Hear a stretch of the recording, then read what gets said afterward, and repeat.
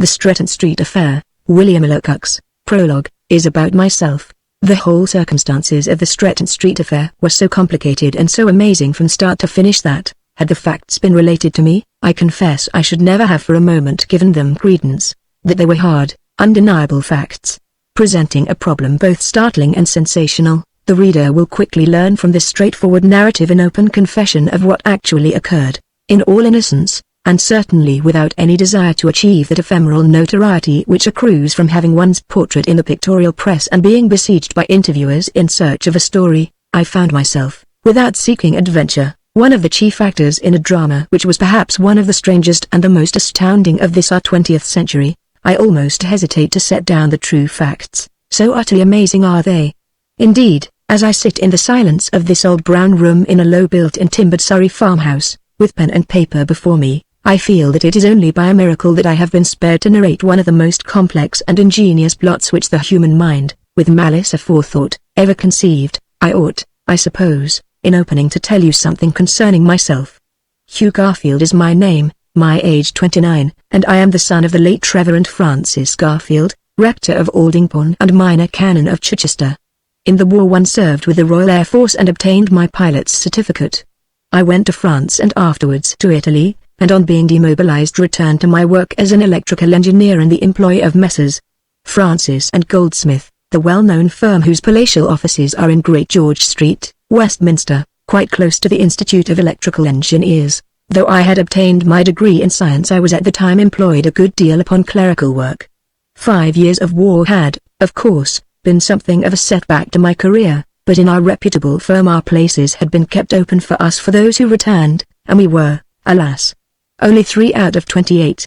Perhaps it was that having done my duty and obtained my captaincy and a military cross, the loyal, old-fashioned firm regarded me with considerable favor. At any rate, it set its face against anything German, even in the post-war days when the enemy sent its ambassador to the court of St. James, and we weak-heartedly reopened trade with the diabolical Huns and allowed them to dump in their cheap and nasty goods just as though no war had happened. Messrs.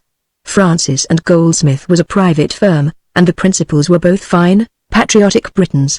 Though electrical appliances were coming from Germany wholesale, and being put into the market at prices with which British firms could never hope to compete, yet they stuck to their old resolution when in 1918 they had joined the anti-German Union of No German Goods. Would that all other firms, electrical and otherwise, had done likewise. Before I describe the amazing adventures which befell me, I suppose I ought to tell you the exact circumstances.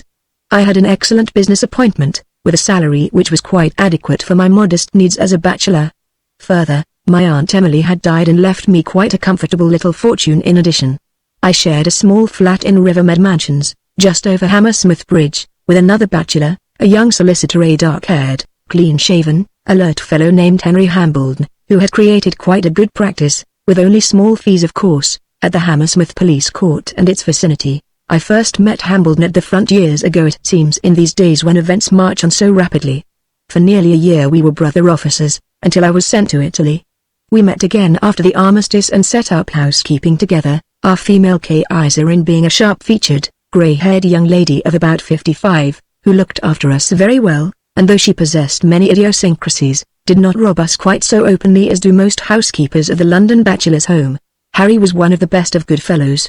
He had seen a lot of service ever since he had responded to his country's call and joined up as a private.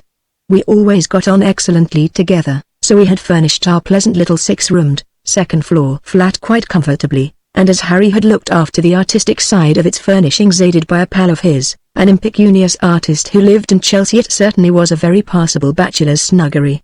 The small front room commanded a view over the river with works, wharves, and high factory chimneys on the Middlesex shore. To the left, across the long suspension bridge, was Chiswick and Queux, while to the right lay Putney and Chelsea. Before the house flowed the great broad muddy river where once each year the University 8s flashed past, while ever and anon, year in, year out, noisy tugs towed strings of black barges up and down the stream. Away across the high road to the left were the great reservoirs of London's water works, a huge open space always fresh and breezy even within a stone's throw of stifled Hammersmith, with its tubes and its dancing halls. Used as we both had been to years of roughing it, the spot had taken our fancy, and we got on famously together. On most evenings we were out, but sometimes, before we turned in, We would sit and smoke and laugh over our stirring adventures and humorous incidents in the war, and the scraps we had been safely through. Since his demobilization, Harry had fallen deeply in love with an extremely pretty girl named Nora Peyton, who lived in a house overlooking the terrace gardens at Richmond, and whose father was partner in a firm of well-known importers in Mincing Lane. As for myself, I was unattached. Like every other young man of my age, I had, of course, had several little affairs of the heart, all of which had, however, died within a few short weeks. Now it happened that on the evening of the day prior to the opening of this strange series of adventures which befell me, I was in the city of York, whither I had gone on business for the firm, and as my old-fashioned employers allowed first-class travelling expenses, I entered an empty first-class compartment of the London Express which left York at 6:23, and was due at King's Cross at 10:30. A few moments later a fellow passenger appeared, a well-dressed, middle-aged man, who asked me in French if the train went to London, and on my replying in the affirmative, he thanked me profusely and joined me. "I regret, monsieur, that I, alas, know so very little of your English," he remarked pleasantly, and continued in French, "Sometimes my ignorance places me in great difficulty when en voyage here." Knowing French fairly well, we soon commenced to chat in that language. He struck me as a man of considerable refinement and education. Therefore it was no surprise to me when he told me that, as an official at the head office of the Crédit Lyonnais in Paris, it was his duty sometimes to visit their correspondents in the chief commercial centres of Great Britain. "I am on my way from Glasgow back to Paris," he said. "But I had to break my journey in York this morning. I shall leave London for Paris tomorrow. I shall travel by the air route," he added. "It is so much quicker, and far less fatiguing. I have been backwards and forwards to the Croydon aerodrome quite half a dozen times of late." "Yes," I remarked. "Travel by aeroplane must be a very considerable advantage to really busy men," and thus we chatted until dinner was announced, and we went together along the corridor to the restaurant car, where we sat opposite each other. As the train sped along over the flat fertile country through Doncaster and Grantham on that moonlit winter's night, we sat gossiping pleasantly, for I had looked forward to a lonely journey back to London. I have knocked about ever since the commencement of the war, but I abhor a lonely 4-hour railway journey. I had had enough of slow railway journeys in France and elsewhere. But on that evening I confess I was greatly taken with my fellow traveller. He had all the alertness and exquisite politeness of the Parisian, and he compelled me to have a Benedictine at his expense. Then, as a quid pro quo, he took one of my cigarettes. Later, when we had concluded the usual and never-altering meal provided by the Great Northern Railway Company, I often wonder who are the culinary artists who devise those menus which face us on all English trains. We returned to our compartment to stretch ourselves in our corners and to smoke. Grantham we had passed and we were approaching Peterborough, the old fen town with the ancient cathedral. In French my friend the banker kept up a continuous chatter, even though I was tired and drowsy.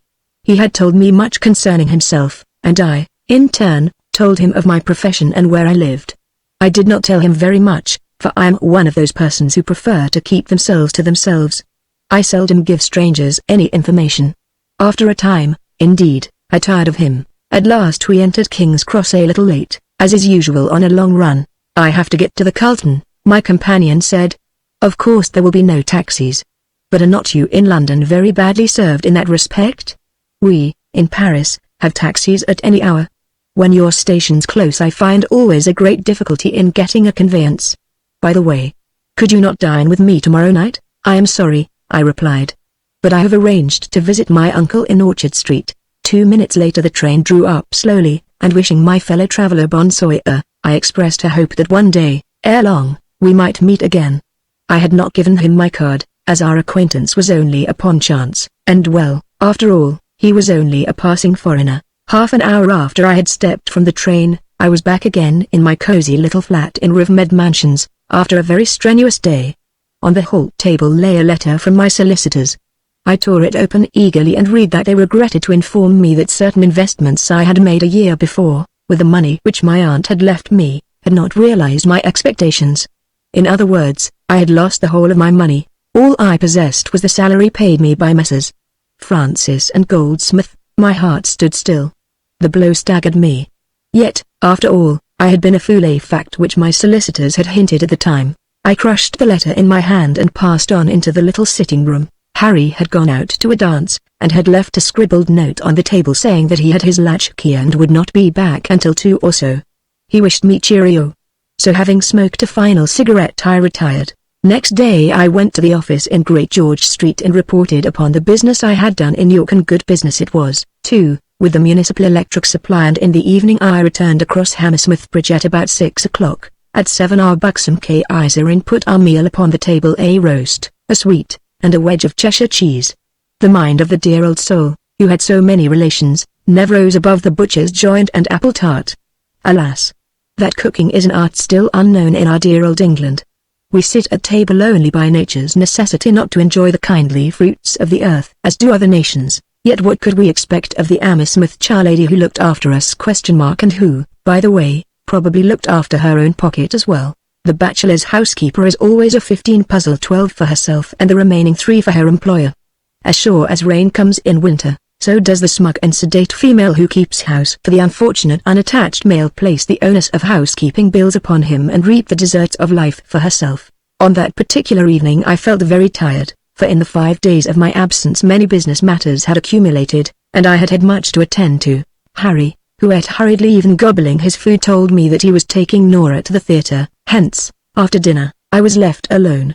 I read the evening paper when he had left, and then, at 8 o'clock, stretched myself, for it was time that I went out to my uncle's. The evening was cold and bright, with twinkling stars which on air raid nights in London would have caused much perturbation among average householders and their families. Our Kaiserin had gone home, so I rose, put on my overcoat, switched off the lights and descended the stairs to Hammersmith Bridge. Thus, as you, my reader, will realize, I went out in the manner of a million other men in London on that particular night of Wednesday, the 7th of November, and yet all unconsciously I plunged into a vortex of mystery and uncertainty such as, perhaps, no other living man has ever experienced. Again I hesitate to pen these lines, yet, be patient, and I will endeavor, as far as I am able in these cold printed pages, to reveal exactly what occurred, without any exaggeration or hysterical meanderings. My only object being to present to you a plain, straightforward, and unvarnished narrative of those amazing occurrences, and in what astounding circumstances I found myself. Surely it was not any of my own seeking, as you will readily understand. Because I performed what I believe to be a good action, as most readers of these pages would have done in similar circumstances, I was rewarded by unspeakable trouble, tribulation and tragedy. Chapter 1 introduces Oswald Dejecks. I had promised to call upon Charles Latimer, my bachelor uncle, a retired naval captain, a somewhat crusty old fellow who lived in Orchard Street, which runs between Oxford Street and Portman Square. I usually went there twice a week. With that intent I took a motor bus from Hammersmith Broadway as far as Hyde Park Corner. As I stepped off the bus rain began to fall, so turning up the collar of my coat I hurried up Park Lane. At that hour half deserted. When halfway up to Oxford Street I turned into one of the small, highly aristocratic streets leading into Park Street as a shortcut to Orchard Street. The houses were all of them fine town mansions of the aristocracy, most of them with deep porticos and deeper areas. Stretton Street was essentially one inhabited by the highest in London society. I had passed through it many times, as a Londoner does in making shortcuts without even noticing the name. The Londoner's geography is usually only by the landmarks of street corners and tube stations. As I hurried along through the rain, I suddenly heard a man's voice behind me say, "Excuse me, sir, but may I speak to you for just 1 second?" I turned, and as I halted, a bare-headed young manservant in livery, with waistcoat of striped black and yellow, faced me. "I'm sorry, sir," he exclaimed breathlessly, "but will you wait just a moment?" "What do you want?" I asked, surprised at being thus accosted. "Would you oblige my master, sir?" inquired the young man eagerly. "He is in some very great trouble." "Only a moment, sir. Just come in and see him. Do. Poor fellow. He's in great trouble. Do come in and see him, sir," he begged. Amazed at this appeal, and my curiosity aroused, I consented, and followed the man back to a great stone-built mansion about 50 yards away. The front door in its deep portico stood open, just as the servant had left it when, apparently, he had dashed out into the street to accost the first passer-by. "I'm sure my master will be most grateful to you, sir," the young footman said as I crossed the threshold. We passed through a large square hall and up a great flight of softly carpeted stairs to the library on the first floor, a big, somber room, lined with books from floor to ceiling, evidently the den of a studious man. In the grate there burned a bright log fire, and on either side stood 2 deep leather armchairs. It was a room possessing the acme of coziness and comfort. Over the fireplace was set a large circular painting of the Madonna and Child, evidently the work of some Italian master of the 17th century, while here and there stood several exquisite bronzes. In the window on the left was set a great carved Renaissance writing table, and upon it burned an electric lamp with an artistic shade of emerald glass. A few moments later a man in evening dress entered hurriedly, almost breathlessly. I judged him to be about 45, dark-haired and decidedly handsome, but his complexion was a trifle sallow, and his features had a decidedly oriental cast. He greeted me profusely in a quiet, highly refined voice. Though his appearance was foreign, yet he was certainly English. "I'm really awfully sorry to trouble you, sir," he said in a tone of profuse apology, "but the fact is that I find myself in a state of considerable perplexity. It is extremely good of you to consent to accompany Horton back here. I only hope that I have not interfered with any appointment you have to keep." "Not at all," I replied, wondering who my host might be, for the whole affair was so sudden and unexpected that I was bewildered. "Do sit down, and have a cigar," said my unknown host cheerily, and he took up a large silver box from a side table whereon was set a decanter of whiskey, a siphon of soda water and 4 glasses upon a beautiful old tray of Georgian silver. I selected a Corona, and sinking into the inviting chair, lit it, while he also took a cigar, and having clipped off the end, lit up as well. We chatted affably, for my host was certainly geniality itself. "This is quite an unexpected visit," I remarked, laughing, wondering still why I had been called in. "Yes," he said. "I should not have had the pleasure of your acquaintance had it not been for the great trouble I have tonight," and he drew a deep sigh, while across his dark face passed an expression of pain and regret. "Some men are happy, others are, well, unfortunately unhappy in their domestic life. I, alas, am one of the latter," he added. "That is very regrettable," I said sympathetically. "My wife," he said hoarsely after a pause, "my wife took out my little boy this evening and deliberately left him in Westbourne Grove just in order to spite me. Then she rang me up from some call office and told me what she had done. Put yourself in my place," he said. "Would you not be indignant? Would you not be filled with hatred?" "And I certainly should," was my reply. "I'm a bachelor, and sometimes when I see so many unhappy marriages I fear to take the matrimonial plunge myself. Take my advice and remain single as long as ever you can, my dear sir." I haven't the pleasure of your name." "Garfield, Hugh Garfield," I said. "Mine is Dudgex, Oswald Dudgex," he said. "You may perhaps have heard of me." "Heard of Oswald Dudgex?" Of course I had. He was reputed to be one of the wealthiest of men, but he lived mostly in Paris or at his magnificent villa outside Florence. It was common knowledge that he had, during the war, invested £11 million in the war loan, while he was constantly giving great donations to various charities. Somewhat eccentric, he preferred living abroad to spending his time in England, because, it was said, of some personal quarrel with another member of the House of Commons which had arisen over a debate soon after he had been elected. I recollected, too, that his wife, whose handsome pictured face so often appeared in the newspapers, was the daughter of a sporting baronet, yet I had never heard any whisper of such matrimonial troubles as he had just revealed to me. He seemed a most easy-going man, whose clean-shaven face under the softly shaded electric light did not now appear so sallow and foreign as at first. His eyes were dark and rather deeply set, while his mouth was narrow and refined, with a dimple in the center of his chin. His cast of features was certainly foreign, and handsome withal, a face full of strength and character. When he spoke he slightly aspirated his C's, and now and then he gesticulated when enthusiastic, due, of course, to his long residence abroad. Often I had read in the newspapers of the splendid medieval castle which he had bought from the Earl of Weymount, a castle perched high up on the granite rocks facing the Channel, between the Lizard and Street Rouen. He had spent a fortune in restoring it, yet he very seldom visited it. The historic place, with its windswept surroundings, was given over to his agent at Truro and to a caretaker. As a matter of fact, I had once seen it while on a summer tour in Cornwall 5 years before, a great square keep with 4 towers, storm-worn and forbidding, one of the most perfect specimens of the medieval castles in England.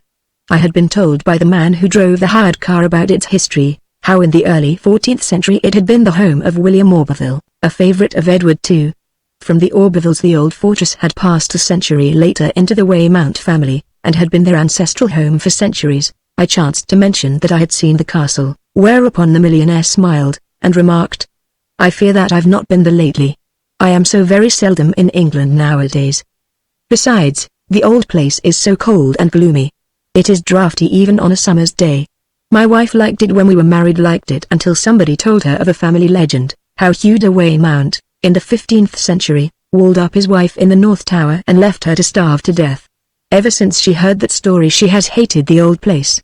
But, he added with a hard laugh, it is most probably not true, and if the gallant knight actually did such a thing, perhaps, after all, the lady deserved it. My friend certainly seemed soured against the opposite sex. And surely he had just cause to be if his wife, in order to spite him, had deliberately lost the heir, little Oswald Dejecks, in Westbourne Grove. It was a strange thing that the heir of one of the wealthiest men in Britain should have been abandoned in Bayswater. As a bachelor, I wondered as to the state of mind of a mother who could take out her child on a winter's night, without hat or coat, and deliberately cast him adrift just to annoy her husband. But the gentler sex in these days of drugs and dancing are, it must be admitted, strangely abnormal. Women with crazes about everywhere. That women are emancipated from the almost oriental thraldom in which they lived in the days of Victoria the Good is a bright sign of our times, the times of discovery, refinement, and mutual happiness of all classes. But certain circles, those circles wherein women take drugs to enable them to dance the better, circles where opium is smoked, and where morals do not count, where religion is scoffed at and relegated to the limbo of an out-of-date fiction, and where only the possessor of money counts, there is a strange and mysterious phase of society indescribable by the pen. Only those who know of them by personal experience, the experience of fast living, can understand it. And even the man about town stands aghast at the ultra-modern crazes. As we sat chatting in that quiet, comfortable room, I confess that I became rather fascinated by my host. Perhaps he was a trifle too cynical at times, but his matrimonial trouble no doubt accounted for it. Suddenly he rose and stretched himself rather wearily, I thought. The thin, delicate hand which held his cigar was long and tapering, and upon his finger was an antique Florentine ring in the form of a small emerald moth. I particularly noticed it as a very unusual pattern. I recollected seeing one of the same design in the Louvre Museum in Paris several years before. Ah, he sighed. I shall very soon leave London again, thank goodness. Next week I return to Feasel for the winter. I am no great lover of London, are you, Mr. Garfield? My business as an electrical engineer keeps me in London, was my reply. Besides, I have recently sustained a very heavy financial loss. If, however, I were independent I should certainly live in the country. London has, to me, become unbearable since the war. Ah, I quite agree, replied my host. All our fine British traditions seem to have gone by the board. That, at least, is my own view. But perhaps I am getting an old fogey. I don't think so, I replied. Everyone who knows you, Mr. Dejecks, is well aware of your up-to-dateness, and your great generosity, are they? He asked, smiling wearily. Personally I care very little. Popularity and prosperity can be manufactured by any shrewd press agent employed at so much a year. Without publicity, the professional man or woman would never obtain a hearing. These are the days when incompetency properly boomed raises the incompetent to greatness and even to cabinet rank. Neither would the society woman ever obtain a friend without her boom, he went on. Bah! I'm sick of it all. He added with a sweep of his thin white hand. But it is refreshing to talk with you, a stranger. He was certainly frank in his criticisms, and I was not at all surprised when he commenced to question me as to my profession, where I lived, and what were my future plans. I told him quite openly of my position, and that I lived in Rivermead Mansions with my friend Hambledon, and I also mentioned again the financial blow I had just received. Well, he said lazily, I'm greatly indebted to you, Mr. Garfield, for deigning to come in and see a much worried man. Ah! You do not know how I suffer from my wife's hatred of me. My poor little Oswald. Fancy abandoning him in order that the police might find him. But happily he is back. Think of the publicity, for the papers would have been full of my son being lost.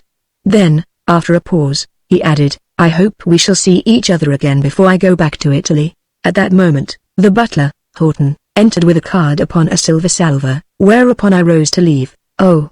Don't go yet. My host urged quickly, as he glanced at the card. Is he waiting? Asked Mr. Dejecks, turning to his servant. Yes, sir. Oh, well. Yes, I'll see him, he said. And then, excusing himself, he rose and left, followed by the man. Why, I wondered, had I been invited there? It seemed curious that this exceedingly rich man was bursting to confide his domestic troubles to a perfect stranger. I glanced around the handsome, well-furnished room. Upon the writing table lay a number of letters, and upon the red blotting pad was a big wad of treasury notes, under an elastic band, cast aside heedlessly, as rich men often do. As I sat there awaiting my host's return, I recollected how, in the previous year, I had seen in the pictorial press photographs of the handsome Mrs. Dejecks attired in jersey and breeches, with knitted cap and big woolen scarf, lying upon her stomach on a sleigh on the Cresta run. In another photograph which I recollected she was watching some skiing, and still another, when she was walking in the park with a well-known cabinet minister and his wife. But her husband never appeared in print. One of his well-known idiosyncrasies was that he would never allow himself to be photographed. At the end of the room I noticed, for the first time, a pair of heavy oaken folding doors communicating with the adjoining apartment, and as I sat there I fancied I heard a woman's shrill but refined voice, the voice of a well-bred young woman, followed by a peal of light, almost hysterical, laughter, in which a man joined. My adventure was certainly a strange one. I had started out to visit my prosaic old uncle as I so often did, and I had anticipated a very boring time. But here I was, by a most curious circumstance, upon friendly terms with one of the richest men in England. Further, he seemed to have taken an unusual fancy to me. Probably because I had been sympathetic regarding the rescue of little Oswald Dejecks. But why he should have confided all this to me I failed to realize. As I sat there by the cheerful fire I heard the voices again raised in the adjoining room, the voices of a man and a woman. Suddenly a sweet perfume greeted my nostrils. At first it seemed like that of an old-fashioned potpourri of lavender, verbena and basalt, such as our grandmothers decocted in their punch bowls from dried rose leaves to give their rooms a sweet odor. The scent reminded me of my mother's drawing room of long ago. Gradually it became more and more pungent. It seemed as though some paste were burning somewhere, for soon it became almost sickening. An odor utterly overbearing. At the same time I felt a curious sensation creeping over me. Why I could not tell. I was both agitated and annoyed. I had only half finished my drink, and it was certainly not alcohol that was affecting me. Rather it seemed to be that curious old-world perfume which each moment grew more pungent. I struggled against it. What would my newly found friend think if he returned to find me overcome? I gained my feet with difficulty and managed to walk across the carpet, holding my breath. Certainly my night's adventure was, to say the least, a curious one. Yet in our post-war days in London the man who ventures about town after dark can easily meet with as strange occurrences and narrow escapes as ever were described by the pioneers of Central Africa.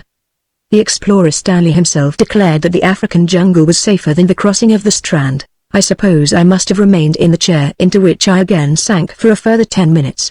My head swam. My mental balance seemed to have become strangely upset by that highly pungent odor of lavender and verbena.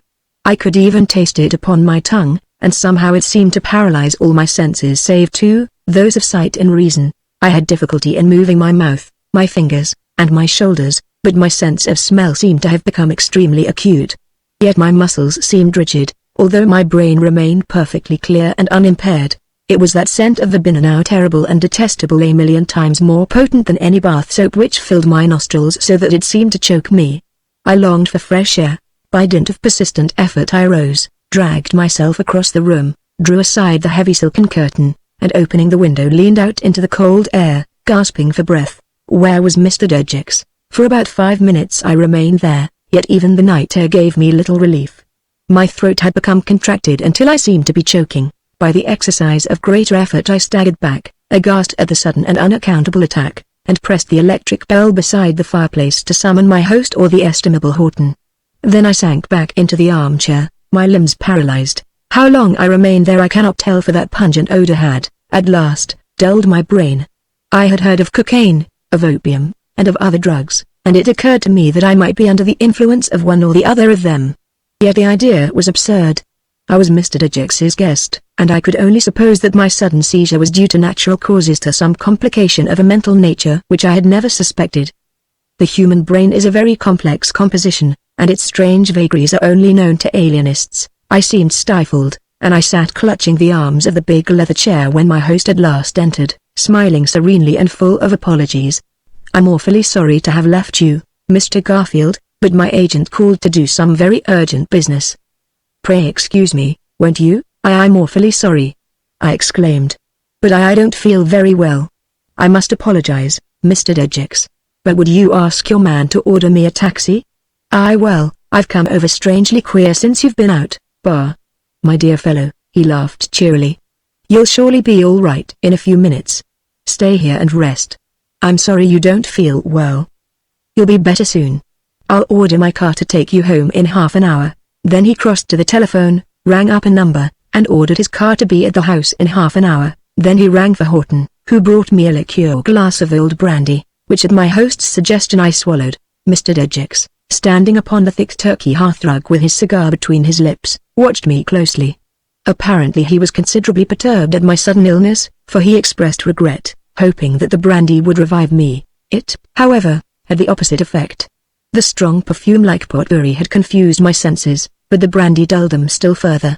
I felt inert and unable to move a muscle, or even to exercise my willpower. Yet my sense of sight was quite unimpaired. I recollect distinctly how the dark, keen-faced aristocrat-looking man stood before me alert and eager, as he gazed intently into my face as though watching the progress of my seizure which had so completely paralyzed me. Of a sudden a loud shriek sounded from the adjoining room, a woman's wild shriek of terror. My host's thin lips tightened. The scream was repeated, and continued. "Excuse me," he exclaimed as he left the room hastily. I sat with ears alert. It was surely most strange that the well-known millionaire, whose name was on everyone's lips, had confided in me as he had done. Why had he done so? The screams of terror continued for about half a minute. Then they seemed stifled down to heavy sobbing. They seemed to be hysterical sobs, as of someone who had suffered from some great shock. I was full of wonderment. It was unusual, I thought, that such noises should be heard in a sedate West End mansion. There was a long drawn-out sob, and then silence. A dead silence. A few moments later Mr. Dejecks came in looking very flushed and excited. "My troubles are ever on the increase," he exclaimed breathlessly. "Come, Mr. Garfield. Come with me." He assisted me to my feet and led me out into the corridor and into the adjoining room. To my surprise it was a great handsomely furnished bedroom with heavy hangings of yellow silk before the windows, and a great dressing table with a huge mirror with side wings. Along one side were wardrobes built into the wall, the doors being of satinwood beautifully inlaid. In the center stood a handsome bed, and upon it lay a young and beautiful girl wearing a dark blue serge walking dress of the latest mode. Her hat was off, and across her dark hair was a band of black velvet. The light, shining upon her white face, a countenance which has ever since been photographed upon my memory, left the remainder of the room in semi-darkness. "My poor niece," Mr. Dejecks said breathlessly. She has been subject to fits of hysteria.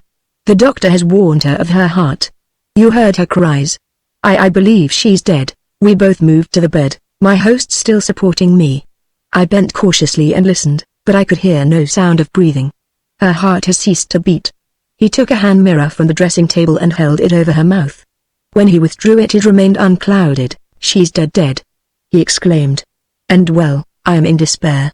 First, my wife defies me, and now poor Gabrielle is dead. How would you feel?" "I really don't know," I whispered. "Come back with me into the library," he urged. "We can't speak here." I want to be perfectly frank with you." And he conducted me back to the room where we had been seated together. I had resumed my seat, much puzzled and excited by the tragedy that had occurred, the sudden death of my host's niece. "Now, look here," exclaimed Mr. Dejecks, standing upon the hearthrug, his sallow face pale and drawn. "Your presence here is most opportune. You must render me assistance in this unfortunate affair, Mr. Garfield. I feel that I can trust you, and I hope you can trust me in return. Will you consent to help me?" "In what way?" I asked. "I'm in a desperate hole," he said very anxiously. "Poor Gabrielle has died, but if it gets out that her death is sudden, then there must be a coroner's inquiry with all its publicity photographs in the picture papers, and, perhaps, all sorts of mud cast at me. I want to avoid all this, and you alone can help me." "How?" I inquired, much perturbed by the tragic occurrence. "By giving a death certificate, but I'm not a doctor." "You can pass as one," he said, looking very straight at me. "Besides, it is so easy for you to write out a certificate and sign it, with a change of your Christian name. There is a Gordon Garfield in the medical list. Won't you do it for me, and help me out of a very great difficulty? Do. I implore you," he urged. "But please do not hesitate. You have only to give the certificate. Here is pen and paper. And here is a blank form. My niece died of heart disease, for which you have attended her several times during the past 6 months. I certainly have not." "No," he replied, grinning. "I am aware of that. But surely £5,000 is easily earned by writing out a certificate." I'll write it, you only just copy it," and he bent and scribbled some words upon a slip of paper. £5,000. It was a tempting offer in face of the fact that I had just lost practically a similar sum. "But how do I know that Miss Ingledew," he said. "Well, how do I know that Miss Ingledew has not met with foul play?" I asked. "You don't, my dear sir. That I admit. Yet you surely do not suspect me of murdering my niece, the girl I have brought up as my own daughter," and he laughed grimly. "£5,000 is a decent sum," he added. "And in this case you can very easily earn it by posing as a medical man," I remarked. "A very serious offense." Again my host smiled, and shrugged his shoulders. "Well," he said, after a pause, "here is the certificate for you to copy. Reject my offer if you like, but I think you must agree that it is a most generous one. To me, money is but little object. My only concern is the annoying publicity which a coroner's inquiry must bring." I confess that I was wavering. The shrewd, clever man at once realized the position, and again he conducted me to the chamber where the young girl was lying cold and still. I shall ever recollect that beautiful face, white and cold like chiseled marble it seemed, for rigor mortis was apparently already setting in. Back again in the library, Oswald Dujeks took from his safe a bundle of £100 Bank of England notes, and counted them out, 50 of them. He held them in his hand with a sheet of blank note paper bearing an address in Queen Anne Street, Cavendish Square, and a blank form. Thus he tempted me, and at last I fell. When I had written and signed the certificate, he handed me the bundle of notes. I now remember that, at that moment, he took some pasties from his pocket and placed one in his mouth. I thought perhaps they were throat lozenges. Of a sudden, however, the atmosphere seemed to be overpoweringly oppressive with the odor of heliotrope. It seemed a house of subtle perfumes. The effect upon me was that of delirious intoxication. I could hear nothing and I could think of nothing. My senses were entirely confused, and I became utterly dazed. What did it all mean? I only know that I placed the wad of bank notes in the inner pocket of my waistcoat, and that I was talking to the millionaire when, of a sudden, my brain felt as though it had suddenly become frozen. The scent of verbena became nauseating, even intoxicating. But upon Oswald Dujeks, who was still munching his pasty, the odor apparently had no effect. All I recollect further is that I sank suddenly into a big armchair, while my host's face grinned demoniacally in complete satisfaction. I slowly lapsed into blank unconsciousness. Little did I at the time dream with what amazing cleverness the trap into which I had fallen had been baited. But what happened to me further I will endeavor to describe to you. Chapter 2: The Sister's Story. A strange sensation crept over me, for I suddenly felt that my brain, dazed by that subtle odor of potpourri, was slowly unclouding ever so slowly until, to my amazement, I found myself seated upon a garden chair on a long veranda which overlooked a sloping garden, with the blue-green sunlit sea beyond. Of the lapse of time I have no idea to this day, nor have I any knowledge of what happened to me. All I am able to relate is the fact that I found myself in overcoat and hat seated upon a long terrace in the noon sunlight of winter. I gazed around, utterly astonished. The clothes I wore seemed coarse and unfamiliar. My hand went to my chin, when I found that I had grown a beard. My surroundings were strange and mysterious. The houses on either side were white and inartistic, with sloping roofs and square windows. They were foreign, evidently French. The shrill siren of a factory sounded somewhere, releasing the workers. Far away before me a steamer away on the horizon left a long trail of smoke behind, while here and there showed the brown sails of fishing boats. I rose from my seat, filled with curiosity, and glanced at the house before which I stood. It was a big square building of red brick with many square windows. It seemed like a hospital or institution. That it was the former was quickly revealed, for a few moments after I had risen, a nursing sister in a tri-winged linen headdress appeared and spoke kindly to me, asking in French how I felt on that glorious morning. "I am quite all right," was my reply in French. "But where am I?" I inquired, utterly dazed. "Never mind, monsieur, where you are," replied the stout, middle-aged woman in blue uniform and broad collar. "You have only to get better." "But I am better," I protested. "I lost consciousness in London and now I awake here to find myself where?" "You are in good hands." "So why trouble?" asked the sister very kindly. "You are upset, I know. Do not worry. Take things quite easily. Do not try to recall the past." "The past?" I cried. "What has passed, eh? What has happened since I went through Stretton Street the other night?" The sister smiled at me. She seemed inclined to humor me as she would a child. "Do not perturb yourself, I beg of you," she said in a sympathetic voice. "There is really no need for it. Only just remain calm and all will be right. But you do not explain. Sister, I said. Why am I here? And where am I? I asked, gazing vacantly around me. You are with friends who have looked after you, was her reply. We are all very sorry for your motor accident. Motor accident? I echoed. I have had no motor accident. Again the dark-eyed woman smiled in disbelief, and it annoyed me. Indeed, it goaded me to anger, but you told us all about it. How you started out from the quay at Boulogne late at night to drive to Abbeville, and how your hired chauffeur held you up, and left you at the roadside, she said. Yet the curious fact about your strange story is the money. Money? What money? I gasped, utterly astounded by the sister's remark. The money they found upon you, a packet of bank notes. The police have the £5,000 in English money, I believe. The police? Why? I asked. No, she said, smiling, and still humoring me as though I were a child. Don't bother about it now. You are a little better today. Tomorrow we will talk of it all, but where am I? I demanded, still bewildered. You are in Street Marlow, was her slow reply. Street Marlow? I echoed. How did I get here? I have no remembrance of it. Of course you have not, replied the kindly woman in the cool-looking headdress. You are only just recovering. From what? From loss of memory, and well, the doctors say you have suffered from a complete nervous breakdown. I was aghast, scarce believing myself to be in my senses, and at the same time wondering if it were not all a dream. But no. Gradually all the events of that night in Stretton Street arose before me.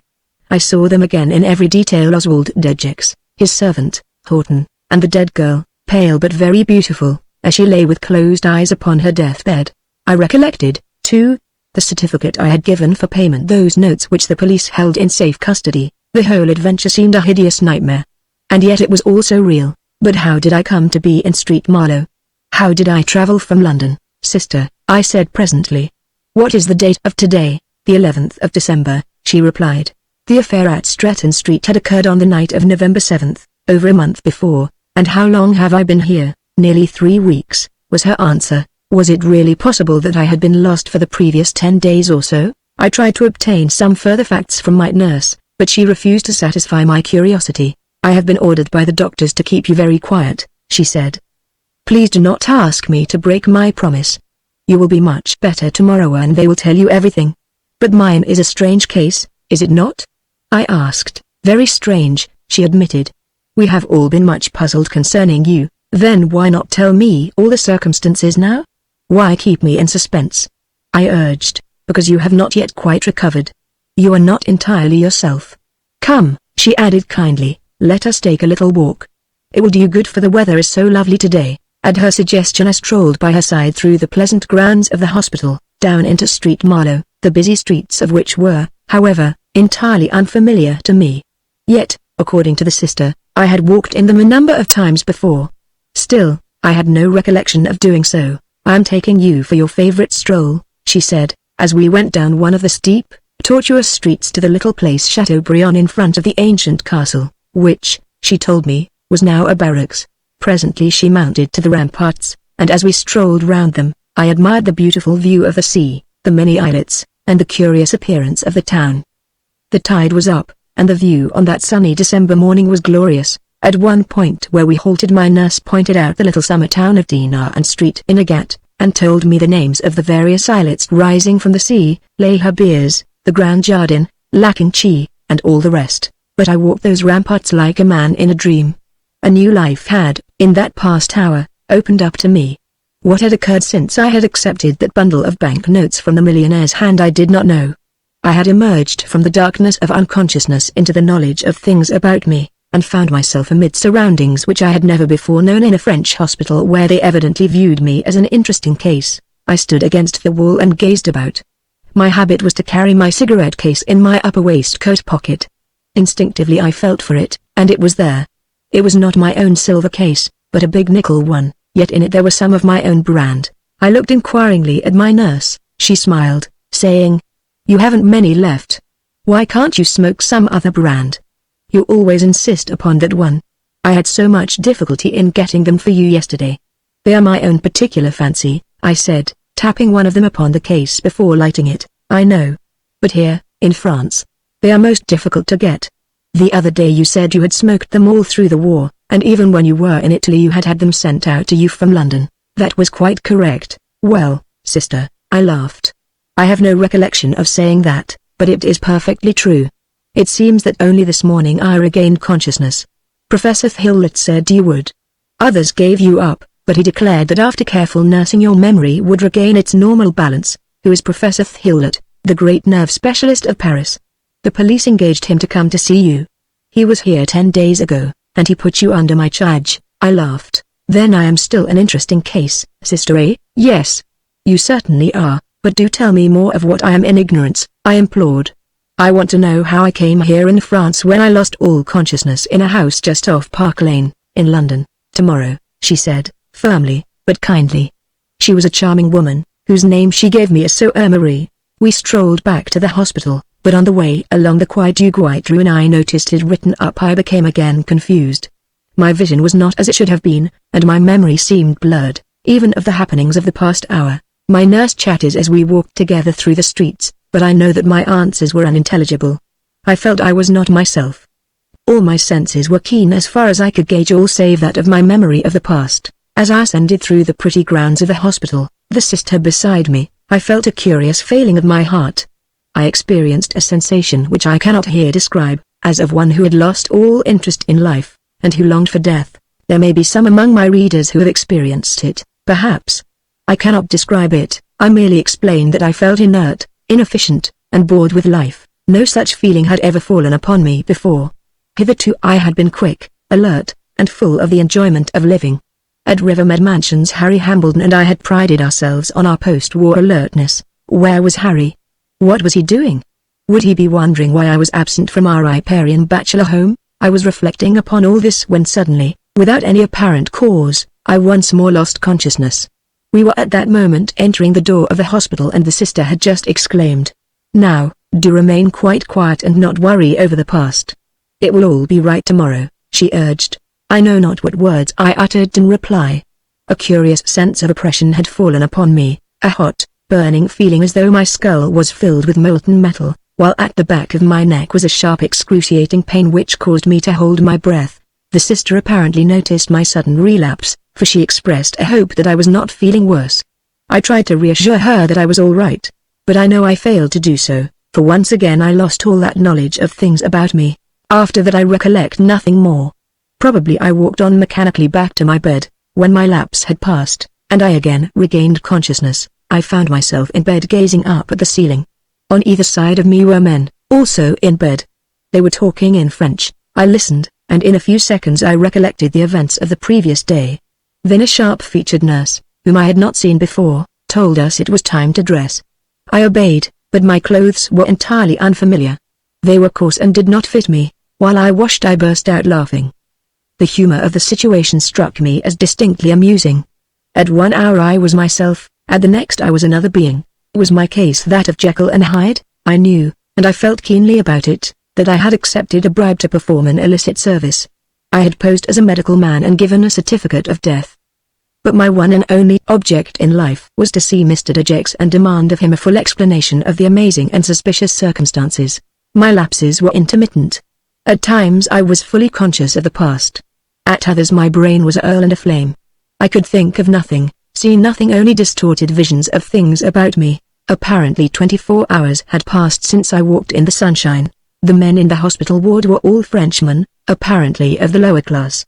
At one end of the room a heated argument was in progress in which 4 or 5 men were gesticulating and wrangling, while one man was seated on his bed laughing idiotically, it seemed, at his own thoughts. Presently a tall thin man in spectacles entered, and addressing me, asked me to follow him. I obeyed, and he conducted me to a small kind of office in which 2 men were standing. Both were middle-aged, and of official aspect. Having given me a chair they all seated themselves when the thin man, who I rightly judged to be the director of the hospital, commenced to interrogate me. "How do you feel today?" was his first question, which he put in French in a quiet, kindly manner. "I feel much better," was my reply. "But yesterday my nurse revealed to me some very extraordinary facts concerning myself." "Yes. You have been seriously ill," he said. "But now you are better. These gentlemen wish to put a few questions to you. They are police officers, I presume?"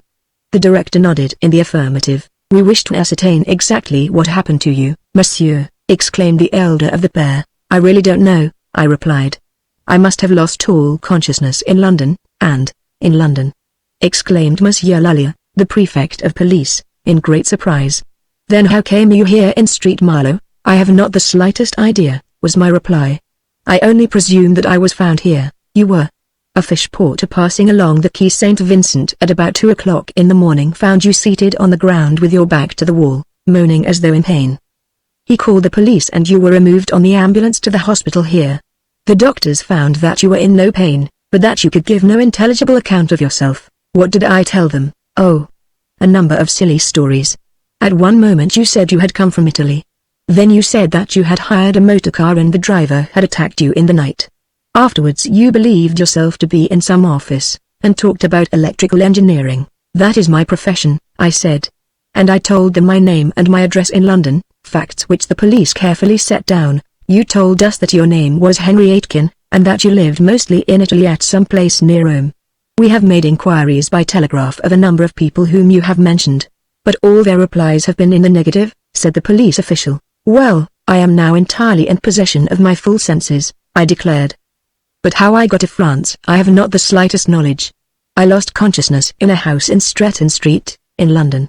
Since then I have known nothing until yesterday. In what circumstances did you lapse into unconsciousness? Asked the doctor, looking intently at me through his glasses, for mine was no doubt an extremely interesting case. What do you remember? Did you receive any sudden shock? I explained that being on a visit to a friend as I designated Oswald Dudgex, his niece died very suddenly. And after that I became unconscious. The prefect of police naturally became very inquisitive, but I preferred not to satisfy his curiosity. My intention was to return to London and demand from Dudgex a full explanation of what had actually occurred on that fatal night. I was full of suspicion regarding the sudden death of his niece, Gabrielle Ingledew. The police official told me that from my clothes all the tabs bearing the tailor's name had been removed, and also the laundry marks from my underclothes. There was nothing upon me that could possibly establish my identity, though in my pocket was found £5,000 in banknotes which he handed to me. They were intact, the same notes which Dudgex has given me in return for the false death certificate I had signed. I sat utterly aghast at the story of my discovery, of the many attempts made to establish my identity, of the visit of the British Vice-Consul to the hospital, and of his kindness towards me. It seemed that he had questioned me closely, but I had told an utterly fantastic story. Indeed, as I sat there, I felt that neither of my 3 interrogators believed a single word of the truth I related. Yet, after all, I was not revealing the whole truth. Certain recollections which I would have forgotten came to me. I had, I knew, committed a very serious criminal offense in posing as a medical man and giving that death certificate. Possibly I had been an accessory to some great crime, the crime of murder. That thought held me anxious and filled me with fear. The prefect of police seemed entirely dissatisfied with my explanation. Nevertheless he was compelled to accept it, and an hour later I was released from the hospital. Before leaving, however, I was shown the register in which I had signed my name as Henry Aitken. This I erased and substituted my own name. Then I thanked the tall, thin director and walked out into the streets or Street Marlowe a changed man. Chapter 3. WHO was Gabrielle Ingledew? What, I wondered, had happened during my month of unconsciousness? I wandered into a cafe and sat pondering. Afterwards I walked about the town aimlessly and rather hungry. My own clothes had been returned to me, but before I assumed them I saw that every mark of identity had been purposely removed. Even the trousers buttons which had borne the name of my tailor, a reputable firm in New Bond Street, had been substituted. But by whom? On the following afternoon I arrived in London and drove straight to Rivermead Mansions. I entered with my latchkey, and on glancing around saw signs that my friend Hambledon was still living there. The fire in the sitting room had been lit by the Kaiserin ready for his homecoming, and everything seemed bright and cozy. It was then about 4 o'clock, and Hambledon would certainly not return till 6. Therefore after a good wash, a shave, and a clean collar, I set forth for Stretton Street to interview Oswald Dudgex. The house in the dusk was just as I recollected it on that eventful night when I was so unexpectedly called inside. I rang the bell 3 times, until at last the door opened and a tall, stalwart man appeared. I inquired for Mr. Dudgex, whereupon he replied, "Mr. Dudgex is in Italy, sir." "Oh. When did he leave town?" "About a month ago, sir," the man answered. "You are, I suppose, the caretaker?" I asked. "Now, I wonder if you will do me a very great favor." "You may think me a thief or a burglar," I laughed, but the fact is I had a great desire to see Mr. Dejex's house. I've heard so much about its beauties. I wonder if you would show me the drawing room and the library? The man hesitated, saying, "Well, sir, I've no orders to show anyone over." "Have you a card?" I at once produced one from my cigarette case, and added that I was a personal friend of the millionaire's. He read my name and looked again at me. I assured him that I was not prospecting with a view to burglary.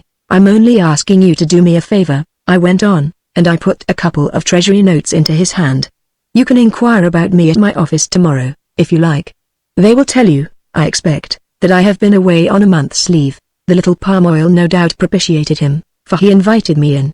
Then he switched on the light in the hall, and as he did so, said, "I don't know what trouble I'd get into with the master. He's a very eccentric man as you, of course, know." I laughed as we ascended the soft carpeted stairs.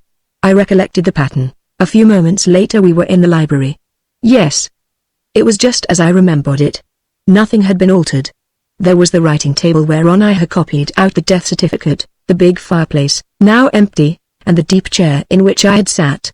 There was the window, too, the window which I had opened in order to gasp for air after that suffocating odor of potpourri. As I stood there, the watchful caretaker with his eye upon me, wondering no doubt, I again took in every detail. My return held me more than ever puzzled. "What is the room beyond?"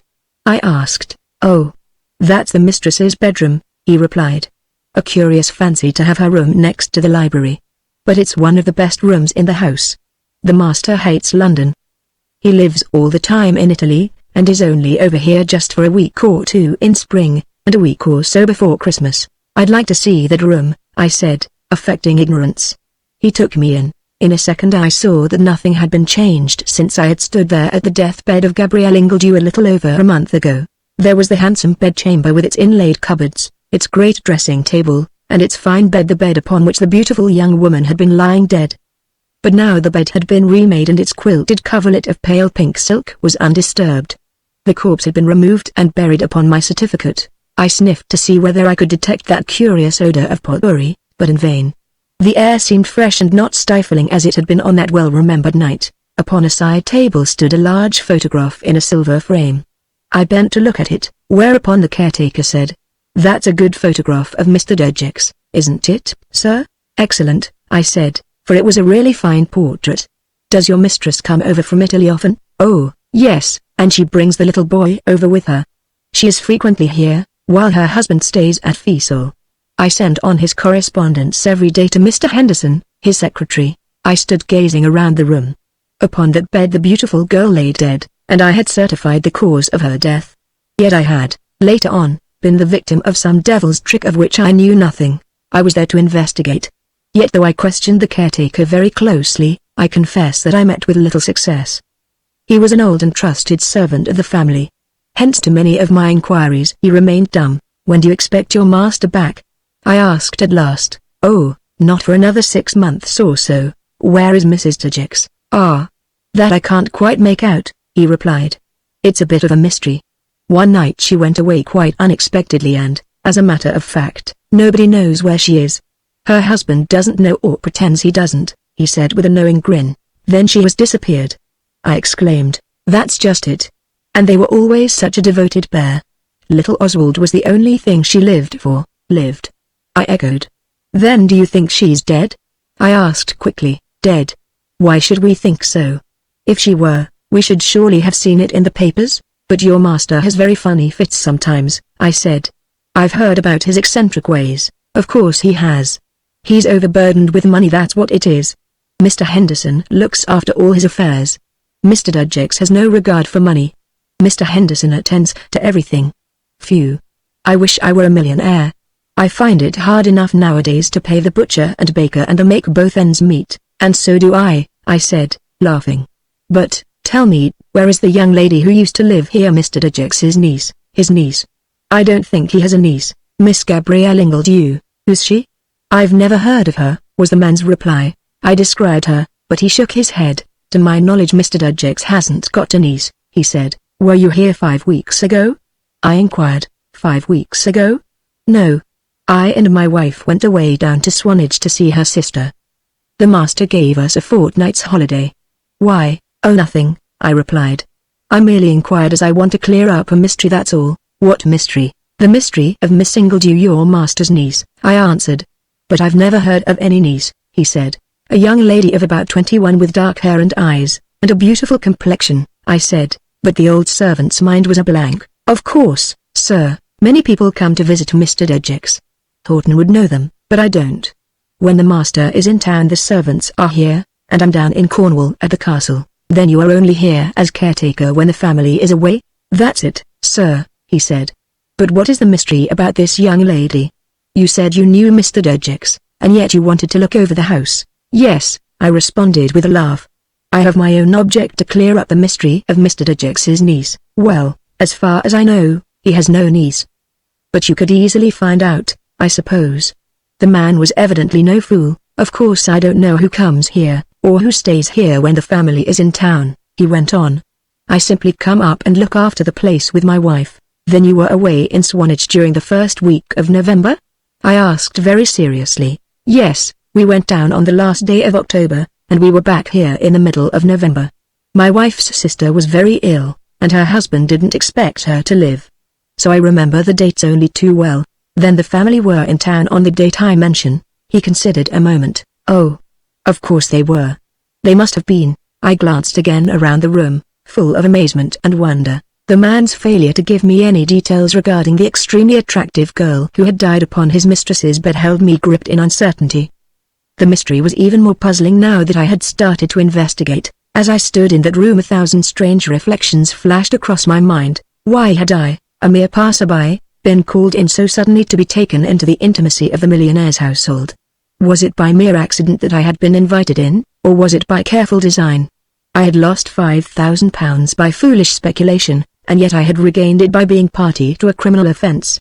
Again, who was the pretty, dark-haired girl who had first uttered those hysterical screams, and then, while fully dressed, had died upon Mrs. Dejecks' bed? Further, if the mysterious dead girl had been niece of the millionaire, surely my friend the caretaker would have known her. I confess that I now became more bewildered than ever. That a girl named Gabrielle Ingledew, whoever she might have been, had died, and that I had forged a certificate showing the cause of death were hard, solid facts. But the mystery of it all was complete. That I had been the victim of some very carefully prepared and subtle plot was apparent, and it had become my own affair to investigate it and bring to justice those who were responsible for the poor girl's death. Time after time I questioned the caretaker regarding the existence of the millionaire's niece, Miss Ingledew, but it was plain to me that he had no knowledge of any such person. Was there not a death in this house about 5 weeks ago? I asked. Death? He echoed. Why, no, sir. You must be dreaming. If there had been a death while I was away, either my wife or I would certainly have heard about it. And he looked suspiciously at me as though he believed I had taken leave of my senses. An hour later I was back at Rivermead Mansions, where Harry, for whom I had left a note, was awaiting me. As we sat together before a cheerful fire I told him of my lapse into unconsciousness, of my loss of memory. But I did not explain all that had happened, for, as a matter of fact, I had no desire that anyone should know of my guilt in posing as a medical man and thus becoming implicated in the mysterious death of Gabrielle Ingledew. My friend sat and heard me, smoking his pipe in silence. Extraordinary, he said. You ought to go to the police, Garfield. You were doped without a doubt. But what was the motive? I've been very worried about you. When you had been missing a week they sent over from your office, and I then went to the police at Hammersmith. They made every inquiry and circulated your description. But they could discover no trace of you. I'll have to report that you've been found. Yes, do so tomorrow morning, I urged. I don't want the police following me about, thank you, and I laughed, rather grimly perhaps. During the hours that I lay awake that night a thought suddenly crossed my mind, an idea which next day I promptly put into execution. I went to Somerset House, and there searched the register of deaths. At first my efforts were in vain, but at last I discovered what I sought, namely an entry that a young woman named Gabrielle Ingledew, single, aged 21, of unknown parentage, had died of heart trouble at No. 9 Stretton Street, Park Lane, on the night of November the 7th, the body having been cremated 5 days later. I pursued my inquiries in various quarters that day, and further discovered that the funeral expenses had been defrayed by some person named Maroney. There had been only 2 mourners, of whom Maroney had been one. Still feeling very ill, I was compelled after reporting to the office to remain at home for the 3 days which followed. To the two heads of the firm I fear the story that I told must have appeared somewhat lame, yet they exhibited no disbelief, but on the contrary sympathized with me in my strange and unaccountable affliction. In a drawer in my bedroom lay the £5,000 in bank notes just as Oswald Dudgex had given to me. I, of course, said nothing of them to Harry. But once or twice I drew them from the old envelope in which I had placed them, and turned them over in wonder. I decided that they would be safer in the bank, but I hesitated to place them to my credit, so I at last put them away in the bottom of an old writing case which had belonged to my father, resolving to try to forget their existence. Though perhaps I did at last manage to forget the bribe, yet I could not put from myself the memory of that beautiful girl, the cause of whose death I had certified. The perfect countenance haunted me constantly. In my dreams I often saw her alive and well. The marvelous face was turned towards me, with merry, dancing dark eyes and a tantalizing smile, an enticing smile of mystery. At last I resolved to go and face Oswald Dudgex, so with that object I one morning left Charing Cross for Florence. Travelling by the Rome Express from the Gare de Lyon, in Paris, I changed at Pisa, and at last, as the snail train, as it is known in Italy on account of its slowness, wound slowly up the beautiful valley of the Arno, the old red roofs and domes of Firenze la Bella came into view. The winter morning was sunny and brilliant with a clear blue sky, and as I drove through the streets, past the marble-built Duomo with its wonderful campanile, the city was agog, for it happened to be the Festo of the Befana. I had left my bag at the station, and the taxi took me to Fiesole, the high-up little town outside which lived the rich Ingolese Oswald Dudgex. Long before we arrived the driver pointed out the huge, medieval country house situated among the olives and vines, and commanding extensive views over Florence and the Arno, with the blue mountains beyond. It was a great white house with red tiles and overhanging eaves, palatial indeed in its dimensions, and for centuries the summer residence of the head of the great family of Clementini, from whom the English millionaire had bought it 15 years before, together with all its pictures, tapestries, and antiques, with the farms adjoining. On entering the great gates of 17th-century wrought iron, we found ourselves in a glorious old-world Italian garden, with a wonderful marble fountain, and a good deal of antique statuary.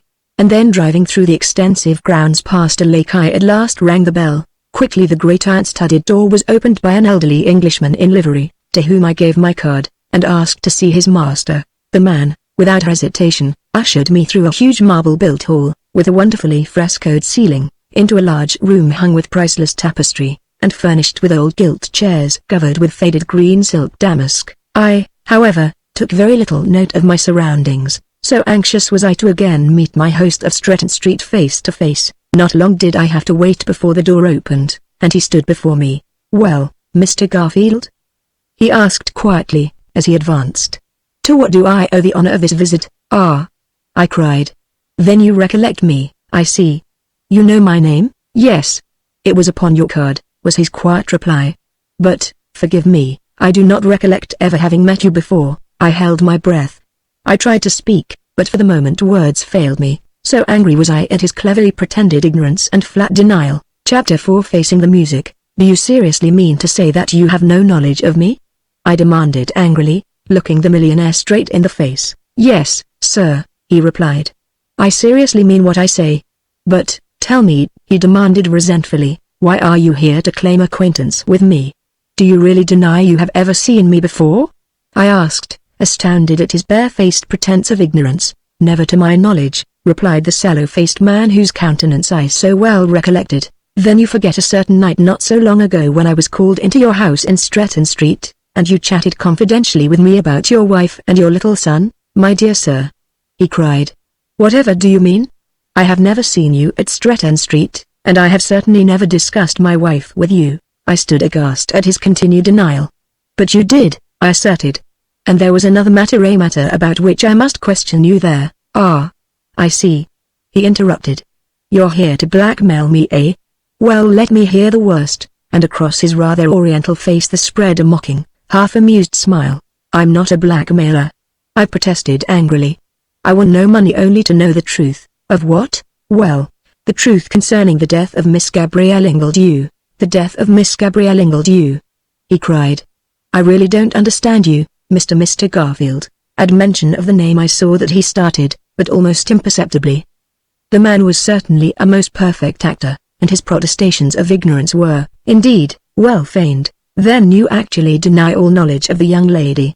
I said, I know no lady of that name, but she is your niece. I have only one niece, Lady Shilford. And how old is she? He hesitated for a few moments. Then he answered, oh. She must be about 35.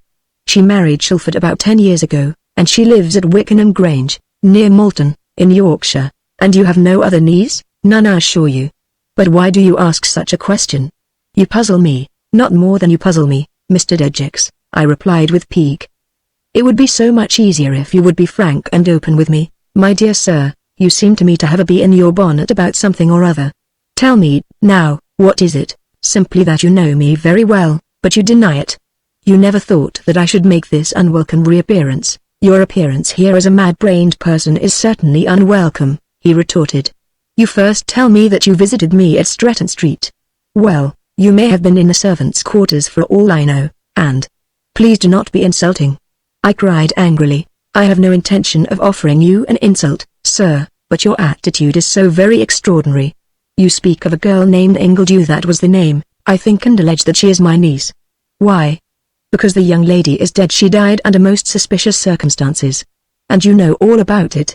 I said bluntly, oh. Perhaps you will allege that I am a murderer next. He laughed, as though enjoying the joke. It is no laughing matter. I cried in fury, why not?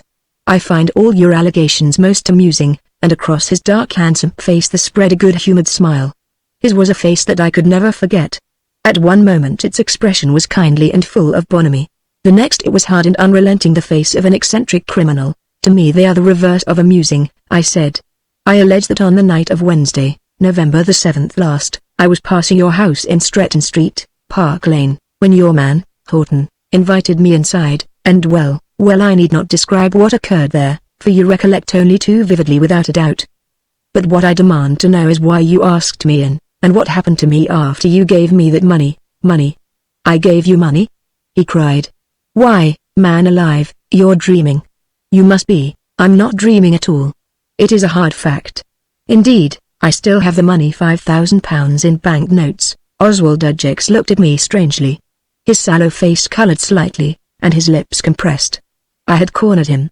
A little further firmness, and he would no doubt admit that we had met at Stretton Street. Look here, Mr. Garfield, he said in a changed voice.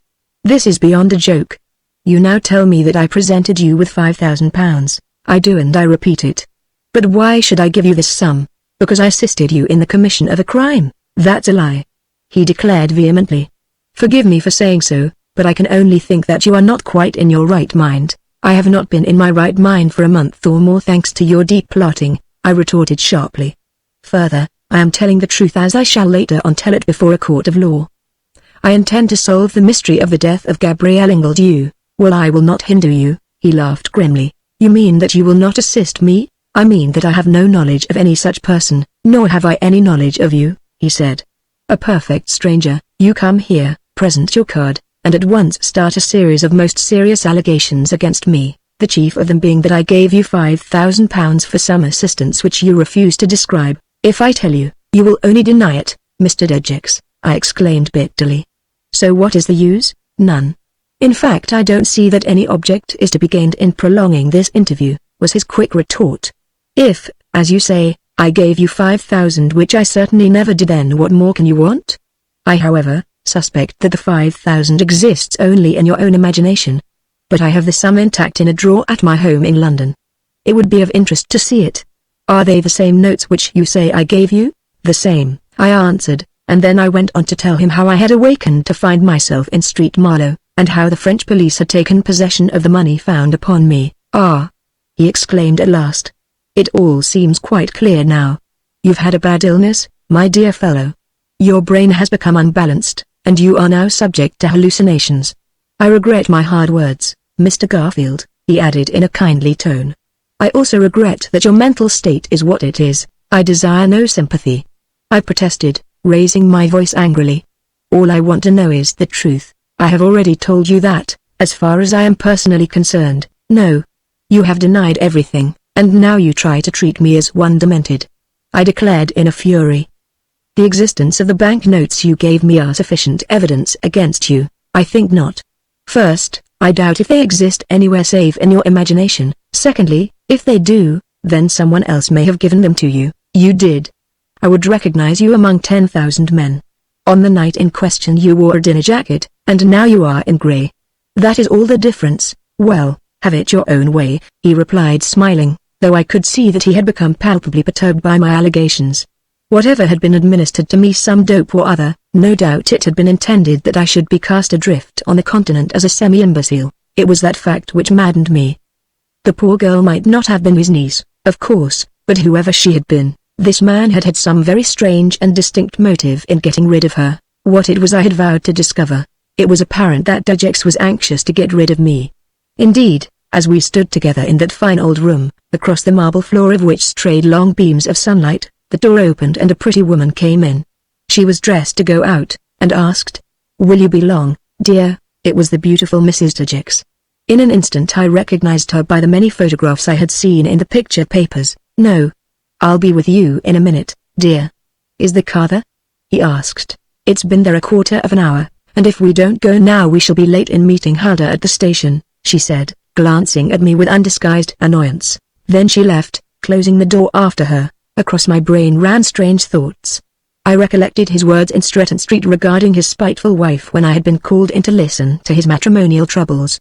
But husband and wife now appeared to be on quite amicable and even affectionate terms. I confess that I was still bewildered, as you, my reader, in whom I am here opposing confidence, would, I believe, have been, had you found yourself in similar circumstances. "I see that your wife is eager to go out," I said. "But I fear I must, before I go, press for a direct answer to my questions, Mr. Dejeks." "My dear sir, I have answered them. What more can I say?" he exclaimed with affected dismay. "A very great deal. You can tell me the truth." "I have," he snapped. "Who this girl Ingold you is I have not a ghost of an idea." "Are you certain she is dead?" "Positive. I saw her lying dead in the room which adjoins your library." "What? My wife's room?" he cried. "Oh, come, let us finish all this silly talk, when you are, at least, frank with me." "I am." "But do you deny that the young lady, Gabrielle Ingold you, died there?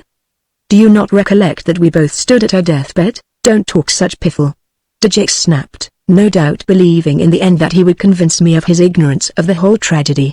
Whatever had happened on that November night was, no doubt, to the distinct advantage of the wealthy man who stood before me. Yet I was faced with a difficulty. He had uttered that most ugly word, blackmail. Suppose he called the police and accused me of it.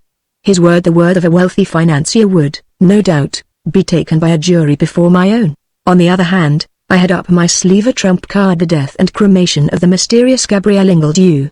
Probably the poor victim was poisoned, hence the object of her cremation to remove all traces of it. Yet, opposed to that, there still remained my own most serious offense of posing as a medical man and giving a forged certificate concerning the cause of death. Yes, I was only too keenly alive to my own very precarious position. Yet I was emboldened by Dejeks's agitation, and the pallor in his sallow cheeks. He was, no doubt, feeling very uneasy. And even a millionaire can feel uneasy when faced with a witness of his own offense. "Mr. Dejeks, I am not talking rubbish," I said in all seriousness. "You appear to forget that night when your wife deserted your son in Westbourne Grove, and then laughed at you over the telephone from a public call office." He looked at me very straight with those deep-set eyes of his. "Really," he exclaimed. "That is quite a new feature in the affair. Let me see, what did I tell you? Your man, Horton, invited me, a mere passerby, into your house in Stretton Street. He said you were very much worried and asked if I would meet you. Why? I cannot imagine. When we met you were very vague in your statements, and at first I could not for the life of me discover why I had been asked to meet you. But soon you confided to me the fact that your wife, being spiteful towards you, had abandoned your heir, little Oswald, in Westbourne Grove, and had then rung up from a call office telling you to find him. Bosh. My dear fellow. Bosh," was his reply. "First, you were never there, and secondly, I've never complained of my wife's behavior to anyone, certainly not to a stranger. You did to me. I certainly am not dreaming. But you have already admitted that you've been in hospital in Street Marlow suffering from loss of memory." "My memory has now fortunately been restored," I replied. "Distorted without a doubt. You would never travel all the way from London to relate these absolutely silly stories to me if you were in your right senses." "My dear Mr. Garfield," he said, "they're not silly stories, but hard, indisputable facts," I declared resentfully. The millionaire had assumed an air of nonchalance, for leaning against a big old blue table he took out a cigarette from his gold case and slowly lit it, after which he said, "You must, I think, really excuse me. We have to go down into Florence to meet my sister-in-law, who is coming from London. I'm afraid, Mr. Garfield, that I cannot help you any further." "You mean you won't?" "Not at all. If I knew anything of this young lady who, you said, died in my wife's bedroom in Stretton Street, and at whose bedside you and I stood together, I would tell you. But I really don't." He tossed his cigarette hastily out of the open window. "No," he added. "I won't hear any more. I haven't the time or the inclination to listen to the wanderings of any insane person. I've heard enough, and so have I," I retorted. "You are trying to mislead me by affecting ignorance of my very existence, but I don't intend that you shall escape," I added, again raising my voice. "Hush, please," he said in a calmer tone. "My wife may overhear." "I don't care," I cried in desperation. "You never dreamed that I should arise against you, as I have. You are not fair towards me. If you revealed to me in confidence the reason you gave me that bribe of £5,000, then I, on my part, would have played the straight game." "My dear sir, play whatever game you like. It is immaterial to me whether straight or crooked. I don't know anything about what you have been talking, and you have only wasted your breath and got out of temper for nothing." Again I looked him straight in the face. There was no doubt that the strain of his clever denials was telling upon him. His dark complexion had paled, in his eyes there was a fierce, haunted look as that of a man who is straining every effort to remain calm under the gravest circumstances. "I have no game to play," I declared. "I only demand the truth. Why was I invited into your house in Stretton Street to be present as witness at the poor girl's death? I don't know." "Find out for yourself, my dear Mr. Garfield," laughed the rich man. "I have no time to discuss this silly affair further. I'm sorry you have troubled to come out from London to see me. But really yours has been a fool's errand," and he turned towards the door. "A fool's errand?" I echoed. "I am no fool, and my errand is in deep earnestness. You may try to befool me, but I tell you that I will leave no stone unturned to solve the problem which you alone can explain." "Well, get along with your work," he laughed in open defiance. "I have no further time to waste," and glancing at his watch he opened the door and abruptly left me. Chapter 5 The City of the Lily. Full of indignation I remained for a few further moments in that wonderful old room, the room of faded tapestries with a marvelous painted ceiling. From the window was afforded a glorious view over the gardens where, even in winter, tangled masses of flowers ran riot, while beyond lay the picturesque cold red-roofed Tuscan city. Fiesole is distinctly a village of the wealthy, for the several colossal villas, built in the days of the Medici and even before, are now owned by rich foreigners, many of them English. Oswald Dudgex was one of them. He had certainly foiled me. I gritted my teeth and vowed that, come what might, I would compel him to accept the inevitable and reveal to me the truth. I left the room and found my way alone across the great marble entrance hall, and out to where my taxi awaited me. I drove back to Florence, where, at the station, I obtained my bag, and then went to the Savoy Hotel in the Piazza Vittorio Emanuele, where I engaged a room. For a long time I sat at my window gazing down upon the busy square below, one of the centers of Florentine life. The bell of the Duomo was ringing, the shops were mostly closed, and all Florence was out in the streets, it being the Festa of the Befana, one of the greatest of all the ever-occurring festas of Florence. Street urchins were parading the thoroughfares with horns and wildly shouting, and there was an exchange of presents on every hand. At the Befana everyone in Firenze goes mad with good intentions. The artistic side of the ancient Lily City did not interest me. I knew it of old. I had strolled on the Lung'Arno. I had long ago with my father on a winter tour looked into the little shops of the coral and pearl merchants on the Ponte Vecchio, and I had taken my aperitif at Doni's or at Giacosa's. I was no stranger in Florence. My mind was fully occupied by the deep mystery of Gabrielle Ingledew's death, and of the millionaire's flat denial that we had ever met before. As I sat gazing across the square my anger and indignation increased. That Dudgex should have dared to affect such entire ignorance surpassed belief. I tried to form a scheme for further action, but could think of no way by which to force him to acknowledge our previous meeting. That the beautiful girl had died, and that her body had been cremated upon the false certificate I had given, was beyond all doubt. But what had been the rich man's motive? How very perturbed and anxious he was I had noticed, though he put such a very brave face upon it and appeared so imperturbable. That he could treat such a serious matter as a joke utterly amazed me. Nevertheless, I recollected that he had long earned the reputation of being highly eccentric, That afternoon I spent in wandering about the sunny streets of Florence.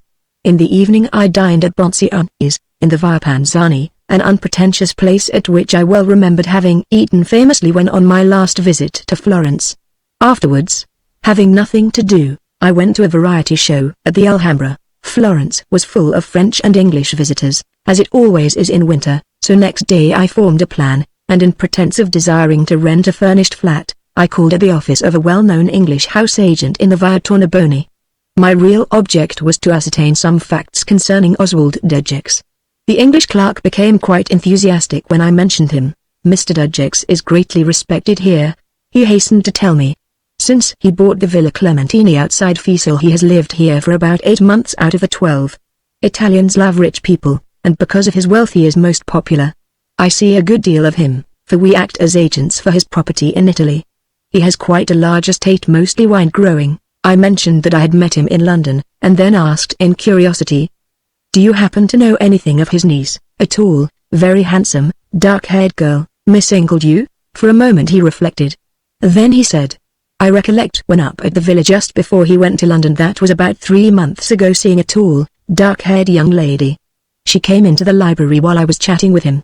But I don't know her name." "Was she about 21? I asked eagerly. "Yes, about that age," was his reply. "But, of course, I have no idea whether it is the young lady you mean. Had you seen her before?" "I think so, once before. She was in the car in the Cascine with Mrs. Dudgex." "I wonder how I could discover more about her?" I asked. "Who would know? Robertson, the butler, or Mr. Henderson, the secretary?" "The butler would be best," I said. "How could I approach him, do you think?" "I don't want to go up to the villa. It would be easy. He's often down at the Gambrinus in the afternoon. I frequently meet him there, and we have a drink and a chat." "Would he be there this afternoon?" "I do wish you would introduce me," I urged. "The matter is an important personal one concerning myself." "He might be down this afternoon about 4 o'clock, replied the alert young Englishman who spoke Italian so well. "I'll look in there at 4, if you will be about." "I certainly will be there," I said, and then we went along to Giacosa's, where we each had that cocktail-like speciality known as a piccolo. At 5 minutes to 4 that afternoon I entered the big Gambrinus Cafe, which was nearly opposite my hotel on the other side of the piazza, and I took a seat just inside the door. The orchestra was playing, and the place was well filled with a gay cosmopolitan crowd, many of them winter idlers. I looked around, wondering if the butler, Robertson, had arrived, and waited in patience for the coming of my friend. Punctually at 4 he appeared, and greeting me, cast his eyes over the many small tables, until suddenly he exclaimed, "Ah!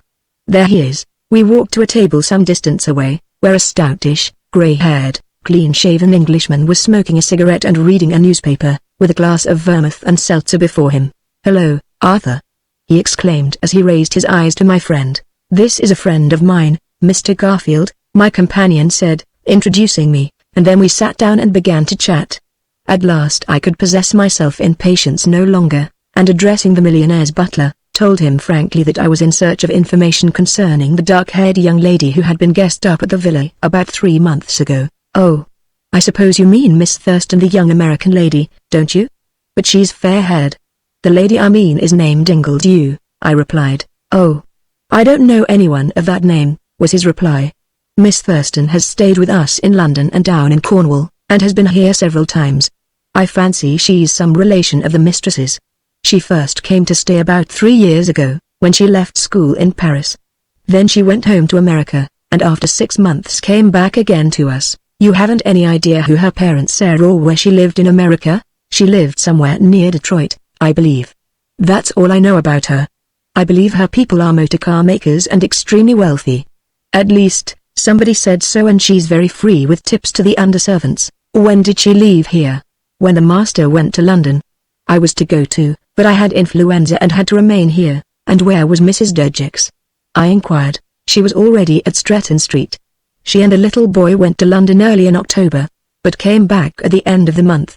Then I questioned the estimable Robertson concerning the domestic happiness of his master. I said I had heard rumors in London of matrimonial differences. "Well, that's a lie," he replied quickly. "There isn't a pair in the whole of London society who are more devoted to each other." This greatly surprised me after the words that had fallen from the millionaire's lips. Again I referred to the mysterious Gabrielle, whom I described as minutely as I was able. and apparently my description fitted that of Rose Thurston, save for the color of her hair. You have no idea where she is, I suppose? Not the slightest. Back in America, perhaps. She seems to come over every year. I wonder if you could find out her address?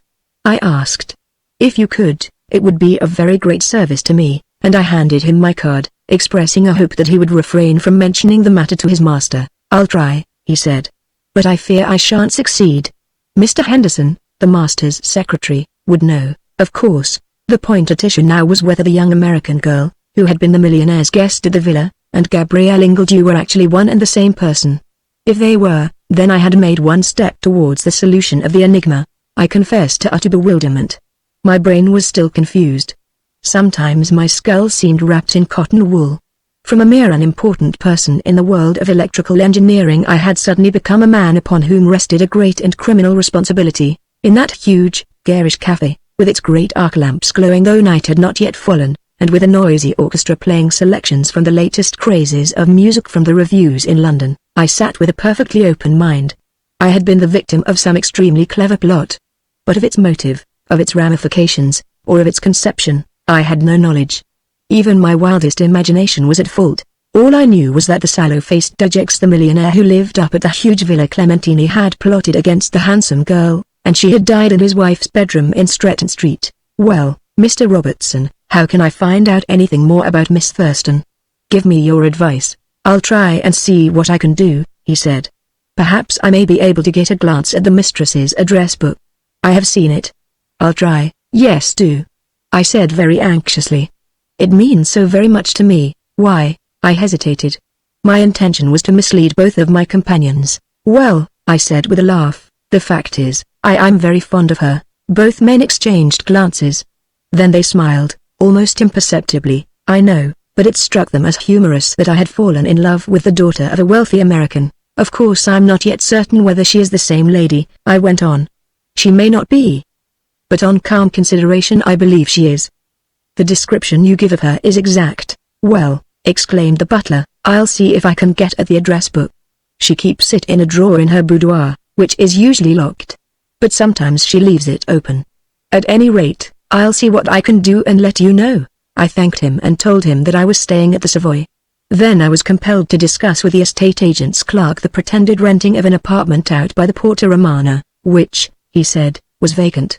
On the following day, in order to still sustain the deception, I went and viewed the place, and found it really quite comfortable and very reasonable. But, of course, I was compelled to express dislike of it. Whereupon my friend promised to find me another. Day after day I waited in Florence, hoping against hope that Robertson would be able to furnish me with Miss Thurston's address. But though I saw him several times, he reported that the drawer containing the address book was still locked.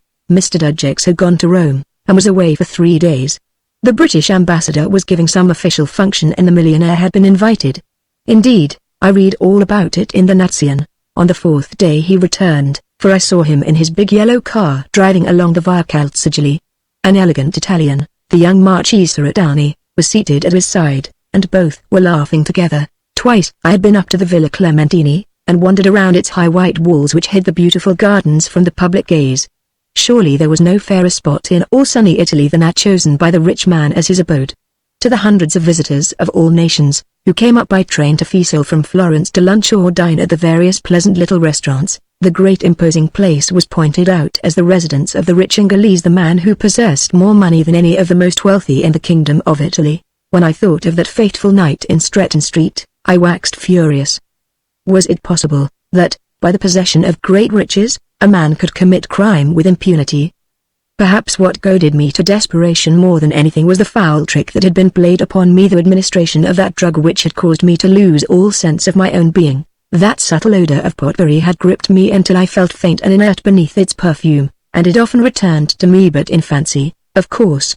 In the winter sunshine I wandered about the busy, old-world streets of Florence, idling in the cafes, gazing into the many shop windows of the dealers in faked pictures and faked antiques, while often my wandering footsteps led me into one or other of the sights of the city, all of which I had visited before: the National Museum at the Bargello, the Lorenziana Library, with its rows of priceless chained manuscripts, the Castro dello Scolzo, where Andrea del Sarto's wonderful frescoes adorn the walls, or into the Palazzo Vecchio, or the galleries of the Pitti, or the Uffizi. I was merely killing time in the faint hope that the good-natured Robertson might get for me the information which, in the circumstances, I was naturally most eager to obtain. In the course of my erratic wanderings through the grand old city, with its host of monuments of a glorious past, I was one morning passing the great marble-built cathedral and noticed a number of people entering. There seemed to be an unusual number of visitors, so having nothing to do I passed through the narrow door into the somber gloom of the magnificent old place, one of the most noteworthy and most beautiful sacred buildings in the world. At first, entering from the bright sunshine of the piazza, I could scarcely see, so dim was the huge interior, but slowly my vision, rather bad since my strange adventure, grew accustomed to the half-darkness, and I saw that upon the high altar there were many long candles burning in their brass sconces, and before the high altar 3 priests in gorgeous vestments were kneeling. In the great cavernous place, with its choir beneath the dome, I heard low prayers in Latin. Men and women who passed me bowed and crossed themselves while many knelt. The glorious cathedral of Santa Maria del Foro, so called from the lily which figures in the arms of Florence, hence the Lily City, had always an attraction for me, as it was for every visitor to the ancient Tuscan capital. The stained glass of Ghiberti, the wonderful mosaics of Gaddo Gaddi, the frescoes of angels by Santi di Tito, and the beautiful pictures by the great medieval masters, all are marvelous, and worth crossing the world to see. From before the altar a long spiral mist of incense was rising, and about me as I stood in the center of the enormous interior, many visitors were passing out from the dim religious gloom into the light of the open doorway. Suddenly my eyes caught sight of a countenance. I held my breath, standing rooted to the spot. What I saw staggered belief. Was it only a chimera of my unbalanced imagination, or was it actual fact? For a few seconds I remained undecided. Then, aghast and amazed, I became convinced that it was a stern reality. The mystery of the affair at Stretton Street became in that single moment a problem even more than ever bewildering. Chapter 6. Another puzzle. Kneeling before Donatello's magnificent picture of the Virgin over one of the side altars, her outline dimly illuminated by the light of many candles, was a slim, dark-haired young woman in deep mourning. Her head was bowed in an attitude of great devotion, but a few moments later, when she raised her face, I stood rooted to the spot. The countenance was that of the dead girl Gabrielle Ingledew. An involuntary exclamation left my lips, and a woman standing near me heard me, and wondered. Kneeling beside the girl in black was a thin-faced, black-haired Italian of about 45. He was somewhat handsome, though a sinister expression played about his lips. I watched the pair for several minutes, wondering whether in my brain, unbalanced as it had been, the scene was a mere chimera on my part, and that, after all, the girl only slightly resembled the victim at Stretton Street. The latter I had not seen in life, and death always alters the features. Nevertheless, the sudden encounter was most startling, and from where I stood behind a great marble column I watched them. At last both rose and, crossing themselves piously, walked slowly to the door. I followed them.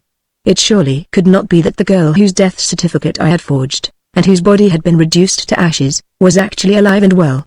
I recollected that sum of £5,000, and the strange adventures which had befallen me after I had accepted the bribe to pose as a doctor, and certify that death had been due to natural causes. Outside in the bright sunlight of the piazza, I obtained a full view of her. Her rather shabby black was evidently of good material, but her face struck me as distinctly strange. The expression in her dark luminous eyes was fixed, as though she were fascinated and utterly unconscious of all about her. She walked mechanically, without interest, and utterly heedless of where she went. Her companion's hand was upon her arm as she crossed to the Via Calzagili, and I wondered if she were blind. I had never before seen such a blank, hopeless expression in a woman's eyes. The man, on the contrary, was shrewd and alert. His close-set eyes shot shrewd glances from beneath black bushy eyebrows with a keen, penetrating gaze, as though nothing escaped him. He seemed to be trying to hurry her, in fear of being recognized.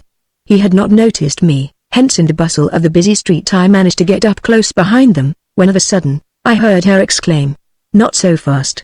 Really, I can't walk so fast." She spoke in English. Her companion, uncouth and heedless, still had his hand upon her arm, hurrying her along without slackening his pace. She seemed like a girl in a dream. Truly, she was very handsome, a strange tragic figure amid all the hubbub of Florence, the old-world city of noise and of narrow streets, where counts and contadini rub shoulders, and the tradesmen are ever on the lookout to profit if only a few soldi upon the innocent foreigner. Firenze la Bella, or Florence as the average Englishman knows it, is surely a city of strange people and of strange moods. By the discordant clanging of its church bells the laughter-loving Florentines are moved to gaiety, or to piety, and by the daily articles in the local journals, the Nazione or the Far Armisca, they can be incited to riot or violence. The Tuscans, fine aristocratic nobles with 10 centuries of lineage behind them, and splendid peasants with all their glorious traditions of feudal servitude under the nobile, are, after all, like children, with a simplicity that is astounding, combined with a cunning that is amazing. Along the Via Calzagili I followed the pair in breathless eagerness.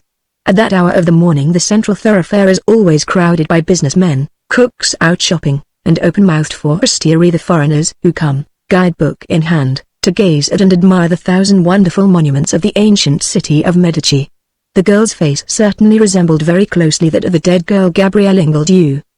The countenance I had seen at Stretton Street was white and lifeless, while that of the girl was fresh and rosy. Nevertheless, that blank expression upon her face, and the fact that her companion had linked his arm in hers, both pointed to the fact that either her vision was dim, or her great dark eyes were actually sightless. The man was fairly well dressed, but the girl was very shabby.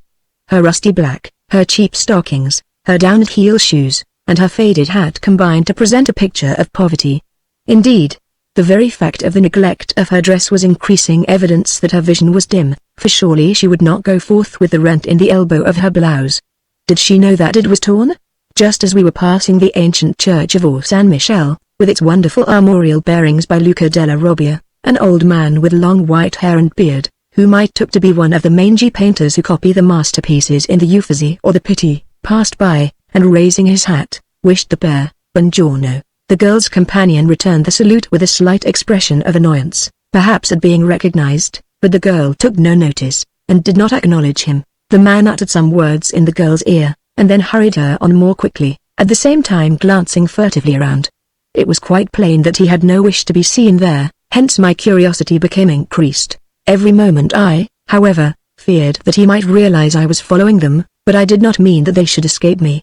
In the Piazza della Signorina they halted opposite that great old prison-like building, the Palazzo Vecchio, where several people were awaiting an omnibus, and as they stood there the girl, who bore such a striking resemblance to the dead niece of the millionaire, stared straight before her, taking no notice of anything about her, a strange, statuesque, pathetic figure, inert and entirely guided by the ferret-eyed man at her side. I was compelled to draw back and watch them from a distance, hoping that I might be successful in following them to their destination. It certainly was strange that the girl who was so much like Gabrielle Ingledew should be there in Florence, within a mile or two of de Gex's villa. As I watched, yet another person, a well-dressed woman of about 40, recognizing the girl's companion, smiled as she passed, while he, on his part, raised his hat.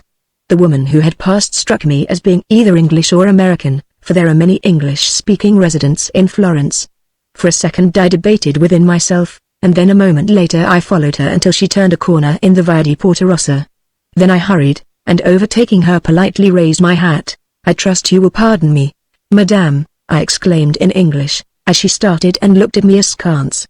"I presume you are either English or American?" "I am American," she replied with a pronounced drawl. "Please forgive my inquisitiveness, but I seek your aid in a little matter which is of greatest consequence to me," I went on. "A moment ago, as you crossed the piazza, you encountered an Italian gentleman and a girl. Could you tell me the gentleman's name?" "What, the person I bowed to a moment ago?" she exclaimed. "Oh, that's Dr. Moroni." Moroni. I recollected the name. He was one of the mourners. "And the girl?" I asked. "Ah, I do not know. I saw her out with an old woman the other day. But I have no idea who she is." "Is Dr. Moroni a doctor of medicine?" I inquired. "Yes. The people at the pension of the Lung'Arno where I live, always call him in. I was ill 6 months ago, and he attended me. He lives in the Via Caves, so, near the Porta Ramona number 6, I believe." "I am sure I am extremely obliged to you," I replied very gratefully. "I have a very strong reason for asking these questions, reasons which concern the young lady," I added. The American woman smiled, and then, reiterating my thanks, I raised my hat and left her. At least I had discovered the identity of the girl's companion. He was a doctor, hence it was most probable that she was under his charge. Nevertheless, it was strange that he should take her to the Duomo and pray at her side. Doctors do not usually act in that manner with their patients. When I returned to the piazza the pair were nowhere to be seen, therefore I strolled to the nearest cafe, and sat down with a cigarette to think out the remarkable affair. One or two features of the problem now became more than ever puzzling. First, in view of the fact that I had seen Gabrielle Ingledew lying dead and had, for a bribe of £5,000, signed a death certificate purporting to be from Dr. Gordon Garfield, of Queen Anne Street, Cavendish Square, it seemed beyond credence that the girl who had died and been cremated should be led about the streets of Florence by this Italian, Dr. Moroni. Oswald Dujex's denials were, in themselves, only thin, and yet they were all very clever and carefully prepared. The story of how his wife had left his little son in Westbourne Grove to be discovered by the police was no doubt well thought out. Dujex and his wife were actually on most affectionate terms, hence the tale he had told had been purposely concocted, in order to mislead me. Besides, his pretense that the dead girl had been his niece was, of course, a similarly concocted story to mislead me, and also to discredit me if perchance I made any unwelcome inquiries. That I had been half asphyxiated and then drugged until my mental balance had been upset, was quite plain. And it was equally plain that Dujex did not intend that I should be capable of making inquiries concerning the events of that memorable November night. When I had been thrown out of the motor car on that French highway, near Street Marlow, the bank notes had been purposely left in my pocket. I had already copied the numbers, and had called upon the millionaire's bankers in Pall Mall, but there was no record that any of them had been issued to him. That payment had evidently been very well concealed. On every hand it appeared quite plain that I had been the victim of some strange and remarkable conspiracy, the motive of which was entirely obscure. Surely I must have been watched, and my habits noted. Dujex had known that I frequently passed his door on my way to visit my uncle, and further, he must have known that I should pass on that fateful night in November when Horton was sent out to entice me within. But the chief point of that complex puzzle was the fact that there, in Florence, within a mile or two of the millionaire's almost regal residence, I had encountered a living girl who, in every feature, was the exact counterpart of the poor girl whose death and cremation stood recorded in the official registry at Somerset House. When in London I had been half inclined to call upon Dr. Gordon Garfield and explain the situation. But such confession must, I knew, lead to my prosecution and inevitable imprisonment. I had taken a false step while under the baneful influence of some drug which had stultified my own volition and held me powerless to resist the temptation. I was now endeavoring to seek the truth. That the amazing adventure in Stretton Street was not the outcome of imagination was proved by the entry in the register at Somerset House, and also by the evidence of the cremation of the body. But that the beautiful girl I had seen lying dead could now be walking about the streets of Florence was, of course, utterly absurd. Was my memory, in my rather weak state of health, playing tricks with me? I began to fear that such was the case, as I sat over my book watching the tide of Florentine life pass and repass across the great piazza. I began to laugh at myself, and felt half inclined to abandon the inquiry. Still it was almost mysterious and mystifying. Why had I been marked down as a tool to further the millionaire's ends? And who, after all, was the victim? I tried to dismiss the apparently sightless girl from my mind, but somehow the affair obsessed me. I seemed impelled to go farther and try to elucidate the mystery. I endeavored to make up my mind to forget it all and return to England and to my work at Francis and Goldsmith's, but all to no avail. My duty, I felt, was to leave no stone unturned until I had discovered whether Gabrielle Ingledew had died from natural causes, or as a result of foul play. The pale, tragic face of the girl I had encountered in the Duomo haunted me. Towards the narrow-eyed Dr. Moroni I felt an instinctive dislike, even though I had no cause to distrust him.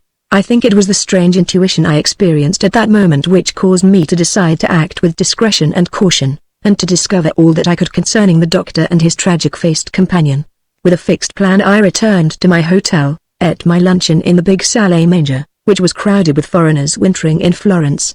Then, after lunch, I complained to the manager of feeling unwell, and asked him to telephone to Dr. Moroni, in the Via Cavesto. "Ah, a most excellent doctor," remarked the hotel manager. "He has a very large practice among the English and Americans. And he is quite popular. I suppose you know him?" "No. I have only heard of him, and of his cleverness," I said with affected carelessness. 10 minutes later the manager sent me a message by a page that the doctor would call at 3 o'clock. So, in my pretended illness, I went to my room and feigned the symptoms of acute indigestion. Punctually the doctor arrived, and greeted me in his most professional manner.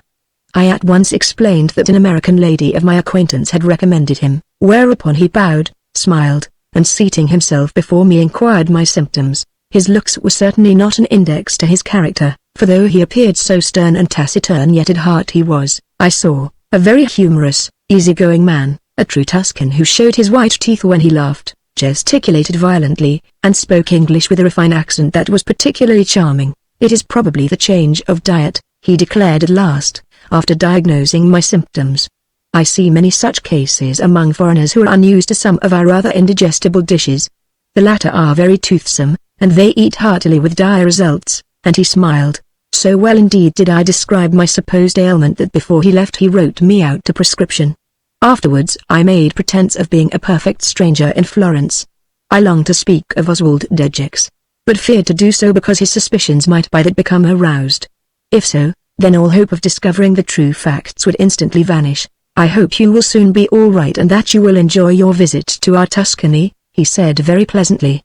"Florence is very full of visitors just now." "Are you remaining long?" "I really can't tell," was my reply. "My business in London may recall me at any time." Then I thanked him for his visit, and remarked that if the mixture gave me no relief I would probably call upon him. Indeed, it was for this latter reason that I had called him in. By making his acquaintance in that manner I would, I saw, excite no suspicion, and I hoped to be able to meet the girl who was apparently under his charge. While I had been consulting him I noticed that he seemed a man of curious moods. At one moment his dark countenance was sullen and sinister, while at the next his face broadened into an expression of easy-going bonhomie. He spoke English extremely well, and was apparently a man of considerable taste and refinement. Truly, the situation was so puzzling that I was bewildered. After he had gone, I redressed myself and went across to the Gambrinus, where I had an appointment with Robertson. I found him seated alone at a table in the corner awaiting me. "Well?" he said. "I've got that address for you, Mr. Garfield, the address of Miss Thurston," and he handed me a slip of paper upon which was written, "Miss Rose Thurston, Cedar Cottage, Overstrand, Norfolk." "But I thought you said she lived near Detroit," I remarked. "She and her mother did live in America, but I have discovered that they now have a house near Cromer," was the butler's reply. So in acknowledgement of his services I passed him a couple of Italian notes, and we then had a drink together. While doing so a strange thought crossed my mind. Could it be possible that the girl I had seen with Dr. Moroni and Rose Thurston were one and the same? Chapter 7 The Millionaire's Apprehensions. That same evening I made a number of inquiries concerning Dr. Moroni. On every hand I heard high praise of his skill. He was one of the principal physicians at the great hospital at Gelsomino, and among other of his illustrious patients there had been a Russian Grand Duke and an Austrian princess who lived in a magnificent villa upon the Ville de Colly. I went about the wonderful city of art collecting information concerning the doctor, where and when I could, because a startling fact had been revealed to me by Robertson, namely, that Moroni was de Gex's medical attendant. In the night-time when the narrow ancient side streets of Florence, with their ponderous prison-like palaces with iron-barred windows are so ill-lit and cavernous, the place seems a city of evil deeds, as indeed it was in the days of the Medici and of the Borgias. As I trod those streets between the Porta Romana and Santa Maria Novella, I confess that I became apprehensive of a nervous breakdown. That a girl had been willfully done to death in that West End mansion, and that I had accepted a bribe to aid and abet the assassin, were undeniable facts. The wealthy man evidently believed that, for my own sake and in order to escape prosecution, I would not seek to solve the enigma. Now, as I reflected upon my interview at the Villa Clementini, I realized how artful he was in denying everything, and yet allowing me a loophole for escape. He had mentioned blackmail, an ugly word with ugly consequences, well knowing that I dare not go to the Metropolitan Police and make any statement of what I had witnessed or of how I had acted. I still held that £5,000 bribe intact. The accursed notes were at the flat at Rivermead Mansions. My position was now untenable. When that night I retired to my room I realized that the situation was hopeless.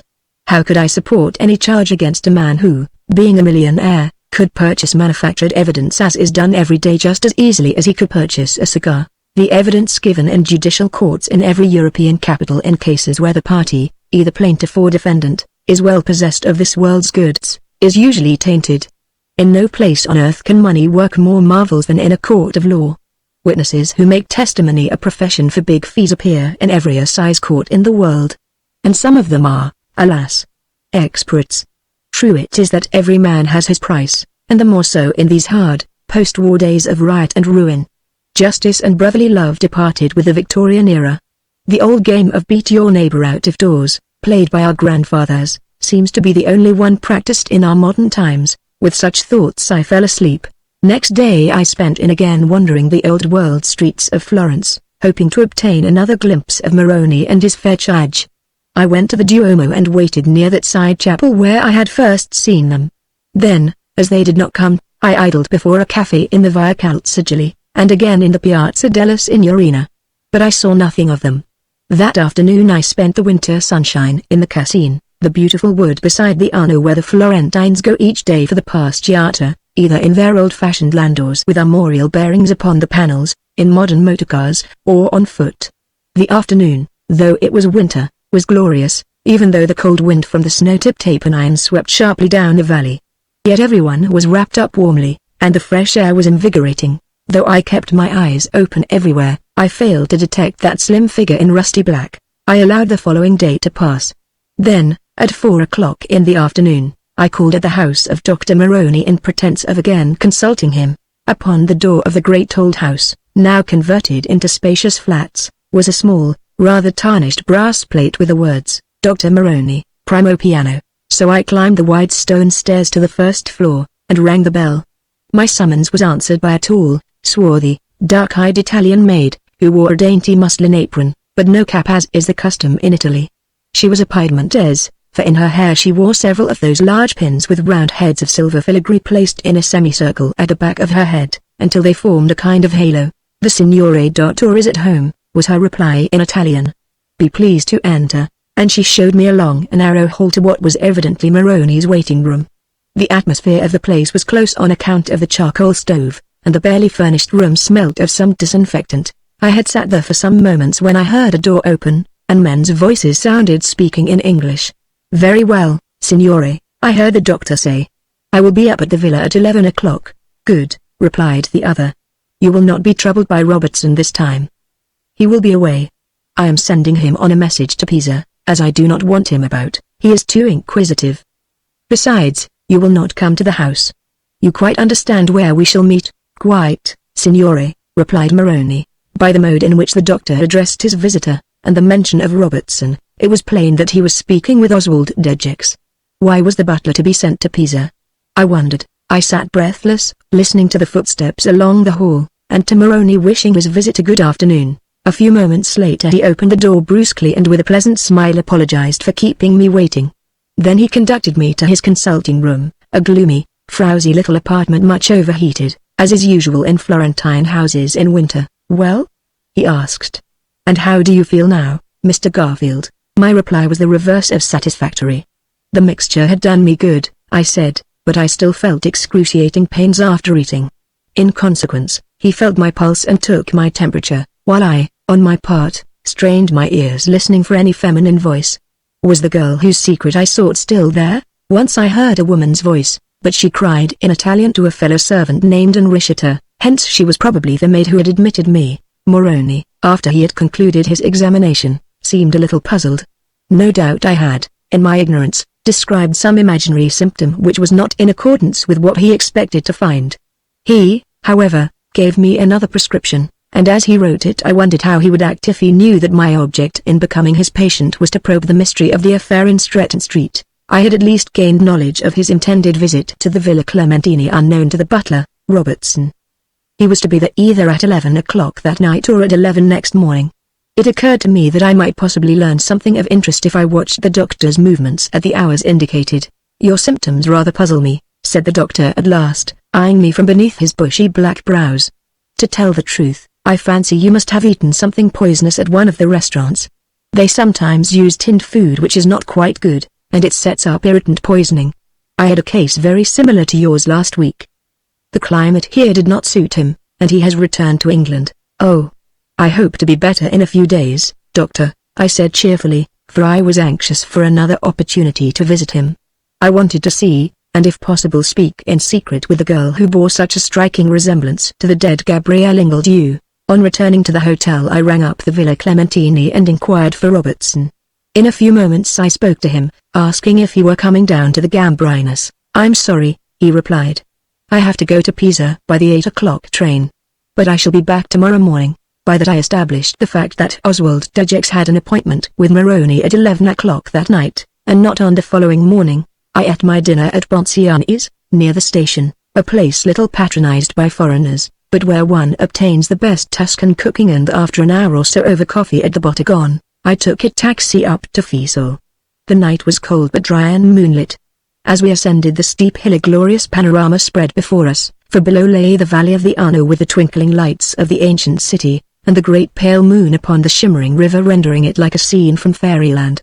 And as we went up beyond San Domenico, through those lands which in spring and summer are so fruitful with their vines and olives, two peasant swains passed, chanting one of the old stornelli, those quaint love songs of the Tuscan contadini, the same which have been sung for centuries in and about old Firenze. Acqua di Rio, Tacosero di Luglio e di Gennaio, Dovta muorit, Moriro anch'io. Tuscany is essentially a land of love, where the fierce flame of affection burns in the hearts of all the people, and where a hot word is quickly followed by a knife thrust, and jealousy is ever cruel and unrelenting. Arriving at last in the little piazza, at Fiesole, where a number of people were awaiting the last tram to take them back into Florence, I alighted, paid the man, and continued my journey on foot, still climbing the high road which led through the chestnut woods of Reccabico, until at last I found myself at the corner of the grounds of the Villa Clementini, close to a pair of gates of medieval wrought iron which closed the south entrance to the magnificent domain. On either side of the road were high walls with tall cypresses behind which cast their deep shadows over the highway, rendering it dark around the entrance. I glanced at my luminous wristwatch, a relic of my war service, and found that it still wanted 10 minutes to 11, therefore I drew back beneath the wall, and in the black shadow awaited the millionaire's visitor to pass on to the main entrance. I suppose I had been there 10 minutes or so when I detected approaching footsteps in the darkness, and presently the doctor's familiar figure appeared in the patch of moonlight, only to be swallowed up in the black shadows a moment later. Approaching the great iron gates which were a side entrance to the grounds, he drew a key from his pocket, unlocked them easily, and passed in without, however, relocking them after him. His visit there was undoubtedly a secret one, or Dudgex would not have given him the key of the entrance he used himself, nor would he have sent away his butler, Robertson. The visitor's footsteps suddenly ceased, for he was undoubtedly crossing the grass. In consequence, I stole on tiptoe up to the gates, and entering, saw in the moonlight that Moroni was stealing along in the opposite direction to the great country mansion, many of the windows of which were illuminated. As I halted, my ears caught the strains of orchestral music. A waltz was being played, for, as I afterwards knew, a gay ball was in progress, the cars entering and leaving by the main carriage road. A few seconds later I crept on in the direction the doctor had taken. At first I feared that, as is so often the case in Italy, savage dogs might be kept there at night to attack any thief or intruder. But as Moroni had entered so boldly, it was evident that if any were kept, that they were that evening locked up. Hence, I went forward in confidence until I came to the edge of a beautiful lake lying unruffled in the moonlight, and surrounded by many pieces of ancient statuary, most of them moss-grown and lichen-covered.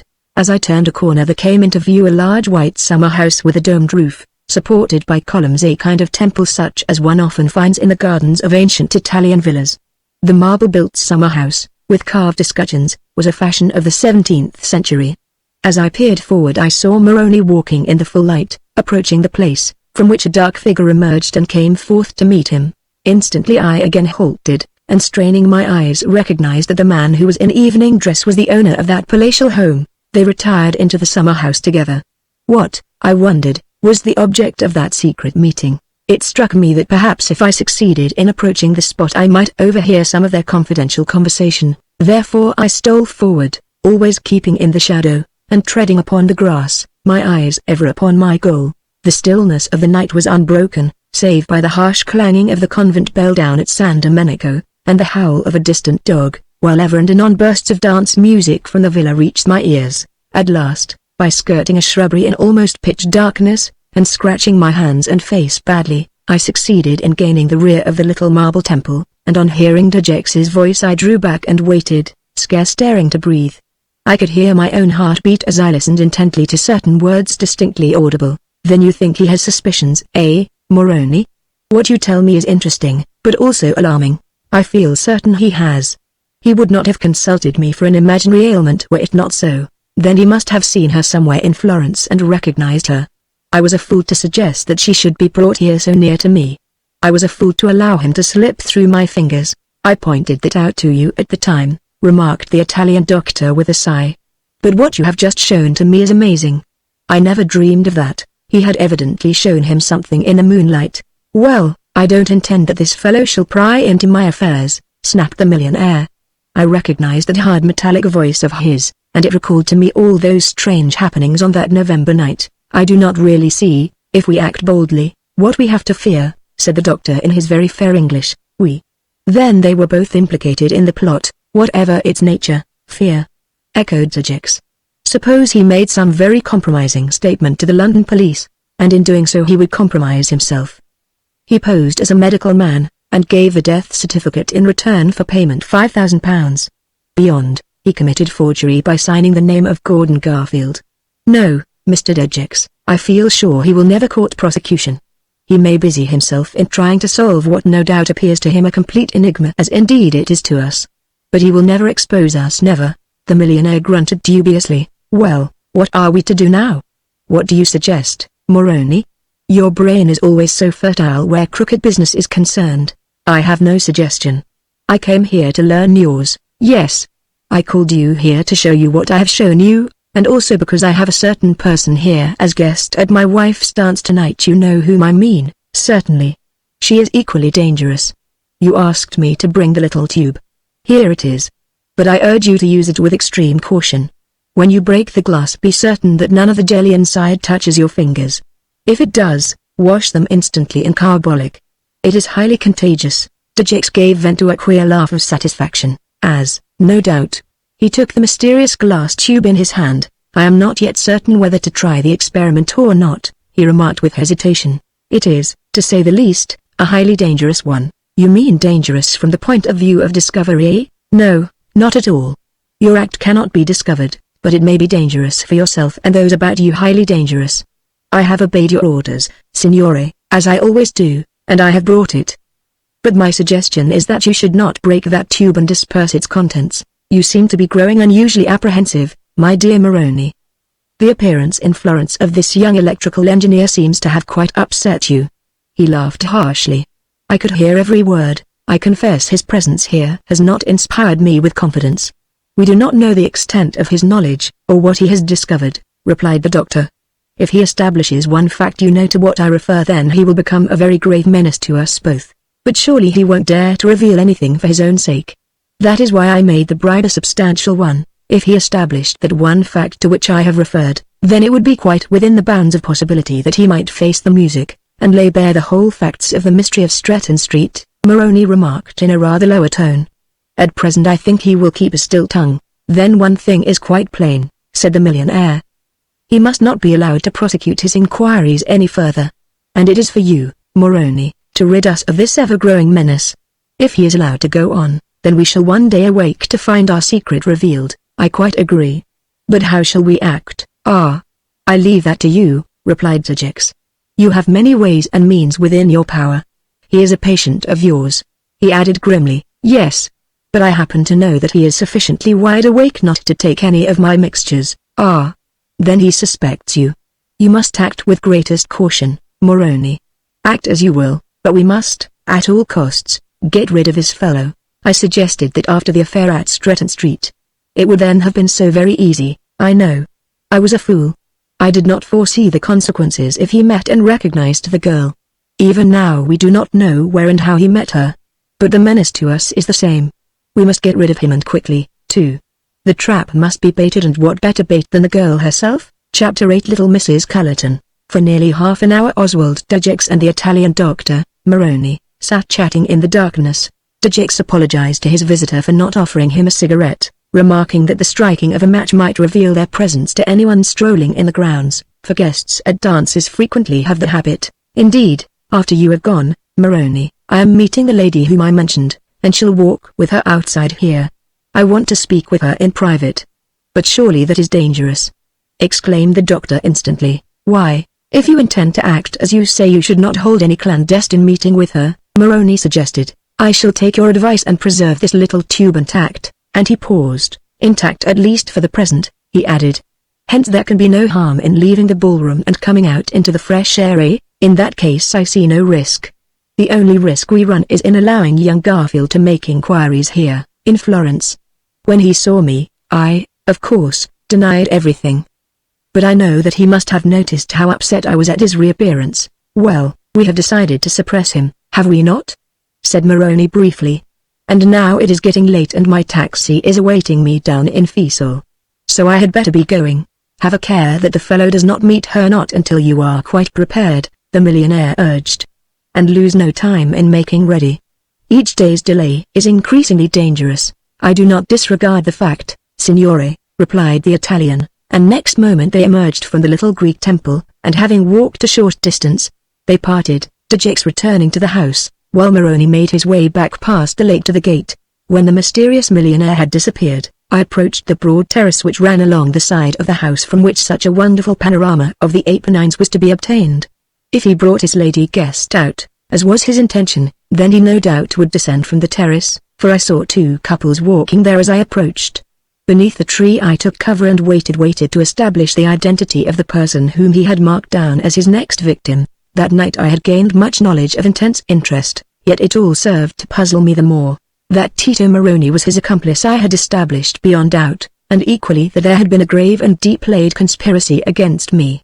And further, it seemed to be intended that I should again meet the mysterious pale-faced girl in black, and that the meeting was meant to be fatal to me. Fortune had certainly been upon my side that night, otherwise I might have acted in good faith and fallen into some cleverly baited trap.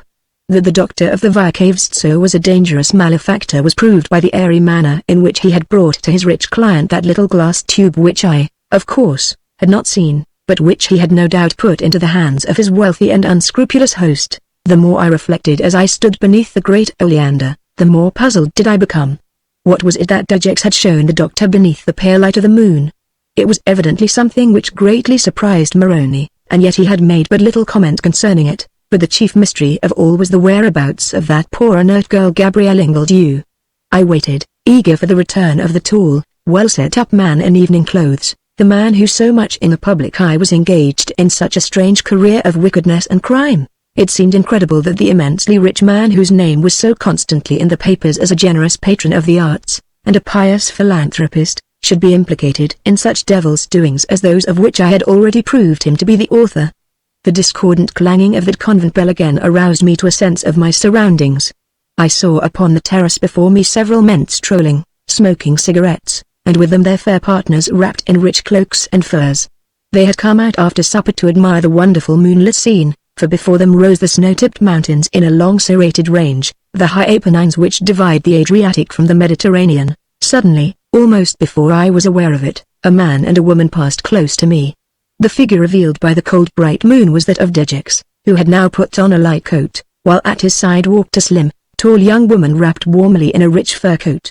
The diamonds in her fair hair gleamed in the moonlight, but unfortunately she had passed into the shadow before I could gain a glimpse of her features. So that was the intended victim, the woman to whom the dangerous contents of that tiny glass tube was one day, sooner or later, to be administered. They went forward towards the edge of the placid lake. Hence I sprang upon the grass and followed them as noiseless as a cat. Little did the owner of the great Villa Clementini dream that I was lurking in such close vicinity. They halted beside one of the ancient statues of yellow marble, a heavy-limbed representation of Bacchus crowned with vine leaves, where they admired the fairy-like scene. It was indeed glorious. Beneath the pale moonlight lay the placid lake like a mirror, for no breath stirred from the mountains, and beyond in the mystic light rose the snow-capped peaks far away beyond the chestnut forests of Vallombrosa. There is a charm in all seasons and at all hours about those ancient villas of Tuscany, those country mansions of the nobles which have seen the tramp of men in armor and in plush, and bear upon them the crumbling escutcheons of races which have been rulers for 5 centuries, and whose present descendants are perhaps waiters in Paris, London, or New York. The English visitors to Florence see outside the Florence Club effeminate elegance in English-made suits of blue serge, and brown boots, and they sigh to think that such specimens of humanity are the representatives of a noble race. Disguise it as you may, poor Italy is sadly decadent. Her glory has passed, her nobile are ruined, and her labor enemies are, alas, bent upon putting her into the melting pot. The gallant Italian army fought valiantly against the Tedeschi. It saved Venice from the heel of the invader, and it protected Dalmatia, where the population are Italians. But Italy today is not Italy of pre-war days, thanks to its paid agitators and its political scandals. With the bright moon shining across the huge oleander beneath which I had again taken cover, I listened intently. But Dejix speaking with his guest was too far off for me to distinguish anything he said. That he treated her with the greatest courtesy was apparent. and that he spoke to her with the most entire confidence I realized by my own observation. At once I stole noiselessly forward from one bush to another until I was close to where the pair stood. I trod softly upon the grass, my ears strained to catch any word. The words I at last caught were few and uncertain, for Dudgex was speaking in a low and highly confidential tone. At last, however, on approaching a little nearer, I heard him exclaim, "Jack, your husband is a young fool. He has no discretion. He gambles on the stock exchange without any expert knowledge. He came up here to me yesterday afternoon and told me that he must have £10,000 to tide him over, and prevent him being hammered. I sent him away, but I shall see that he has the money." "How really good of you, Mr. Dudgex," exclaimed the girl, for as far as I could see she was hardly a woman. "I don't know how to thank you sufficiently. I know Jack is a born gambler. His father was on the stock exchange before him, and I suppose games of chance are in the breed of the Cullertons." "Not in you, I hope, Dorothy," replied the millionaire. "You have had the misfortune to marry a gambler, and well, my dear girl, I pity you. Gambling is worse than drink. The drunkard can be sickened and put off, but the gambler never. Now I want you to promise me one thing." "What is that?" she asked. "I shall see that he has the money. But it will come through a second party, not through me. I do not wish to appear to lend him money, otherwise he will still continue his speculations, feeling that he has me behind him. Now you know the truth, Dorothy. But you must promise me to say nothing. Nobody must know, not even my wife." "Oh, how very good of you to help Jack out of a hole," she exclaimed. "Of course I'll remain silent. But it really is awfully kind of you. I don't know how to thank you." "I will do it for your sake, Dorothy," said Dudgex, bending to her in confidence. "I am indebted to you, remember." "Ah, no," cried the young woman, whose name apparently was Cullerton. "No. Please don't refer to that terrible affair." Her voice betrayed emotion and apprehension, while at that moment, as she turned her face to the light of the moon, I was able to get a full view of it. It was that of a very beautiful young woman of about 23, rather petite, with fair bobbed hair, regular features, and sweet lips. But the expression upon her countenance was one of fear and apprehension. "I have no desire to remember it," said her host. "We agreed at the time that it should be silence for silence. It was a bargain which we have kept ever since. You have married Jack Cullerton, and you are happy except that your husband is a born gambler. And of that he must be cured." I know, she said hastily. "But earlier this evening you promised to tell me about Gabrielle. I must see her. She seems to have disappeared." "Where is she?" "In London, I believe." "In London? Yet the last time you spoke of her you said she was in Turin, on her way here, to Florence." Oswald Dudgex laughed lightly. "Yes.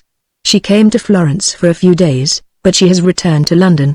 "Why are you so anxious to see her?" "I want to see her about a matter which concerns Jack and myself, that's all," replied young Mrs. Cullerton. "May I not know?"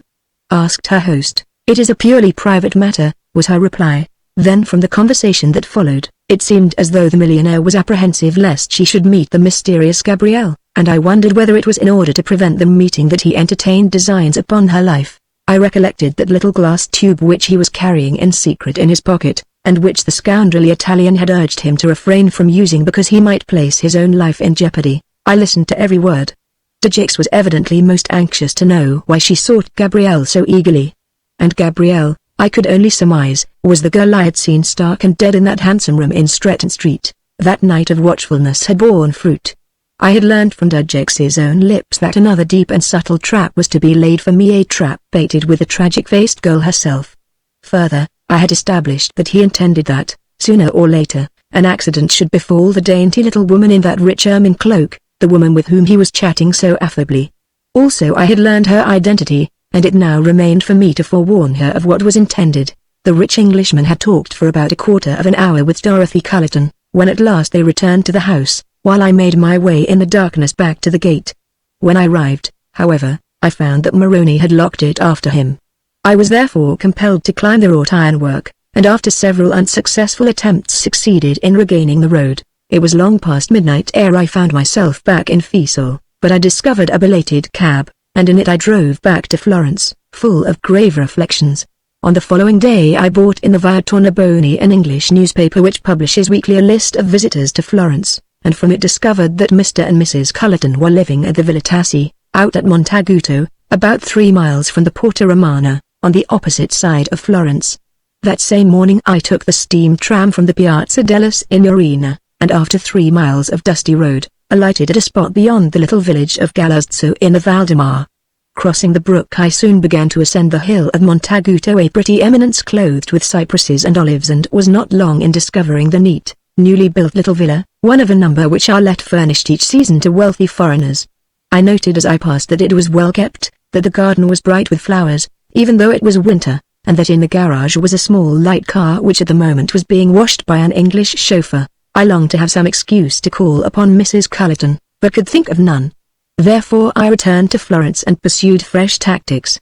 The afternoon I spent making inquiries regarding the Cullertons, and soon discovered that they were intimate friends of Monsieur Raymel, the French consul, and his wife. With this knowledge I lost no time in obtaining an introduction to the French consul, and 3 days later received a card for one of Madame's Friday afternoons.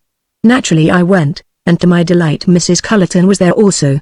She was a strikingly pretty young woman, and apparently extremely popular, judging by the manner in which 2 or 3 young Italian elegants danced attendance upon her. Shortly before I left my hostess introduced me to her, and naturally I endeavored to make myself extremely agreeable. But was not the situation a strange one? And this pretty woman had been marked down for destruction by the mysterious millionaire, just as I had been. Yet had I told anyone of the knowledge I had gained I would not have been believed, any more than would credence have been given to the story of my strange adventure in Stretton Street. We chatted for perhaps 10 minutes.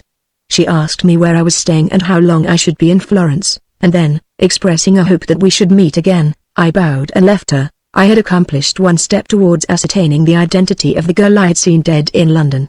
Several days passed, during which I kept a good lookout in the streets for sight of Dr. Moroni's fair companion. But I was not successful. Perhaps she had gone to London, as my host of Stretton Street had asserted. One afternoon, while haunting the streets, I suddenly encountered Mrs. Cullerton walking in the Via Tornabuoni, and, raising my hat, stopped to speak. After a few seconds she recognized me, and I walked at her side chatting.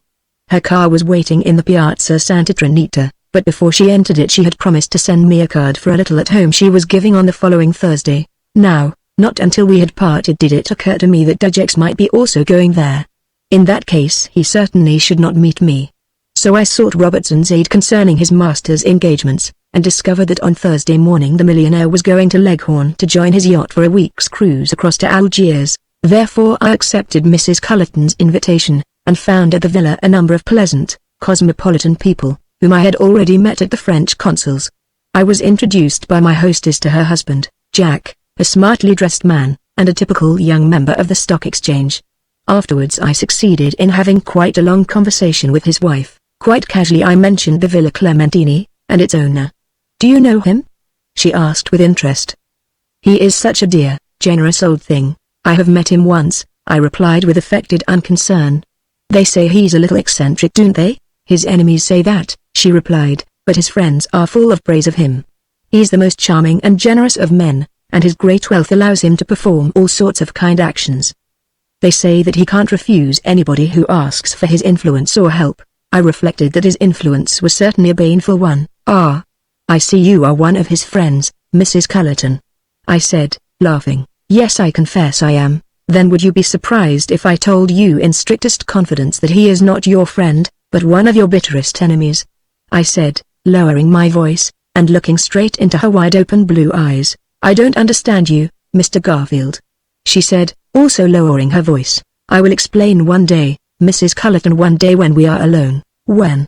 she whispered, for Madame Raymel was approaching at the moment. "Whenever you like to make an appointment," I replied. "Only I must first hold you to absolute secrecy." "That's agreed," whispered the pretty young woman. "Tomorrow. I will be here alone at 3 o'clock," and then she held out her hand, and aloud said, "Goodbye, Mr. Garfield. So sorry you have to run away so early. Goodbye." Chapter 9. Some plain speaking. Punctually at 3 o'clock next afternoon the buxom Italian maid in dainty apron ushered me into Mrs. Cullerton's charming salon. From the long windows a magnificent view spread away across the green valley of the Imar to the great monastery of the Certosa, a huge medieval pile which resembled a medieval fortress standing boldly against the background of the rolling Apennines. Scarcely had I stood there a moment when my blue-eyed young hostess, in a becoming black and cherry frock, entered, and greeting me, closed the door. "Well, Mr. Garfield? It's really awfully good of you to trouble to come out to see me," I'm all excitement to know what you have to tell me about Mr. Dejecks. He's gone yachting, as you perhaps know. Do sit down." As I did so, she passed me the cigarettes, and took one herself. Then, when I had held the match for her and had lit my own, I said, "Well, Mrs. Cullerton, I really don't know how to commence. Somehow, I felt it my duty to come here to see you. I must admit that I have been maneuvering for several days in order to get an introduction to you, and to obtain an opportunity of seeing you alone. And yet, yes, I quite see that. I thought by your attitude in the Via Tornabuoni that you seemed very anxious to know me," and her lips relaxed into a pretty smile. "That is so. In order to warn you," I said very seriously. "Warn me!" Of what, pray? I hesitated. To be perfectly frank with her was, I saw, quite impossible. She might hear all I said and then inform Dejecks. She was his friend. Or perhaps she would dismiss me and my story as pure invention. Hence I resolved to preserve my own secret concerning the Stretton Street affair. Looking straight into her face, I said, "I'm here to warn you of a very grave personal danger." "You are really most alarming, Mr. Garfield," she said in suspicion. "In what danger am I?" "You are either in possession of some ugly fact concerning Mr. Dejecks which he desires suppressed, or else you bar his way to some ambitious achievement." Her face changed, and she held her breath. Though it was only for a second, I saw that what I had suggested was the truth. Her slim white hand twitched nervously upon her lap. "Some fact concerning Mr. Dejecks?" She gasped in feigned surprise. "Who told you that?" she asked, her face blanching. "I have not been told. But I know it, Mrs. Cullerton," was my reply.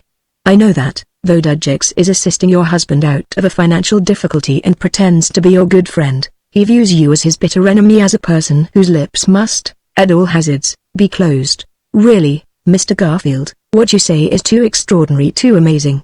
I don't understand you." "I know it sounds most extraordinary," I said. "But first tell me if you know a certain Dr. Moroni, who lives in the Via Caves." "So, certainly. The doctor attends Mr. Dejecks and his family. I first met him in London, about a year ago. Mr. Dejecks holds him in very high esteem." "Ah. Then you know the doctor?" "Of course. When he was in London he several times came to our house in Fitzjohn's Avenue." "And your husband knows him?" I asked, looking her straight in the face. "Please tell me the truth," I urged. "No. Jack has never met him, not to my knowledge." I was silent for a few seconds. I had established a fact which I had all along suspected. "Then he called in the daytime, when your husband was in the city, eh?" "Yes." "Now tell me, did you ever have any strange illness after Dr. Moroni had called?" I inquired very seriously. "Illness? Why, no." "Why do you ask such a curious question?" "I have reasons for asking it, Mrs. Cullerton," was my reply. "I have called here as your friend, remember." "But all this is most bewildering," she exclaimed with a nervous little laugh. "Why should I be in any personal peril?" "Because you know something to the detriment of that wealthy and somewhat eccentric man," I replied. "Pardon me if I put another question to you. Are you acquainted with a girl named Gabrielle Ingledew?" "Gabrielle Ingledew?" she repeated. "No, I have never heard the name."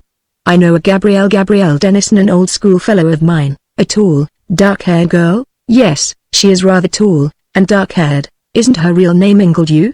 I asked quickly. "Not to my knowledge." "Is she not Mr. Dejecks' niece?" "He has no niece, has he? Except, of course, Lady Shalford, whom I know quite well." "Where is Gabrielle Dennison?" "In London, I believe." "Are you certain she is not here, in Florence?" "Mr. Dejecks told me that she came to Florence for a few days, to visit him." "Eh? I suppose so. But she has returned to London." "Do you know her address in London?" I asked very anxiously. "I ask you this in our mutual interests, Mrs. Cullerton," I added confidentially. "Yes. She lives with her mother in a maisonette in Longridge Road, Earl's Court. I forget the number, but you could easily find out. And she is there now, I presume?" "I expect so, if what Mr. Dejecks has told me is the truth." "But will he ever tell you the truth?" I queried.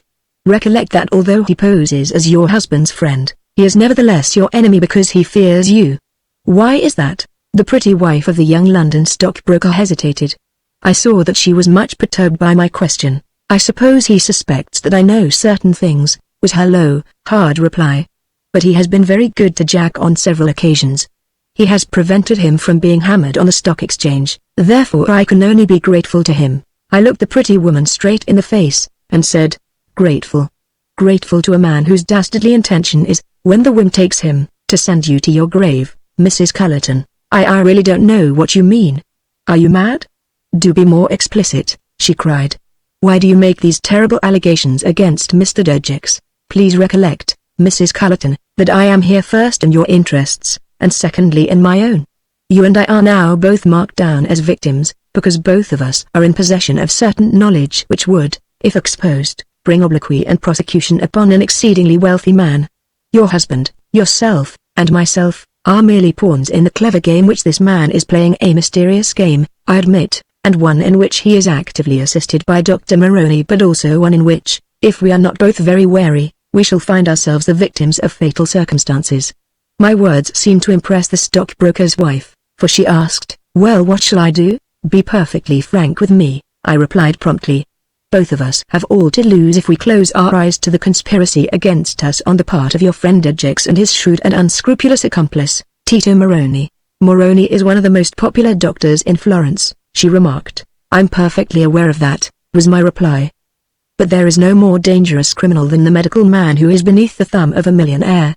There have been several before the assizes in various cities of Europe. Many, thanks alas to the power of gold, have never been unmasked. There have been cases in Hungary, in France, in Italy, and in Russia, even one case in England which is recorded in a big file at Scotland Yard. But in that case there was no prosecution because money means influence, and influence means the breaking of those in office who dare to oppose it." "Then how do you suggest that I should act, Mr. Garfield?" asked young Mrs. Cullerton. "It is distressing news to me that Mr. Dojix is my enemy, and I confess that at present I can scarcely credit it. I longed to unbosom myself to her, to tell her of all that had occurred to me since that fateful November night when I had passed through Stretton Street, but I was not yet fully confident concerning her attitude towards me. It might be hostile. She might seek Dojix when he returned from Algiers and tell him of our interview. If she did, then all hope of elucidating the mystery of Gabrielle Ingledew's death would be at once swept away. Yet I held before me the fact that the millionaire, hand in glove with that scoundrel Italian, intended to cast me into my grave. The Italians have all through the centuries been experts in secret assassination. The Doges of Venice, the Borgias, and the Medici have all had secret poisoners in their pay. The gay, careless race which laughs when the sun shines, are just the same today, after the war, as they were in the days of His Holiness Rodrigo Borgia. Today your superstitious Italian criminal enters the church and prays to the Madonna that his coup, whatever it may be, from profiteering, picking pockets, or the secret assassination of an enemy, may be successful. I allege that Mr. Dojix is your enemy, Mrs. Cullerton, I said. I have first-hand knowledge of it. Indeed, on the night of the ball at the Villa Clementini, he had in his pocket the wherewithal to bring upon you an illness which must inevitably prove fatal. He had a little glass tube which he had ordered Moroni to prepare, but which the doctor himself urged him not to break for fear of infecting himself and his family. She sat staring at me open-mouthed. I really can't believe it," she gasped. "Mr. Dojix would never act in such a dastardly manner towards me. We are friends, old friends, you may be, but I happen to know the truth," I declared. "He pretends friendship towards you, but his intentions are that your lips shall be closed.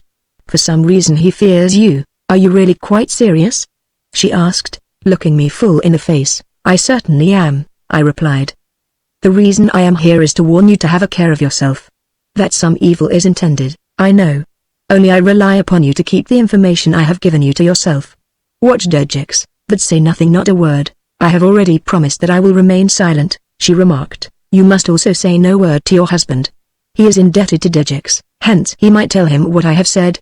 And further, my name must never be mentioned to Dojix." "Why not? He would instantly guess the source of your information." "But what is your motive for all this, Mr. Garfield?" "My motive is a simple one. I am trying to find Gabrielle Ingledew, and I am now wondering whether the girl I am seeking is not the same as the young lady you know as Gabrielle Dennison." "Where did you meet this girl Ingledew?" asked Mrs. Cullerton, with a queer inquisitive look. I paused for a second. "In London, at the house of a mutual friend." Her expression caused me to ponder, for I discerned that she was inclined to doubt me. "And why are you seeking her now?" "I have a distinct object in view." Perhaps you've fallen in love with her, eh?" She laughed lightly. "Not at all," I assured her. "I have a private, but very strong, motive in discovering her. I want to put to her certain questions." "About what, Mr. Garfield?" "Come, it is now my turn to be a little inquisitive," and she laughed again. About a certain little matter in which we are mutually interested, was my evasive answer.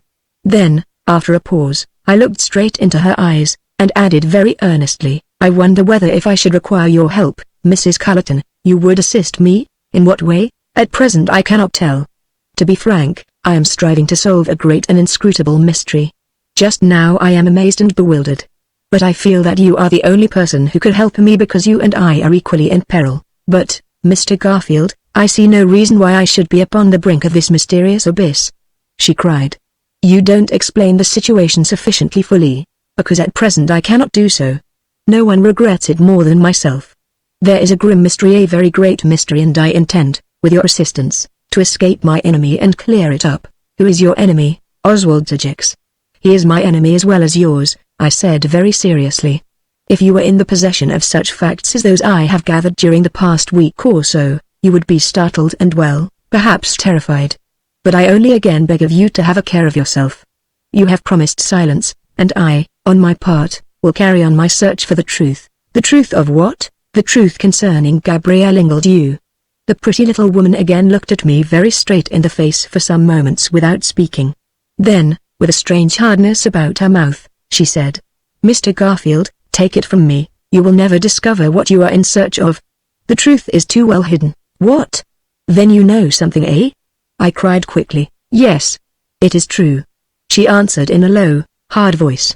I do know something of a certain secret that can never pass my lips. Chapter 10. Monsieur Souza again. Mrs. Cullerton's words held me breathless. At first I believed that I might wring the truth from her lips, but I quickly saw that she intended to preserve her secret at all costs. Whether she actually believed what I had told her concerning her own peril was doubtful. In any case, she seemed in some strange manner held powerless and fascinated by the rich man who had saved her speculating husband from ruin. I remained there for still another quarter of an hour until her maid announced a visitor, when I was compelled to rise and take my leave. For a few days longer I remained in Florence, then I left for London. On entering the Calais Express at the Gare du Nord in Paris on my way home, I was agreeably surprised to find among my fellow travellers to England the affable French banker whom I had met on that memorable journey from York to London. He recognized me at once, and I inquired why he was not, as usual, crossing by air to Croydon. Ah! He laughed. The last time I crossed 3 weeks ago we went into a thick fog over the Channel, and it was not very comfortable. So I prefer the rail just now. On this occasion we exchanged cards. His name was Gaston Souza, and between Paris and Calais we discussed many things, for he was a well-informed man and a true hater of the botches. On the steamer we strolled upon the deck together, and we passed quite a pleasant journey in company. He was surprised that I had been in Italy, but I explained that I had been granted long leave of absence by my firm, and that I had gone to Florence upon private affairs. We parted at Charing Cross, Monsieur Souza to go to the Carlton, and I home to our little flat in Rivermead Mansions. A note lay upon the dining-room table. Hambledon was away in Cardiff, and he had left word in case I should return unexpectedly. The place was cold and fireless, and I was glad to go over to the Cludden to have my dinner. My one thought was of Gabrielle Dennison, who lived with her mother in a maisonette at Earl's Court. So I took a taxi to Longridge Road, and after numerous inquiries at neighbouring shops in Earl's Court Road, I discovered in which house lived Mrs. Tennyson and her daughter. The hour was late, therefore I felt that it was useless to keep observation upon the place in the hope of the girl coming forth. I had no excuse to make a call. Besides, I might, if I acted indiscreetly, destroy all my chances of solving the strange enigma. Therefore not until 10 o'clock on the following morning did I take up my vigilant watch at the end of the road, at a spot from which I had full view of the house in question. My watch proved a long and weary one, for not until 3 o'clock in the afternoon was my patience rewarded. The front door suddenly opened, and down the steps came the slim figure of a girl, followed by a woman. As they approached me I saw that it was the girl I had seen with Moroni in Florence, while the woman was, from her dress, evidently an old servant.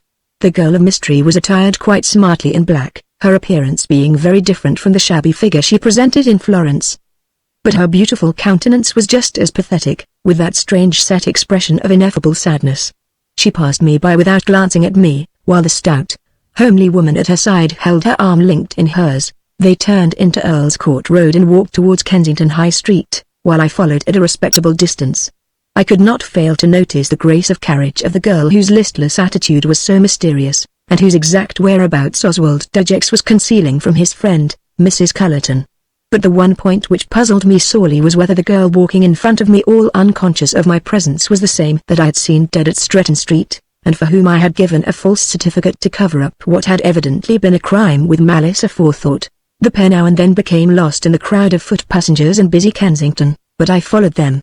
Occasionally they paused to look into Barker's shop windows, but the interest was evidently on the part of the serving woman, for Gabrielle Dennison or whatever her actual name seemed to evince no heed of things about her.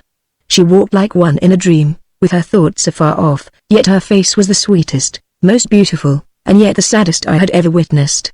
Tragedy was written upon her pale countenance, and I noticed that one or two men and women in passing the pair turned to look back at them.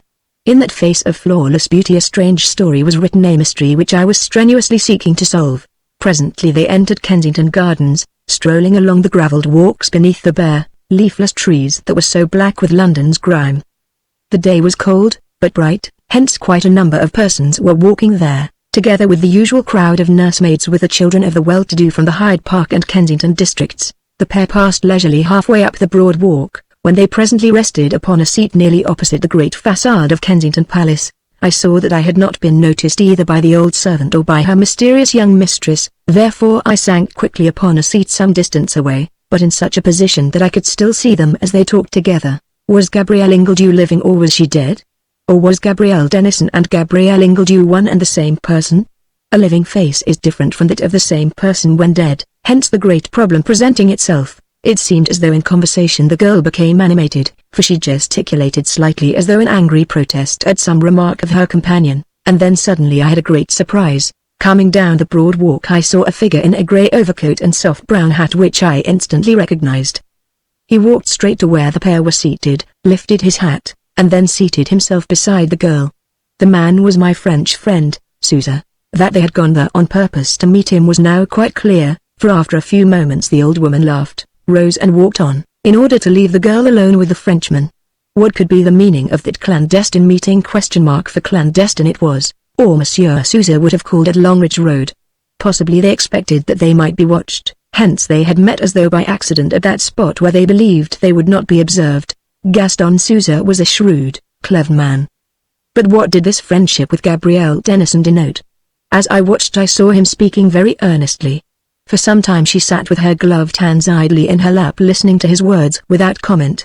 Then she shook her head, and put up her hands in protest. Afterwards by her attitude she seemed to be appealing to him, while he remained obdurate and unperturbed. I longed to overhear their conversation, but in the fading light of that brief wintry afternoon it was impossible to approach closer. I could only sit and watch. My eyes were strained to see every gesture of the pair, now that the stout figure of the girl's companion had disappeared towards the Bayswater Road. In that oasis in the desert of aristocratic London one can obtain quite sylvan surroundings. True, the trees and vegetation are covered with a film of grime from the millions of smoking chimneys of the giant metropolis. Still Kensington Gardens ever possesses a charm all its own as a clandestine meeting place for well-born lovers and ill-born loafers, for nursemaids and soldiers, and for persons of both sexes who wish for a little quiet talk in the open air in order so often to clear a hectic atmosphere. Such I judged to be the case between Gaston Sousa and Gabrielle Dennison. At first the girl sat inert with downcast eyes listening to the man. But suddenly she raised her hands in quick protest again, and apparently became resentful, even angry. Then when he spoke some reassuring words she became calmer. As I sat shrewdly watching, I could not help reflecting upon a still further problem which now presented itself. The very last person in the world whom I should have suspected of being connected with a strange affair at Stretton Street was my affable friend the French banker.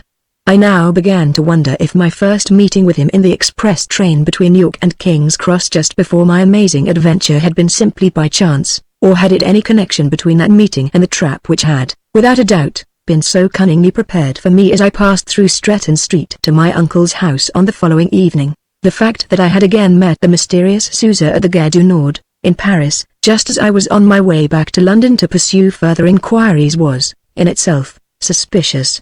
I confess that I sat utterly bewildered. One thing was plain, namely, that he had no suspicion that I was keeping such close observation upon Gabrielle. I knew where she lived, and to me he had given his hotel address. At last, after quite 20 minutes of serious conversation, the stout, flat-footed servant returned, and after a few pleasant words with her, Sousa rose, and raising his hat, left them. Instantly it occurred to me that, as I knew the girl's abode, it would be more useful perhaps to watch the movements of my friend the French banker. He took the path which skirted the lake, and then cut down the straight way which leads to Alexandra Gate into Rotten Row, while I followed him far behind, though I kept him well in sight.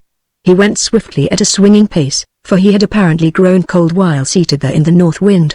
The ground was hard and frosty, and the sky grey and lowering, with every evidence that a snowstorm might be expected.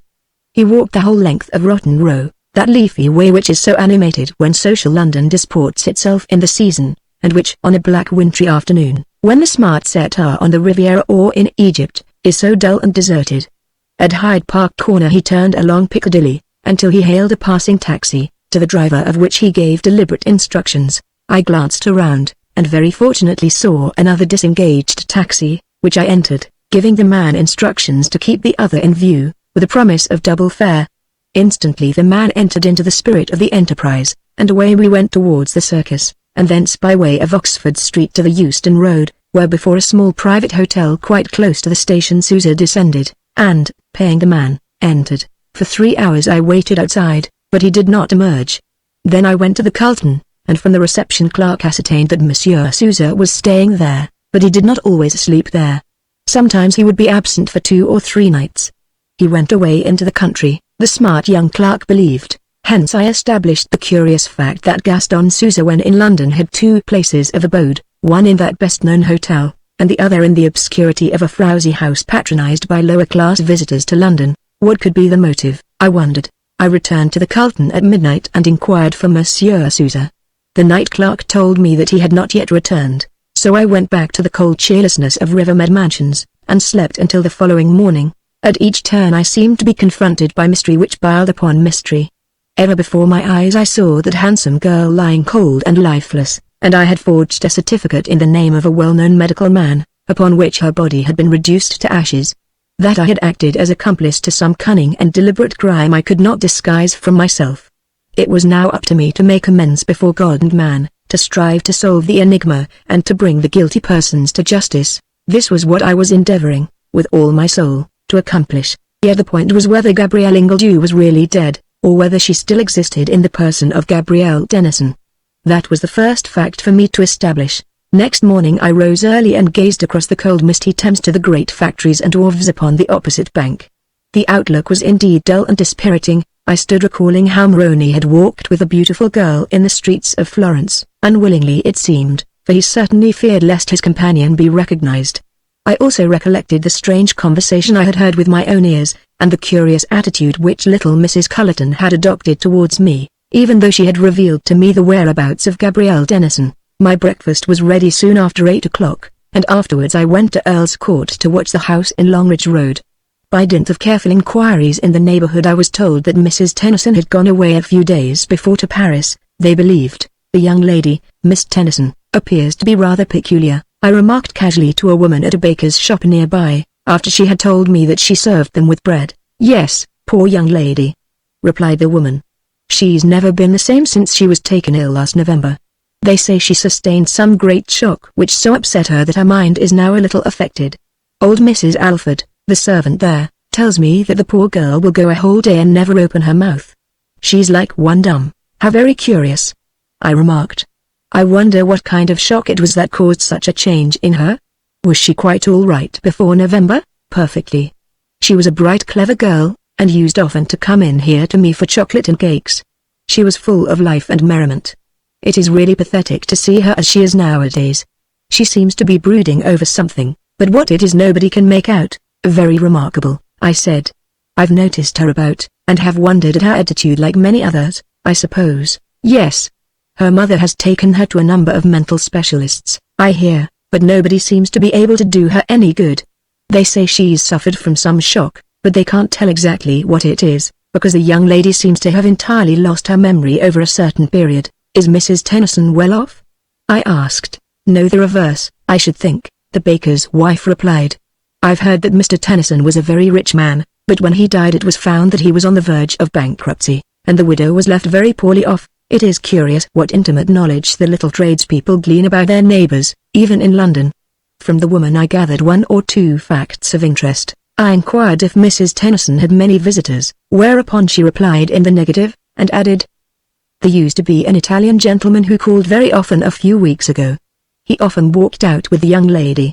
Somebody said he was a doctor, but I don't know if he was." I asked the woman to tell me what he was like, when she gave me an accurate description of the mysterious doctor of the Via Caves. So Moroni had visited her there in Longridge Road. I tried to ascertain if Gaston Souza had been there also, but my informant had no knowledge of him. She had never seen him walking with Gabrielle Denison, as she had so often seen the Italian. I remained for nearly half an hour chatting, retiring, of course, when she was compelled to serve customers, and then I left her and walked round to the house in Longridge Road, where I watched a little while, and then returned to the Carlton. Chapter 11 The Absolute Facts. "Monsieur Souza has not yet returned," was the reply of a smart reception clerk when I inquired for the French banker. "But he is often away for 2 or 3 days." I left the hotel, and taking a taxi to the Euston Road made a thorough examination of the high shabby house with its smoke-grimed lace curtains, a place which bore over the fanlight the words "Private Hotel." In the broad light of day it looked a most dull, uninviting place, more so even than its neighbors. There are many such hotels in the vicinity of Euston Station, and this seemed the most wretched of them all, for the windows had not been cleaned for many months, while the steps badly wanted scrubbing. After I had thoroughly examined the place in front, I went round to the back, where I discovered, to my surprise, that the house had an exit at the rear through a mews into a drab, dull street which ran parallel.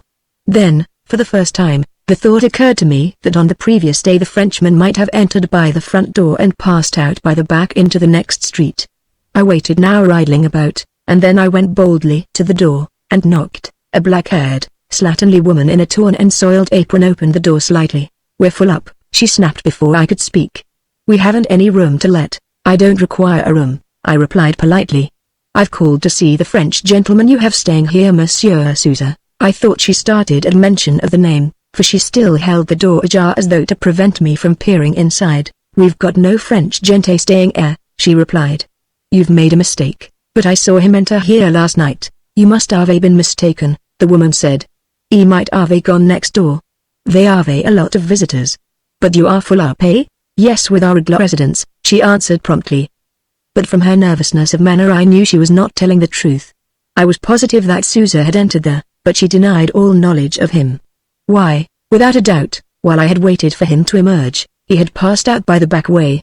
If so, was it possible that he had seen and recognized me, and wished to escape unseen? The house was certainly one of mystery. The woman was palpably perturbed by my inquiry, and she seemed relieved when I turned away with feigned disappointment. "Try next door," she suggested, and disappeared. As I walked along Euston Road in the direction of Tottenham Court Road, I fell to wondering whether that frowsy house was one of those which exist in various quarters of London where thieves and persons hiding from the police can find sanctuary, and whether Souza, knowing that I had seen him, had escaped me by passing through to the back and thus getting away. I longed to know the character of the serious conversation he had had with Gabrielle Denison. That indeed was my object to discover, hence that afternoon I still pursued my bold tactics, and at about 3 o'clock I rang the bell in Longridge Road. That act, the true consequences of which I never dreamed, eventually brought upon me a strange and sensational series of complications and adventures so remarkable that I sometimes think that it is only by a miracle I am alive to set down the facts in black and white. The old woman servant, Mrs. Alford, opened the door, whereupon I said, "I trust you will excuse me, but as a matter of fact I am desirous of a few minutes' private conversation with you." She looked askance at me, and naturally, I was a perfect stranger, and servants do not care to admit strangers to the house when their mistress is absent. "I know that this is Mrs. Tennyson's house," I went on, "and also that you are left in charge of Miss Gabrielle. It is about her that I wish to consult you. I think I may be able to tell you something of interest," and I handed her my card. Mrs. Alford read the name, but at first she seemed rather disinclined to admit me. Indeed, not until I had further whetted her curiosity by again telling her that I could give her some interesting information, did she show me upstairs to the cozy maisonette on the first floor. It was a large house which had been divided into 2 residences, one the basement and ground floor, and the other the first and second floors. It was in the latter that Mrs. Tennyson lived. She ushered me into a pretty drawing room, small, but very tastefully furnished. In the adjoining room someone was playing a piano. No doubt it was Gabrielle. "Well, Mrs. Alford," I began. I have ventured to call here because I have learned of Miss Gabrielle's unfortunate mental condition, and perhaps I may have a key to it. What do you know something, sir? Asked the stout buxom woman, for the first time impressed by my seriousness. Do you know anything of what happened? Perhaps, was my non-committal reply. But first, I wish you to respect my confidence. I know you'll do that in the interests of the poor young lady. I'll do anything in her interests, sir, she replied, and invited me to take a seat. She herself remained standing, as a servant should. Well, then, say nothing to your mistress, or to anyone else regarding my visit. First, I want you to answer 1 or 2 questions so as to either confirm or negative certain suspicions which I hold. Suspicions of what? She asked. I will reveal those in due course, I replied. Now, tell me what happened to Miss Gabrielle that she should be in her present mental state. Nobody can tell, sir. She went out one evening in November to go to her dancing lesson, and was not seen again until 6 days later, when she was found on the Portsmouth Road halfway between Suffolk and Petersfield. She had evidently walked a considerable distance and was on her way towards London, when she collapsed at the roadside. A carter discovered her, gave warning to the police at Petersfield, and she was taken to the hospital, where it was found that her memory had entirely gone. She could not recognize her mother or anyone else. On what date did she disappear? I asked breathlessly. On November the 7th, I held my breath. It was on the day of my startling adventure. Would you describe to me the exact circumstances? I asked eagerly. I may be able to throw a very interesting light upon the affair. The woman hesitated. Perhaps it was but natural. Well, she said at last. My mistress is away. I think you ought to see her, sir. Why, Mrs. Alford? You are the trusted servant of the family, and surely you know the whole facts? I do, she answered in a low, tense voice. They are most remarkable. Then tell me all you know, and in return I will try to explain some matters which are no doubt to you and to Mrs. Tennyson a mystery. Well, after tea on the day in question, the 7th of November, Miss Gabrielle went out to go to Addison Road to Mrs. Gill's dancing class. She was in the best of health and in high spirits because she had that morning received an invitation to go and stay with her cousin Leonora at Newmarket on the following Wednesday. As far as we know she had not a single trouble in the world. She had no admirers, eh? Yes, several. But she had no serious flirtations, as far as we can make out, replied Mrs. Alford. Her mother had gone to pay a visit, and when Miss Gabrielle went out she told me that she would be home at 9 o'clock. Though we waited till midnight she did not return. We remained up all night, and next morning when I went to Mrs. Gill, in Addison Road, I found that she had left there at 6:30 to return home. We then went to Kensington Police Station, and gave her description to the police. What was their theory? I asked. They thought she had left home of her own accord, that she had a lover in secret. At least, the inspector hinted at that suggestion. Of course her mother was frantic, I remarked. But had you no suspicion of any person posing as her friend? None. It was not till 6 days later, about 1 o'clock in the day, when a constable called and told Mrs. Tennyson that a young lady answering the description of her daughter had been found at the roadside, and had been taken to the cottage hospital at Petersfield. We both took the next train from Waterloo, and on arrival at the hospital found the poor girl lying in bed. But so strange was her manner that she was unable to recognize either of us. All she could say were the words red, green and gold. And she shuddered in horror as though the colors terrified her. These words she constantly repeated: red, green and gold! Red, green and gold. What was the doctor's opinion? He was as much puzzled as we were, sir. Apparently my poor young mistress was found early in the morning lying in the hedge on the main Portsmouth Road. Her clothes were wet, for it had rained during the night. Her boots were very muddy, and her clothes in an awful state. She seemed as if she had wandered about for hours. But all she could say to us were the words, red, green and gold. Did not she recognize her mother? I inquired. No, sir. She hasn't recognized her even now. Doctors have seen her, I suppose? Oh, yes, 6 of them, including Dr. Moroni, the great Italian doctor. He took her to Florence for treatment, but it did her no good, none in the least. How did you know Moroni? I asked quickly. I think he became interested in her through one of the doctors to whom Mrs. Tennyson took her. Mrs. Tennyson did not know Moroni before this affair? I inquired. No, sir. Not to my knowledge. He's a very nice gentleman, and has been awfully kind to Miss Gabrielle, replied Mrs. Alford. Like all the other doctors, he thinks that she has sustained some very severe shock, but of what nature nobody can tell. What other doctor has seen her? I asked. Oh! Well, Sir Charles Wendover, in Cavendish Square, has taken a great interest in her. He has seen her several times, but seems unable to restore her to her normal state of mind. Sir Charles was one of our greatest mental specialists, I knew, and if he had been unable to do anything, then her case must be hopeless. But Dr. Moroni took her away to Italy, I said. For what reason? He took her to Professor Cazzato, of Florence, I think that's the name, but he could do nothing, so she was brought back again. Now tell me frankly, Mrs. Alford, I said, looking the stout, well-preserved woman full in the face. Have you ever heard the name of Dujeks, a rich gentleman who lives in Stretton Street, just off Park Lane? Dujeks? She repeated, her countenance assuming a blank expression. Yes, I've heard of him. I've read of him in the papers. He's a millionaire, they say. You have never heard of him in connection with Miss Tennyson? Is she acquainted with him? Not to my knowledge. Why do you ask? I have a distinct reason for asking, was my reply. Remember that I am seeking to solve the enigma of your young mistress's present extraordinary state of mind. Any information you can give me will assist me towards that end. As I spoke, I heard a sweet contralto voice in the adjoining room break out into a song from one of the popular revues. It was Gabrielle's voice. I knew. All the information I possess, sir, is at your disposal, the woman assured me. I only wish Mrs. Tennyson was here to answer your questions. But you know as much as she does, I said. Now tell me, what is your theory? What happened to your young mistress during the time she disappeared? Mrs. Alford lifted her hands in dismay. What can we think? She went away quite bright and happy. When she was found wandering on the road between London and Portsmouth, her memory was a blank. She was haggard, worn, and much aged in those few days of her absence.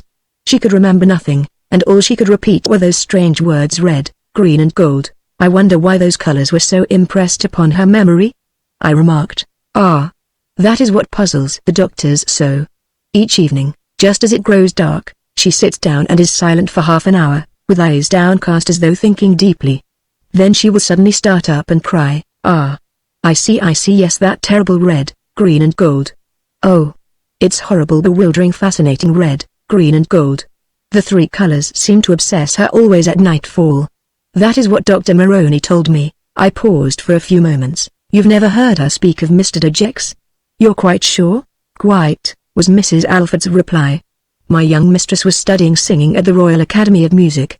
Hark! You hear her now. Has she not a beautiful voice? Ah, sir, it is all a great tragedy. It has broken her mother's heart. Only to think that today the poor girl is without memory, and her brain is entirely unbalanced. Red, green and gold is all that seems to matter to her. And whenever she recollects it and the words escape her drawn lips, she seems petrified by horror. What the woman told me was, I realized, the actual truth.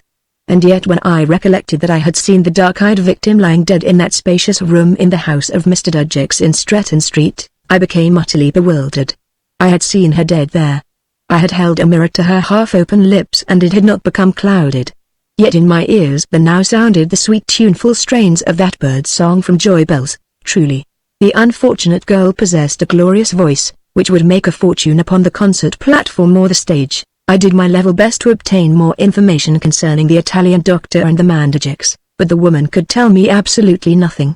She was concealing nothing from me that I knew. It was only when I mentioned the French banker, Monsieur Souza, that she started and became visibly perturbed. I have no knowledge of the gentleman, she declared. Yet had I not seen them together in Kensington Gardens? I don't know whether he is known to you as Souza, I said. Then I described him as accurately as I could. But the woman shook her head. For the first time she now lied to me. With my own eyes I had seen the man approach her and the girl, and after they had greeted each other, she had risen and left the girl alone with him. Curiously enough, when the pair were alone together they seemed to understand each other. I recollected it almost vividly.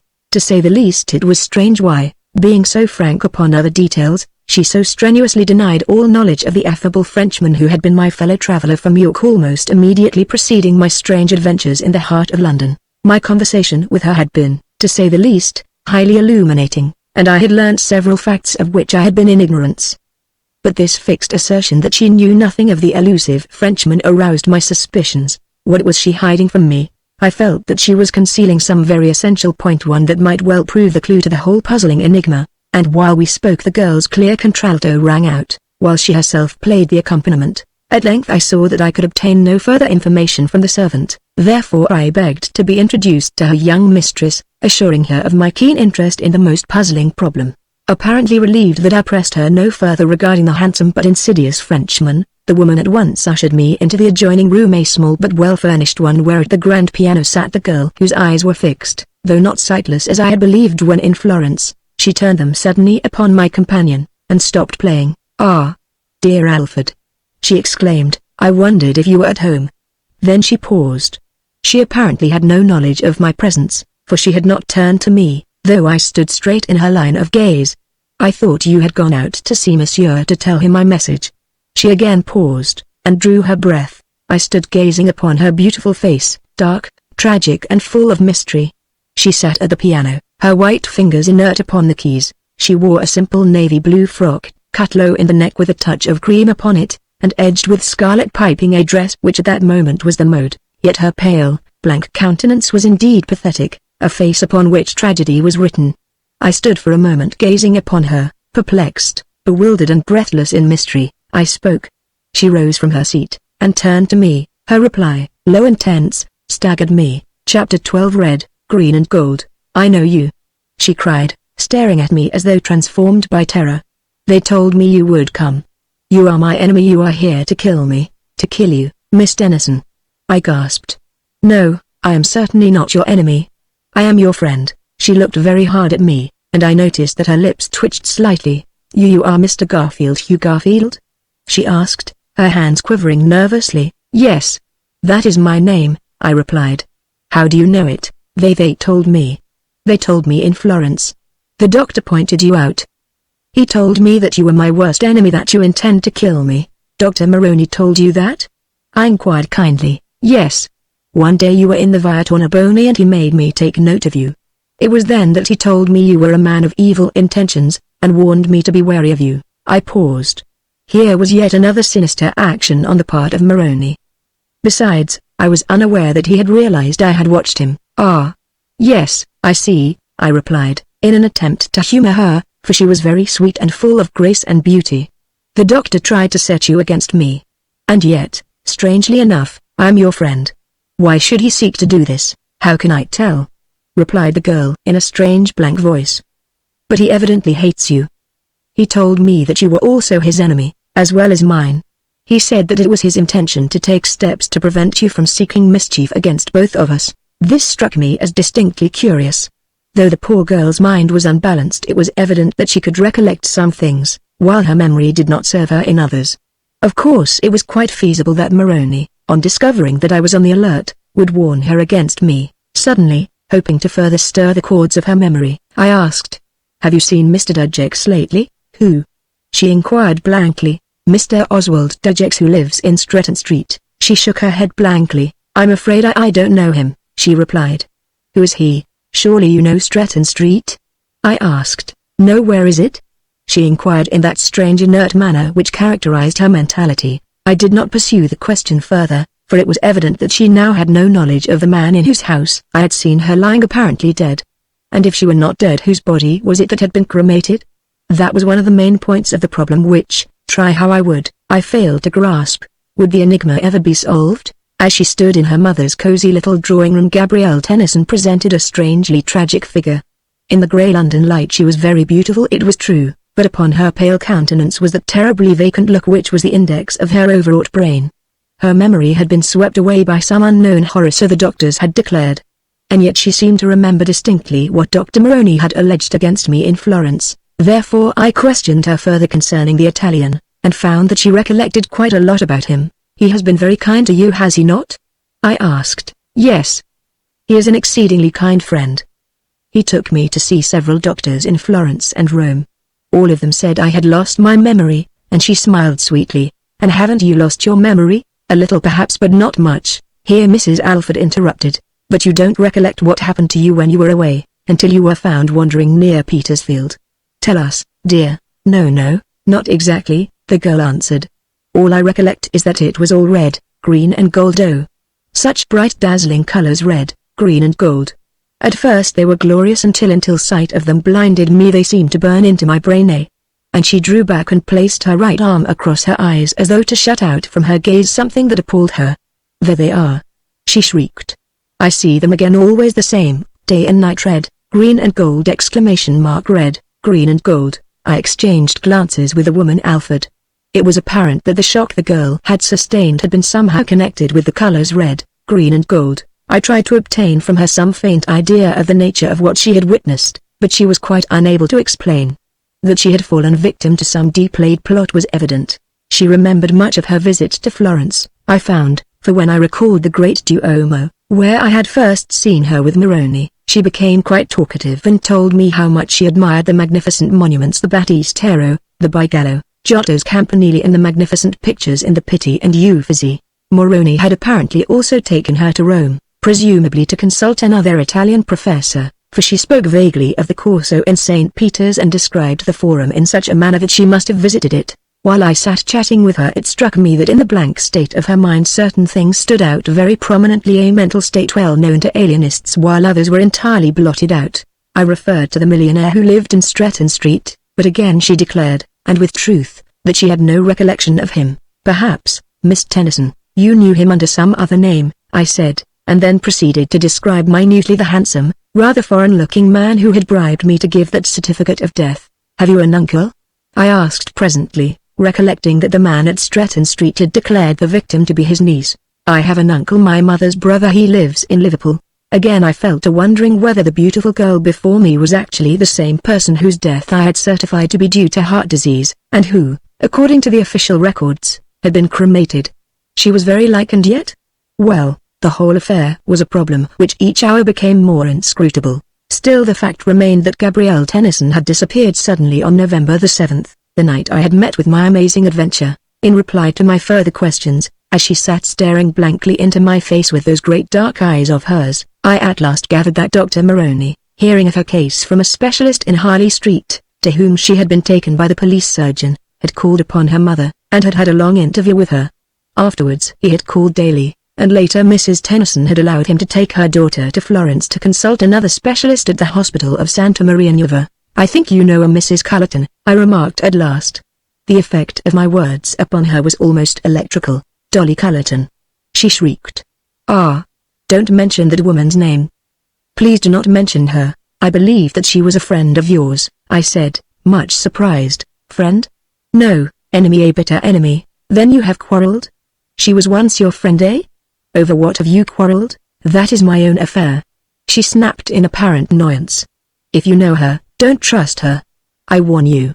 Then she added, "She is a wicked woman, and her husband, Jack, he's an excellent fellow, far too good for her. Why do you entertain such antipathy toward her?" I asked. "Do tell me, because it will make my inquiries so very much easier." "Inquiries? What inquiries are you making?" I was silent for a moment, then looking straight into her eyes, I replied very seriously. "I am making inquiries, Miss Tennyson, into what happened to you during those days when you disappeared. I am seeking to bring punishment upon those who are responsible for your present condition." She shook her head mournfully, and a faint smile played about her lips. But she did not reply. "Tell me more about Mrs. Cullerton," I went on. "She was in Florence when you were there." "In Florence?" exclaimed the girl, as though amazed. "What could she be doing there?" "She was living in a furnished villa with her husband. And she went on several visits to Mr. Dudgex, who lives up at Fiesole." "Are you quite sure you do not know him?" I asked. "He lives at the Villa Clementini." "Have you ever been there? Does the Villa Clementini recall anything to you?" She was thoughtful for a few moments, and then said, "I seem to have heard of the villa, but in what connection I do not recollect." "You are certain you do not know the owner of the villa?" I asked again, and described him once more very minutely. But alas! Her mind seemed a perfect blank. For what reason had Moroni come to London and taken her with him to Florence? But for the matter of that, what could be the motive of the whole puzzling affair, and further, whose was the body that had been cremated? The points I had established all combined to form an enigma which now seemed utterly beyond solution. The pale tragic figure before me held me incensed against those whose victim she had been, for it seemed that for some distinct reason her mental balance had been wantonly destroyed. Again and again, as she sat with her hands lying idly in her lap, she stared at the carpet and repeated to herself in a horrified voice those strange words, "Red, green and gold exclamation mark, red, green and gold." Cannot you recollect about those colors? I asked her kindly. Try and think about them. Where did you see them? She drew a long breath, and turning her tired eyes upon mine, she replied wearily. I can't remember. I really can't remember anything. Sometimes her eyes were fixed straight before her just as I had seen her in the Via Calzagili in Florence when I had believed her to be blind.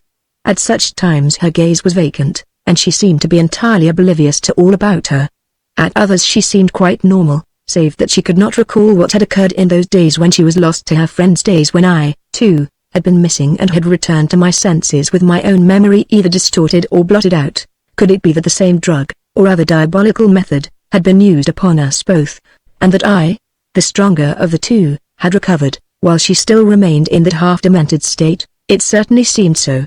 Hence the more I reflected, the more intense became my resolve to fathom the mystery and bring those responsible to justice. Further, she had been terrified by being told that I intended to come there to kill her.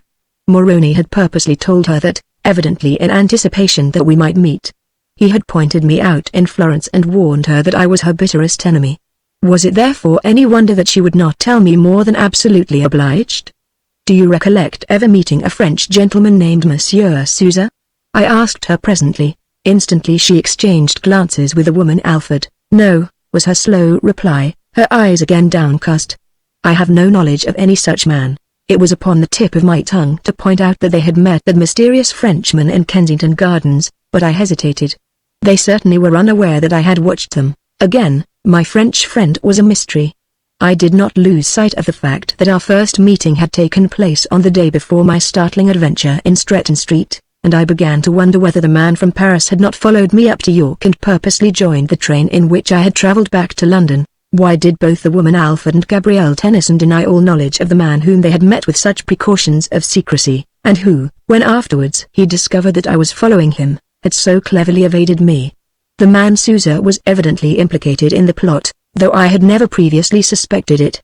Twice he had travelled with me, meeting me as though by accident, yet I now saw that he had been my companion with some set purpose in view. What could it be? It became quite plain that I could not hope to obtain anything further from either Gabrielle or the servant. Therefore I assumed a polite and sympathetic attitude and told them that I hoped to call again on Mrs. Tennyson's return.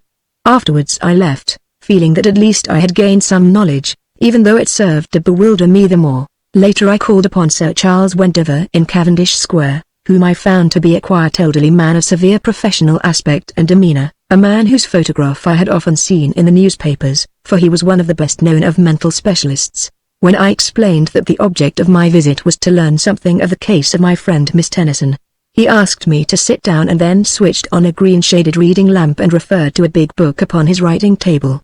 His consulting room was dull and dark, with heavy Victorian furniture and a great bookcase filled with medical works. In the chair in which I sat persons of all classes had sat while he had examined and observed them, and afterwards given his opinion to their friends. Ah! Yes, he exclaimed, when at last he found the notes he had made upon the case. I saw the young lady on the 28th of November. A most peculiar case, most peculiar. Lester and Franklin both saw her, but they were just as much puzzled as myself, and through his big round horn spectacles he continued reading to himself the several pages of notes. Yes, he remarked at last. I now recall all the facts. A very curious case. The young lady disappeared from her friends, and was found some days later wandering near Petersfield, in Hampshire, in an exhausted condition. She could not account for her disappearance, or the state in which she was. Her memory had completely gone, and she has not, I believe, yet recovered it. No, she has not, I said. But the reason I have ventured to call, Sir Charles, is to hear your opinion on the case. My opinion? He echoed. What opinion can I hold when the effect is so plain loss of memory? Ah! But how could such a state of mind be produced? I asked. You ask me for the cause. That, my dear sir, I cannot say, was his answer. There are several causes which would produce a similar effect. Probably it was some great shock.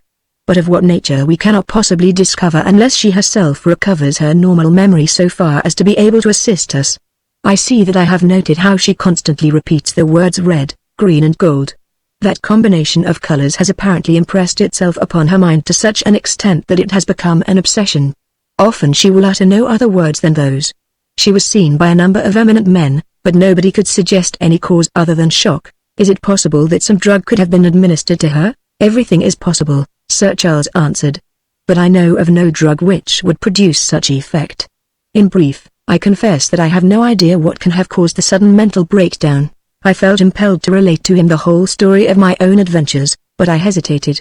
As a matter of fact, I feared that he might regard it, as he most probably would have done, as a mere chimera of my own imagination, a girl I had seen dead or believed I had seen dead or was now living.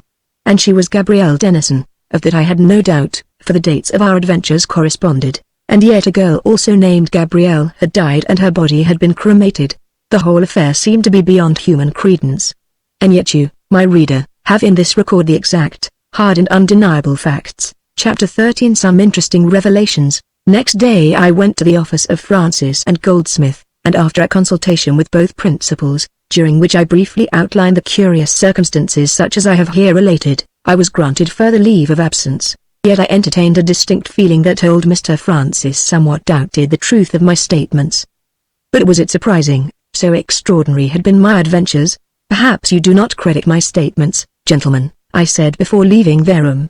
But one day I hope to solve the enigma, and you will then learn one of the most extraordinary stories that any man has lived to tell. Afterwards I went round to the Carlton and inquired for Monsieur Sousa. To my surprise he was in, therefore I was ushered up to his private sitting room, where he greeted me very warmly. So frankly welcome did he make me, indeed, that I wondered whether, after all, he had detected me following him, or whether he had entered and escaped from that house in the Euston Road with some entirely different motive. "Ah, my dear friend," he cried in his excellent English. "I wondered what had become of you. I called at Rivermead Mansions 3 days ago, but I could get no reply when I rang at your flat. The porter said that both you and your friend were out, and he had no idea when you would return. I go back to Paris tomorrow. Shall you fly across this time?" I asked. "No. I go by train. I have a lot of luggage, some purchases I have made for my friend the Baroness de Edenville." It was then about 5 o'clock, so he ordered some tea, and over cigarettes we chatted for nearly an hour. The longer I conversed with him the more mysterious he appeared. Why had he crossed from Paris to London with me in order to meet clandestinely the poor girl who was the rich man's victim? That was one point which arose in my mind, but the main question was the reason of his supposed chance meeting with me in the express between York and London. During our chat I feared to refer to Gabrielle lest he should suspect that I knew of his subtle intrigue. I could see that he was congratulating himself upon his cleverness in misleading me, therefore I chuckled inwardly. What I desired most at that moment was to establish the connection between the elegant cosmopolitan Frenchman and Oswald de Gex with his wily accomplice Moroni. That the latter was a man of criminal instinct I had long ago established. He was a toady to a man of immense wealth, a clever medical man who, by reason of his callous unscrupulousness, was a dealer in death in its most insidious and least looked-for form.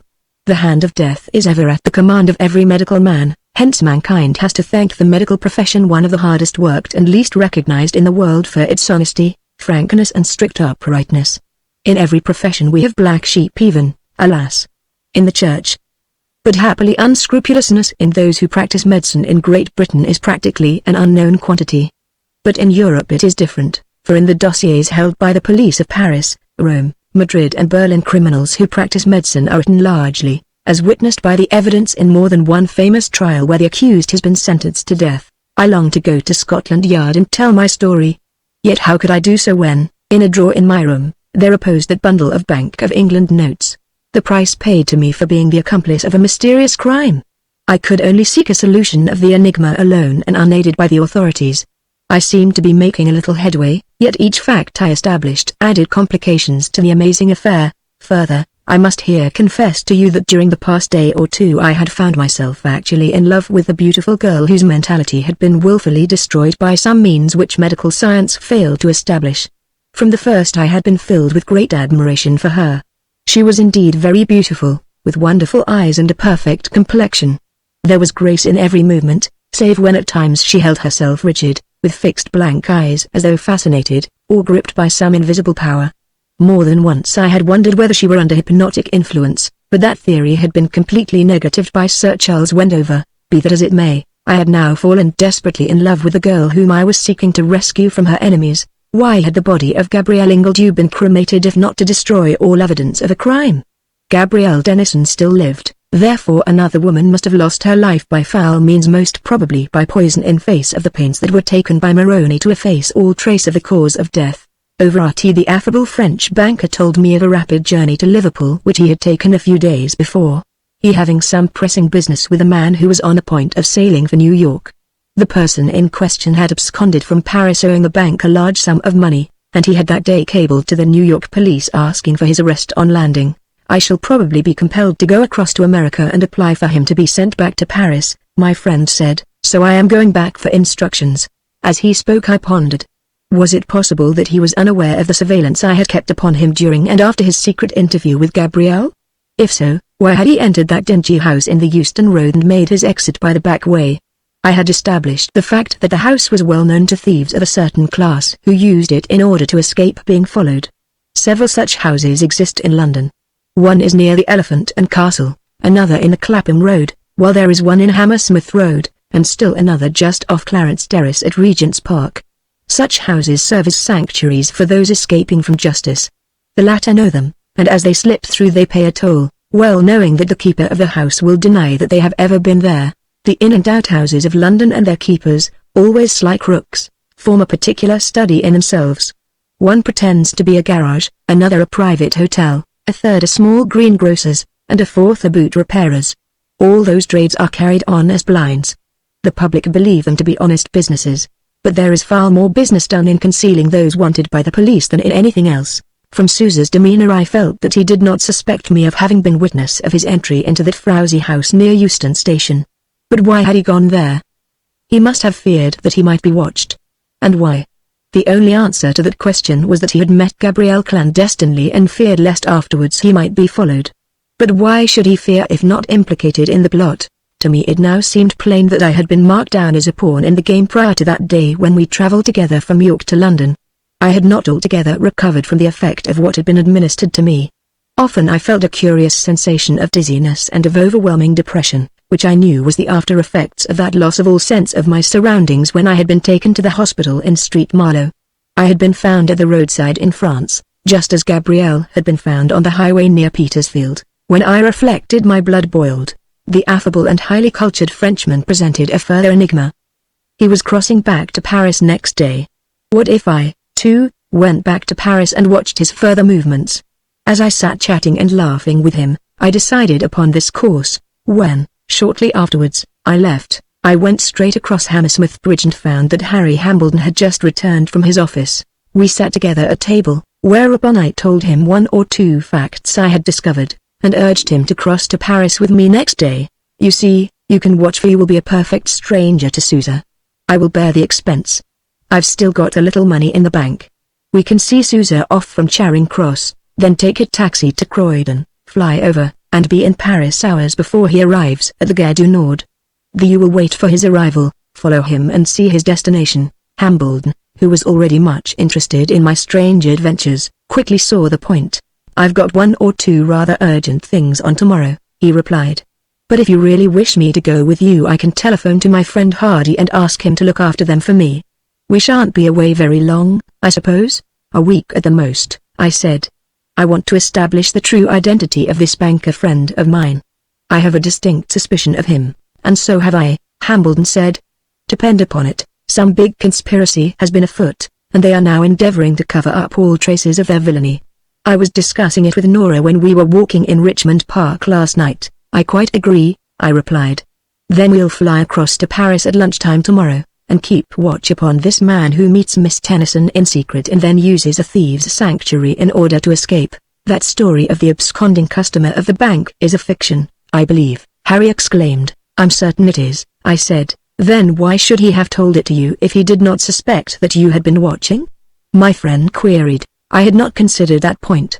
It was certainly strange, to say the least, that he should thus have endeavoured to mislead me. Next morning Hambledon was up early and went to Charing Cross, where he watched the banker's departure. Afterwards he returned, and with our suitcases we travelled down to the London Terminal Aerodrome at Croydon, where, just before noon, we entered one of the large passenger aeroplanes which fly between London and Paris. Within half an hour of our arrival at the aerodrome we were already in the air sailing gaily southward towards Lympne, near Folkestone, where we had to report previous to crossing the Channel. The morning was bright, and although cold the visibility was excellent. Below us spread a wide panorama of tiny square fields and small clusters of houses that were villages, and larger ones with straight roads running like ribbons through them, which were towns. The dark patches dotting the ground beneath us were woods and coppices, while running straight beneath was a tiny train upon the railway between Folkestone and London. There were 3 other passengers beside ourselves, apparently French businessmen, who were all excitement, it evidently being their first flight. Very soon he could see the sea, and presently we could also discern the French coast. As we approached Lympton, the observer telephoned by wireless back to Croydon telling them of our position, and in a few moments we were high over the channel. At Marks, on the other side, we again reported, and then following the railway line we sped towards Paris long before the express, by which the banker was travelling, had left Calais. Indeed, shortly before 3 o'clock we had installed ourselves at the hotel terminus at the Gare Street Laser, in Paris, and afterwards took a stroll along the boulevards, awaiting the time when the express from Calais was due at the Gare du Nord. Shortly before 5:30 Hambledon left me and took a taxi to the station for the purpose of watching Sousa's arrival and ascertaining his destination, which, of course, I feared to do, lest he should recognize me. It was not until past 9 o'clock that evening that my friend returned to the hotel. He described how Sousa on arrival at the Gare du Nord had been met by a young English lady, and the pair had driven straight to the Rotund restaurant at the corner of the Boulevard Haussmann, where they had dined together. I dined near them, and one could see plainly that their conversation was a very earnest one, declared my companion. She seemed to be relating something, and apparently was most apprehensive, while he, on his part, seemed gravely perplexed. Though he ordered an expensive meal they scarcely touched it. They sat in a corner and spoke in English, but I could not catch a single word. In response to my request he described Sousa's lady friend. Then he added, she wore only one ornament, a beautiful piece of apple green jade suspended round her neck by a narrow black ribbon. When they rose and the waiter brought their coats, I heard him call her Dorothy Cullerton. I gasped. I recollect that piece of Chinese jade she wore in Florence. What is she doing here, meeting that man clandestinely? The man slipped something into her hand beneath the table and she put it into her handbag, Hambledon said. I have a suspicion that it was a small roll of French banknotes, payment for some information, perhaps, I said. I don't trust that young stockbroker's wife. Well? I asked. And what then? On leaving the Rotund they drove to the Rue de Rivoli, where the lady alighted and entered the Hotel Wagram, while he went along to the Hotel du Louvre, was his reply. I was much puzzled at the secret meeting between the affable Frenchman and young Mrs. Cullerton, and next day by watching the entrance to the Hotel Wagram, which was an easy matter in the bustle of the Rue de Rivoli, I satisfied myself that my surmise was correct, for at 11 o'clock she came forth, entered a taxi, and drove away. My next inquiry was at the head office of the Crédit Lyonnais, in the Boulevard des Italiens, but, as I suspected, the name of my French fellow traveller was unknown. We have no official of the name of Sousa, replied the polite assistant director whom I had asked to see. The gentleman must be pretending to be associated with us, monsieur. It is not the first time we have heard of such a thing. So it was apparent that Sousa was not a bank official after all. In the meantime Hambledon was keeping watch at the Hotel du Louvre, and it was not until afternoon that he rejoined me to report what had occurred. It seemed that Sousa had, just before noon, strolled to the Grand Café, where he had met a well-dressed man who was awaiting him. They took coffee together, and then entering a taxi drove out to the Bois, where at the Pré Catalan they were joined by a smartly dressed young woman who was, no doubt, an actress. The three sat talking for a quarter of an hour, after which the 2 men left her and returned to a small restaurant in the Boulevard Saint-Martin, where they took their déjeuner. Afterwards Sousa had returned to his hotel. At my suggestion my companion had become on friendly terms with the under-concierge, who had promised to inform him if Monsieur Sousa should chance to be leaving. It was well that he had arranged this, for when at 6 o'clock Hambledon again went to the hotel the man in uniform told him that Monsieur Sousa was leaving the Quai d'Orsay at 11 o'clock that night by the through express for Madrid. I saw that for me to travel to Spain by the same train as the man who had posed as a banker would be to court exposure. Hence Hambledon volunteered to travel to the Spanish capital in all secrecy, while I promised to join him as soon as he sent me his address. That journey was destined to be an adventurous one indeed, as I will duly explain to you, but its results proved more startling and astounding than we ever anticipated. Chapter 14 The Gate of the Sun. The spring morning was grey and rather threatening as I left the Hotel de la Paix in Madrid and walked from the Puerta del Sol past the smart shops in the Carrera de San Jerónimo and across the broad handsome Plaza de Canovas, in order to meet Hambledon at a point which he had indicated in the Retiro Park. Late on the previous night I had arrived in the Spanish capital, and while Hambledon was at the Palace Hotel in the Plaza de Canovas, I had gone to the Paix in the Puerta del Sol. I had been in Madrid only once before in my life, and as I walked through the gay thoroughfares I recalled that proud saying of the Madrileños, de Madrid al kilo y en el kilo un ventanillo para ver a Madrid, from Madrid to heaven, and in heaven a loophole to look at Madrid. The Spanish capital today is indeed a very fine city, full of life, of movement, and of post-war prosperity. Crossing the Prado, where the trees were already in full leaf, I took that straight broad way which led past the Royal Academy, and again crossing the Col de Alfonso XII came to the Alcahofa fountain, the fountain of the artichoke, near which I waited for the coming of my friend. I stood there upon ground that was historic, and as I gazed around upon that sylvan scene, I wondered what would be the result of our long journey from Rivermead Mansions. That beautiful park which, in the 17th century, had been laid out with such taste by the Conduc de Olivares, the favorite of Philip IV, had been the scene of innumerable festivals which swallowed millions of money, and gave rise to many biting pasquinas and coplas. Today it is the Hyde Park of Spanish society.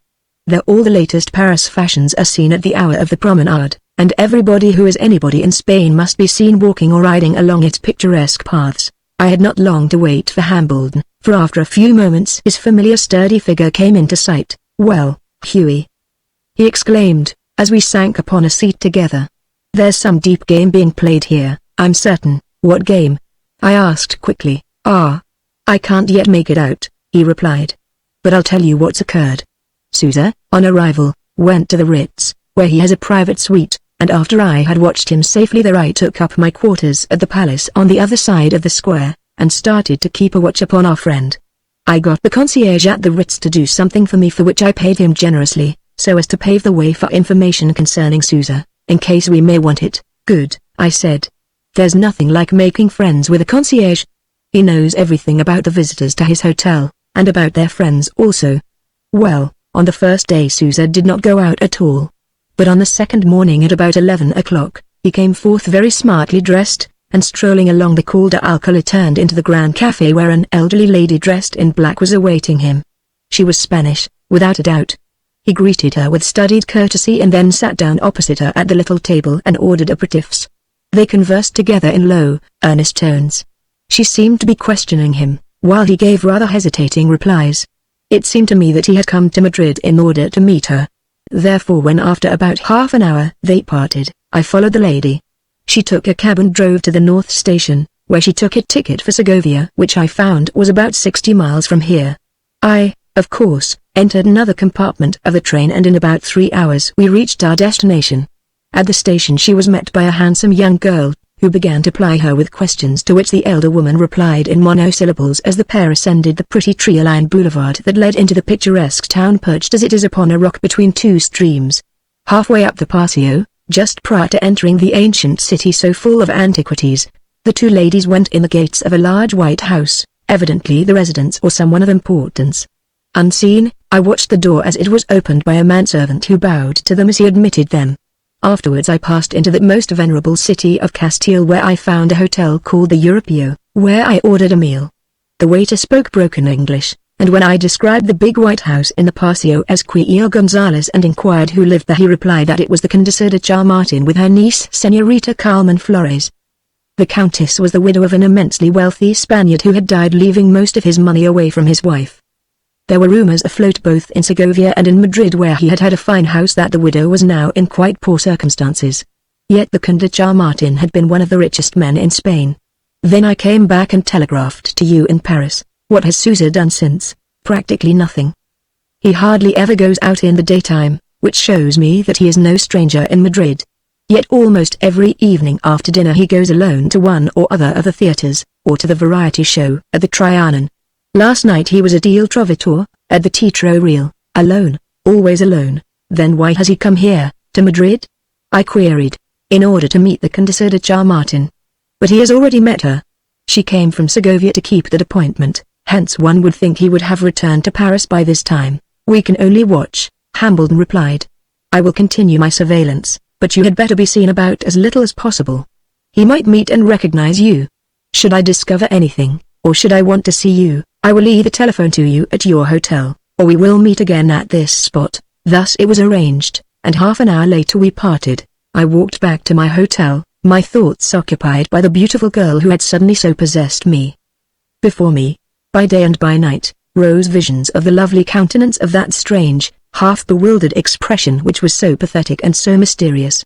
I recollected her sweet smiles when we had talked in her mother's drawing-room in Longridge Road, and I knew that my admiration had already ripened into love.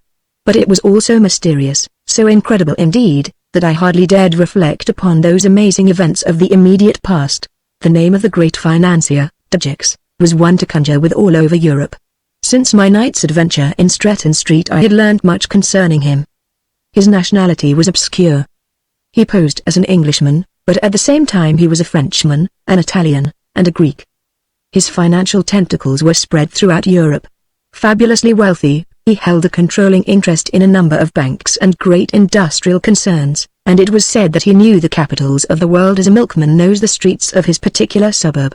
Behind the smoke clouds of great events his intriguing figure followed unseen, unheralded, influencing dynasties through his secretaries and agents, one of whom was Prime Minister of a foreign kingdom and financing bankrupt states. Now and then he emerged from the retirement of the Villa Clementini and would go to Paris, Brussels, or Rome, and there entertain most lavishly ministers and aristocrats of various nations, and frequently give them presents at the dinner table. One man declared to me that Oswald Dejecks was the friend of mighty persons and the moulder of mighty events. He was a man of mystery who quietly and in secret juggled the destinies of nations in his gilded fingers. Wherever money has the power to speak, the Oswald Dejecks would be found smiling an inscrutable mysterious smile, but always the center of intrigue and adventure. To outwit and expose such a man I was determined. Back in the hotel I stood at the window of my room, gazing out across the busy plaza upon the fine Ministerio de la Gobernación, with its great clock upon the façade. The gate where the rising sun is ever a scene of animation, and the more so on a fiesta, which it happened to be that day. I stood there looking blankly out upon the center of Madrid life. It was irksome to be compelled to remain in the hotel during the daytime for fear of recognition by the man Sousa. Where had he held that secret meeting with the widow of the wealthy Count Jarmartin? Hambledon had certainly acted with discretion and promptitude in following the lady in black to her home in Segovia. Could the Frenchman's visit to Madrid be in any way connected with the affair at Stretton Street? A new and highly interesting feature had arisen in the fact which I had only recently discovered, that Sousa had apparently travelled with me from York to London on that well-remembered afternoon with some set and distinct purpose. He had been most affable, and he had told me all about himself, a story which I now knew to be fictitious. In return, I suppose I had told him something about myself, but the exact conversation had long ago escaped my memory. I had had no suspicion that the man who had posed as an important official of one of the best-known of French banking corporations was in any way associated with the mysterious Oswald Dejecks, until I had seen him meet in secret the girl with whom I had fallen so violently in love. I tried to analyze my feelings towards Gabrielle Denison, but failed utterly. I loved her, and loving her so well, I now set my whole soul upon elucidating the mystery. Truly, the problem was most puzzling, presenting further complications at every turn. Through the day I idled about the big hotel, occupying my time in writing letters and reading the papers. The café below in the late afternoon was crowded, for on the day of a fiesta Madrid is always agog with life and movement. When night fell and I ate my solitary dinner in the big restaurant, where I specially ordered an olla with garbanas, a dish so dear to the Spanish palate and which cannot be procured beyond the confines of King Alfonso's kingdom. The waiter rated me, of course, and he smiled contentedly when I gave him his propina. Around me there dined as smart a set of people as those who frequented the Carlton in London, and perhaps the toilettes were even more elaborate. In certain feminine details the West End can be eclipsed both by modern Madrid and Bucharest, while Paris remains where she has ever been, the inventor of feminine fashion and the alluring city of light. In Madrid today one has all the pre-war prosperity combined with post-war extravagance. The latest mode of the Rue de la Paix is seen at the Ritz in Madrid almost before it is seen at Armenville, and it becomes only second-hand when it has filtered through Dover Street or Petticoat Lane, as that thoroughfare is termed by truculent London bachelors. After dinner I spent an hour at the gay Café Iberia, in the Corredor San Hieronimo, and returned early to the hotel. As I entered the concierge met me with a note. It was from Harry Hambledon, written an hour before, urging me to meet him at the Gato Negro Café, the Black Cat, in the Cour del Principe. I lost no time in keeping the appointment, and on meeting my friend, he whispered excitedly, "Sousa has a visitor." He arrived at the Ritz at 6 o'clock, and they have dined together. He is a well-dressed man of between 40 and 50, rather sallow-faced, and has given his name at the hotel as Henri Thibon, rentier, of Bordeaux, aged nearly 50 sallow? I echoed. Are his features of a rather oriental cast, a dark, handsome man with deep-set eyes and a dimple in the center of his chin? I asked eagerly. Yes. That just describes him, Dejix. I gasped. Then he is here. After dinner they went out to the Trianon. They are there now. Then we will watch them return to the Ritz, I said. We spent an hour together in the cafe, after which we rose and walked through the well-lit streets and along beneath the trees of the Prado until we came to the great plaza where, opposite the Neptune fountain, the fine hotel stands back behind its gardens. We both halted against the colossal fountain, the waters of which were plashing into the great basin, and found that from where we were standing we had a good view of the entrance to the hotel. That the theaters were over was proved by the number of cars and taxis that were depositing people in evening dress who had come to the Ritz to supper. Hence we had not long to wait before we distinguished Sousa and his companion, both in dinner jackets, strolling on foot across the plaza from the Cul de Cervantes in the direction of the hotel.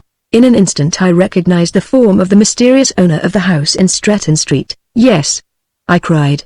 I'm not mistaken. But why is he here under the name of Thibon? Without a doubt he is known in Madrid.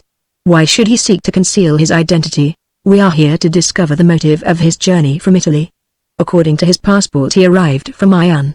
But if he had come direct from Italy he would have come from the south, from Barcelona, most probably. He has a house in Paris. No doubt he has followed his friend Sousa from there. It will be interesting to watch. As I spoke the pair passed up the steps of the hotel and were lost to sight. Therefore we turned and retraced our steps along the wide Carrera de San Jeronimo to my hotel where, for an hour, Hambledon sat in my room discussing the situation. He suggested that he should move from the Palace Hotel to the Ritz, which was only just opposite. At first it seemed a good idea, but on reflection I did not agree, because I feared lest he might be recognized by Sousa. Dejix, of course, would not know him, but with Sousa the danger of recognition was always great. If either realized that they were being watched, all chances of solving the problem would instantly disappear. Only by secret and patient watchfulness could we discover the motive of that amazing affair near Park Lane, and again the truth of what actually occurred on that fateful November night. There is no doubt some further devil's game is in progress here, I declared, as Harry sat upon my bed smoking a cigarette, while I was stretched in an easy chair. And it is up to us to discover what it is, and whether it has any bearing upon the plot against poor Gabrielle Denison. Yes, agreed Hambledon. We must watch all their actions, for it is now evident that this fellow Sousa is deeply implicated in the conspiracy, whatever its nature. Chapter 15 The Intruder. During the next few days I remained idle in the hotel, not daring to go out while it was light, and leaving the surveillance upon Dejix and his friend to my old friend Hambledon. Each night we met at one cafe or another as we appointed, when he would report to me what he had witnessed during the day. It seemed that Dejix saw Monsieur Thibon, as he preferred to call himself, shared Sousa's private sitting room and, curiously enough, he also did not go out in the daytime. After all, that was not surprising, for such a great figure in international finance was probably well known in the Spanish capital. I had learnt that he had had a hand in the finances of Spain, and had made some huge profits thereby. This man of mystery and intrigue was, I felt, there in Madrid with some malice aforethought. The very fact that he feared to be recognized was in itself sufficient proof. On the other hand, Sousa now went out in the daytime, going hither and thither as though transacting business for his friend.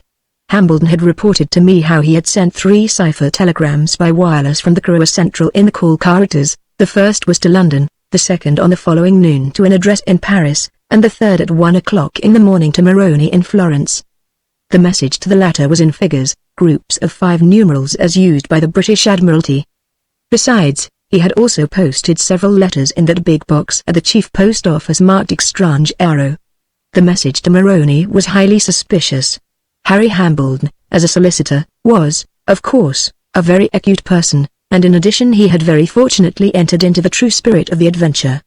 Though he longed to be back again at Richmond with his pretty fiancée, Nora Peyton, yet the mystery of the whole affair had bewildered him, and he was as keen as I was myself in elucidating the strange enigma. Moroni was no doubt a tool in the hands of that quiet, sallow-faced man who, by reason of his colossal wealth and huge financial resources, could even make and unmake dynasties.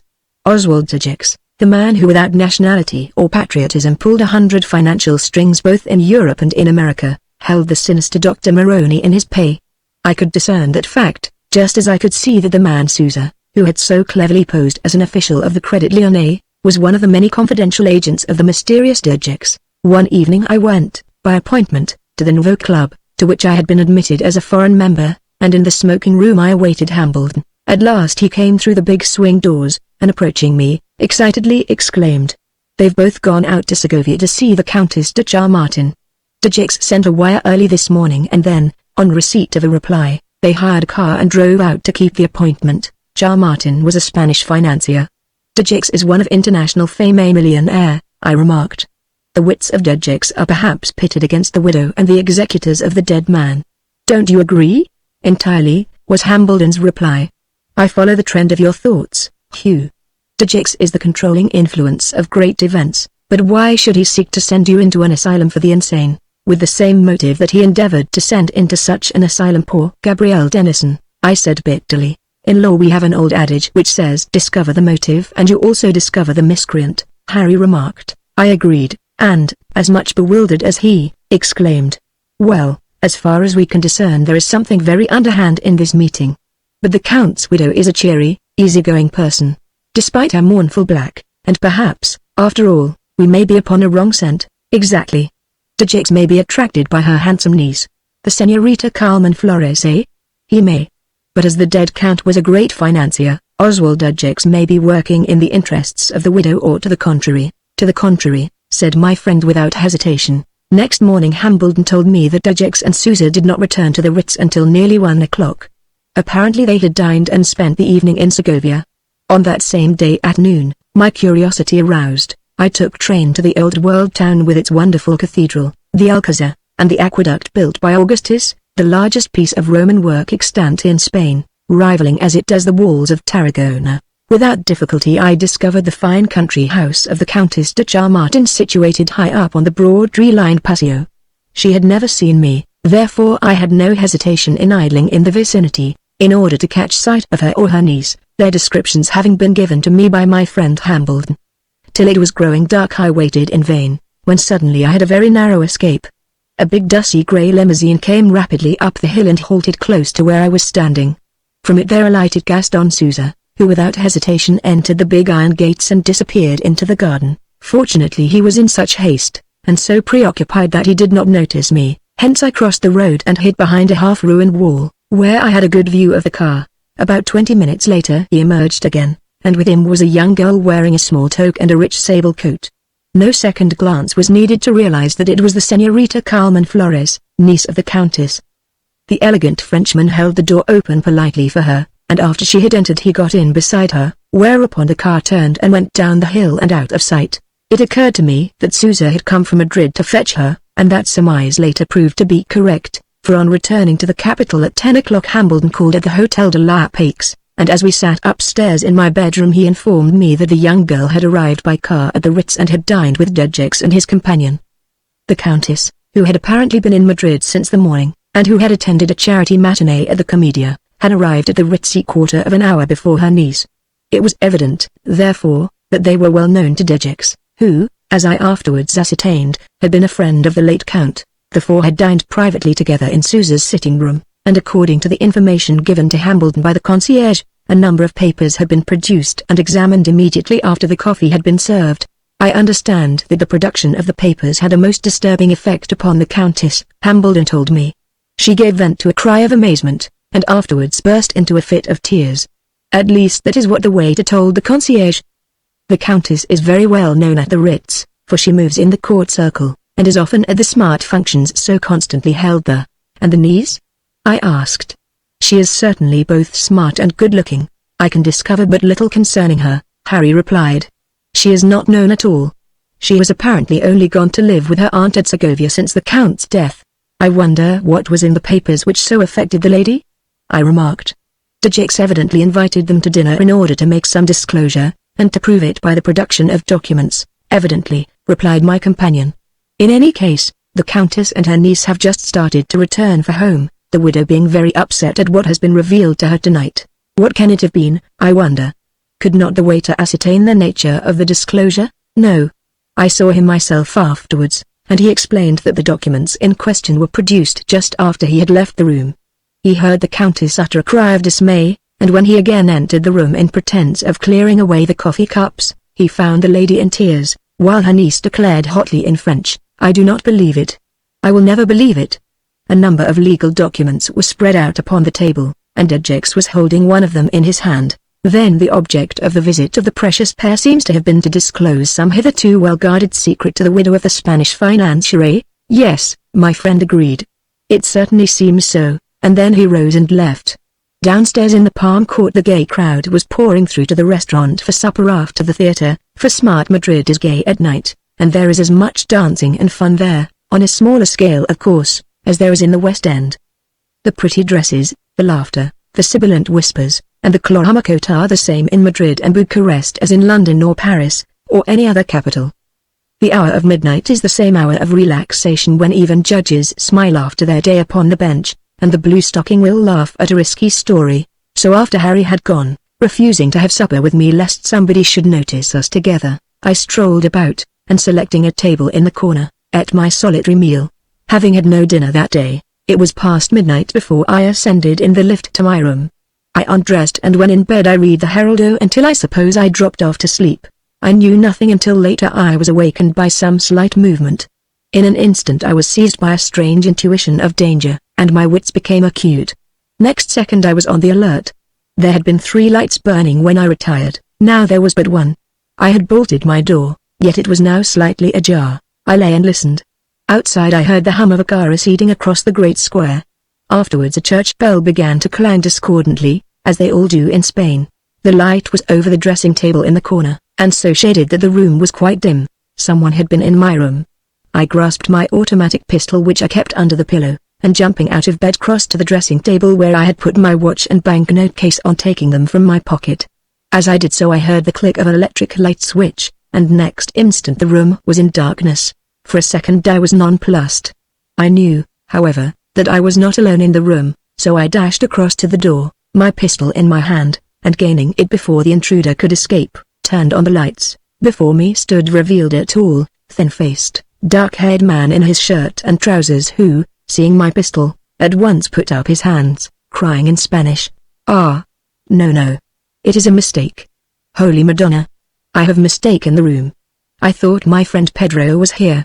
1,000 apologies, senor. 1,000 apologies. But my door was bolted. How did you get in?" I demanded fiercely. "No, senor. It was not bolted. I have been taken very unwell. I was seeking my friend Pedro," he stammered, pale and frightened. "Come to my room, and I will show you my papers to prove that I am no thief, but a well-known advocate of Burgos." I told him roughly to turn his face to the wall while I went through my belongings to satisfy myself that nothing had been stolen. All seemed in order, and the fellow's explanation seemed to be quite feasible save for the fact that I distinctly remembered bolting the door. Nevertheless I began to wonder whether I had not misjudged him. "Come along to my room, senor," he urged. "I will show you my identity papers. I have to offer you 1,000 apologies." I followed him to a room near the end of the corridor, where he quickly produced documents and papers showing that his name was Juan Salavera, an advocate, who lived in the Call de Vitoria, in Burgos. He showed me the portrait of his wife and child which he carried in his wallet and a small painted miniature of his mother, and other proofs of his integrity, including a case well filled with notes. "I trust, senor, that you will no longer accuse me of being a thief," he said. Our encounter would have been distinctly amusing had we not so frightened each other as we have done. I laughed, for I felt convinced that he was a respectable person, and I really began to feel uncomfortable. Indeed, I muttered an apology for my rather rough behavior, and at the same time I noticed upon the left side of his neck a deep scar probably left by an abscess. "My dear senor, it was quite forgivable in the circumstances," he declared, offering me a cigarette and taking one himself. "I had supper at a restaurant after the theatre tonight and ate something which had disagreed with me. Half an hour ago I felt faint, so I rose and went to find my friend Pedro Espada, who came with me from Burgos, and I entered your room in mistake. He must be in the room next yours. Shall we seek him?" I asked. "No. I feel much better now, thanks," was his reply. "The fright has chased away all faintness. Besides, we should have to go down to the office and ascertain in which room he really is." "I shall be all right now," he assured me. He went on to say that he had come to Madrid in connection with a large estate in Granada, to which a client of his had laid claim. "I shall be here for a week at least, Therefore I hope you will give me the pleasure of spending an evening with Pedro and myself. We will dine at a restaurant and go to one of the variety theaters afterwards." I thanked him, and laughing at our encounter we parted quite good friends. On returning to my room I examined the bolt, and found that the screws of the brass socket had been forced from the woodwork and it was lying on the floor. That fact caused suspicion to again arise in my mind. Surely considerable force must have been used to break away the socket from the woodwork. Yet I had heard nothing. However, I returned to bed, and leaving the lights on I reflected upon the strange episode. The fellow's excuse was quite a legitimate one, yet I could not put from myself the fact that the door had been forced. By whom, if not by him? And yet he was so cool it seemed impossible that he was a thief whom I had caught red-handed. After half an hour I rose again and thoroughly examined the bolt, when my suspicion was increased by a strange discovery. In my absence the socket of the bolt had been removed, the screw holes enlarged and filled up with bread kneaded into a paste. Into this the screws had been placed so that although I had bolted the door I could not secure it, for the smallest pressure from outside would break the fastening from the woodwork. The dodge was one often practiced by hotel thieves. But what proof had I that a lawyer from Burgos had prepared that bolt? I had no means of knowing when the screws had been rendered unstable, or by whom. It might have been done even before I had occupied that room, for the paste was hard and crumbling. Nevertheless the fact remained that my door had been prepared for a midnight theft, and I had found a stranger in my room. So with a resolve to make further inquiry next morning, I threw myself down and slept. I must have been tired and overwrought, for it was past 9 o'clock when I awoke and drew up the blinds. Then as I crossed to ring the bell for my coffee and hot water I made a very curious discovery. Chapter 16 Another strange disclosure. On the ground, close to my bed, were 3 brass-headed carpet pins which had apparently spilt accidentally out of a box. The sharp point of each was upturned, and it was a marvel that during the night I had not stepped upon them. How had they come there? Was it by accident or design that they were beside my bed? At first I wondered whether the hotel upholsterer had been at work on the previous day and had left them behind. He might have used them for pinning down my carpet. I took one up and examined it. Next second I stood aghast. The others I also took up, handling them very gingerly, for around the points of each was some colorless transparent substance which looked like Vaseline. Such a substance was not ordinarily upon the points of carpet pins. A horrible thought flashed across my mind. Therefore I carefully placed the 3 pins upon the small glass tray upon the dressing table, and dressed as quickly as I could, reflecting the while upon my adventure with the stranger whom I had taken to be a thief. I shaved, swallowed the coffee which the young waiter brought me, and at once descended to the bureau, when in French I inquired of the clerk for Senor Salavera. He examined the register and replied politely, "We have no one of that name staying here, Senor." "What?" I cried.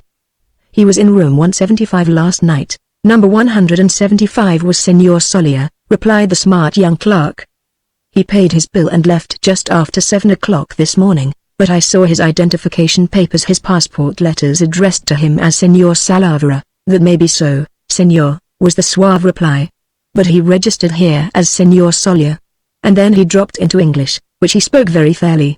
Of course people who stay at hotels do not always give their correct names.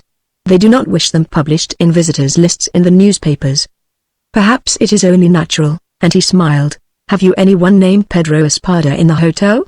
I inquired. Again he consulted his register, but shook his head. "Nobody of that name," he replied. I hesitated. Then I asked, "Did the gentleman who spent the night in room 175 depart alone?"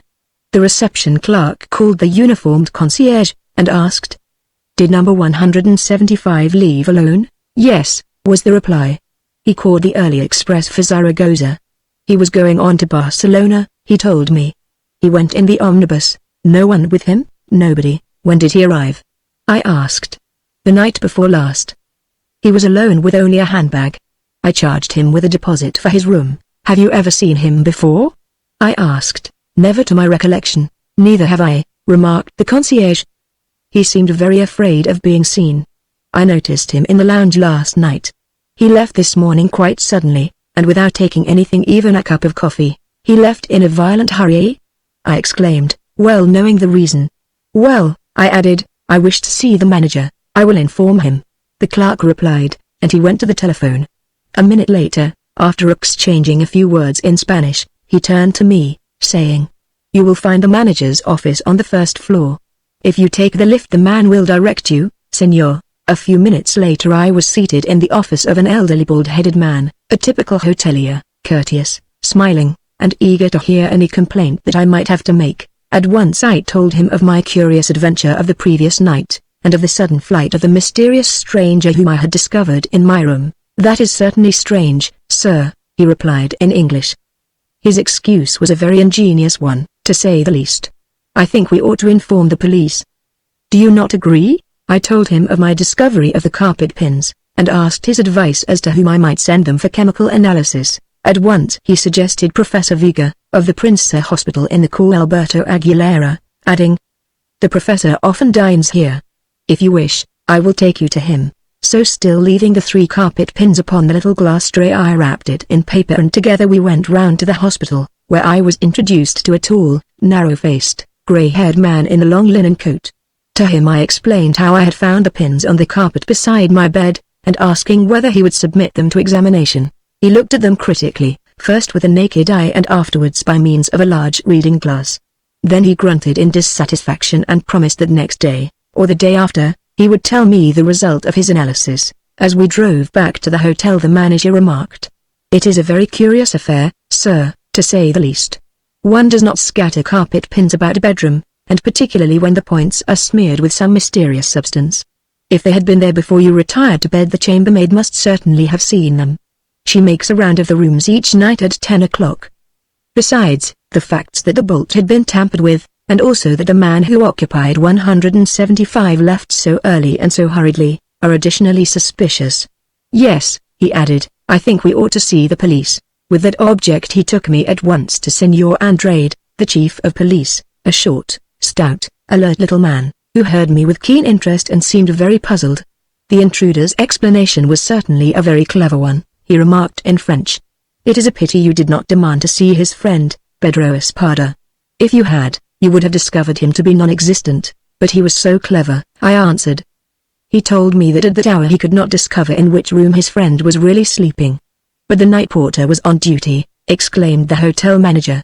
"He had the register and would have been able at once to tell you the number of the room. The fellow seemed so frank in revealing to me his money, the portraits of his family, and his private letters, that I had taken his statement as the truth. Yet, even now, I could not believe that he had any sinister design, not until the professor had examined those 3 carpet pins." In response to close questions put to me by Senor Andrade, with whom was Senor Rivero, the head of the detective branch, I gave a description of my midnight visitor as accurately as I could. I told them how I had covered him with my automatic pistol, and how afterwards we had laughed together at our mental fear of each other. Senor Rivero, the bald-headed, black-bearded chief of the branch of criminal investigation, suddenly stopped me when I mentioned the scar upon the neck of the advocate from Burgos. "Did you notice that there was any deformity of his hands?" he asked quickly. In an instant I recollected that the little finger of his right hand had been amputated at the first joint, and I told him so. "Ah!" exclaimed the shrewd, dark-bearded official. "Perhaps we may here find something of interest."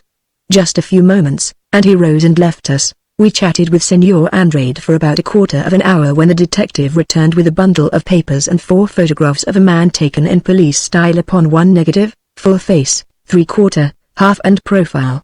The instant he placed it before me, I exclaimed, "Why, that is Salavera." "I thought as much," remarked the famous detective with a grim smile. "He is not Salavera, but Rodriguez Despujol, one of the most dangerous criminals in Spain." "Despujol!" cried Senor Andrade. "And he was in Madrid last night." Then he added, "Ah! If we had but known." "True.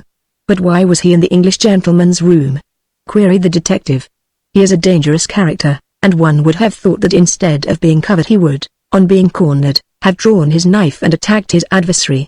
Despujol is no amateur." The chief of police agreed. "We've wanted him for the last 5 years for the assassination of the banker, Monteros, in the train between Cordova and Malaga, and yet he always evades us, even though he is one of the most audacious thieves in Europe." "But his friend Pedro?" I remarked, startled at what I had now learned. "He does not exist," replied the detective. "You no doubt had a lucky escape. Had you demanded to see his friend he would no doubt have killed you. He is a man of colossal strength, a veritable tiger, they say. But what was the motive?" I asked. "I have no valuables, save my watch and tie pin, and £50 in English money. Surely it was not worthwhile to kill me for that." No. That's just it, replied the dark-eyed detective, whose chagrin was so apparent that Despujol had slipped through his fingers. The game was not worth the candle. So he returned after proving to you his bona fides. And these bona fides he always carries in order to extricate himself from any ugly situation. But the carpet pins? Asked the hotel manager. The director of the Spanish secret police shrugged his shoulders, and said, until Professor Vega can make a report we can do nothing. It is no use basing theories upon mere surmises. So we can only wait for Senor Vega to tell us what he discovers. Meanwhile, we will try and secure Despujol, although I fear he has too long a start of us. He crossed the room to the telephone, and a few minutes later spoke in Spanish into the instrument in sharp, authoritative tones. I understood him to be speaking to the police commissary at Zaragoza, explaining that the much-wanted criminal Despujol had left Madrid for that city, and giving the train by which he was supposed to be traveling. Then, in turn, he spoke to the commissaries of Alcázar, Salamanca, Valladolid and Arroyo, thus informing the police along all the lines of railway leading from the capital. It was evident that what I had told them caused considerable excitement. Indeed, after the head of the detective department had concluded giving his instructions over the telephone, he turned to me and translated into French the black record of the stranger whom I had discovered in my room. That he was a bold and audacious criminal was quickly apparent. In the Sud Express traveling between Madrid and Paris he had drugged and robbed an Italian jeweler of a wallet containing a quantity of diamonds, which he took to London at once and disposed of to a receiver of stolen property at Kilburn. Another of his daring exploits was the theft of the famous Murillo from the castle of Setefillas, near Seville.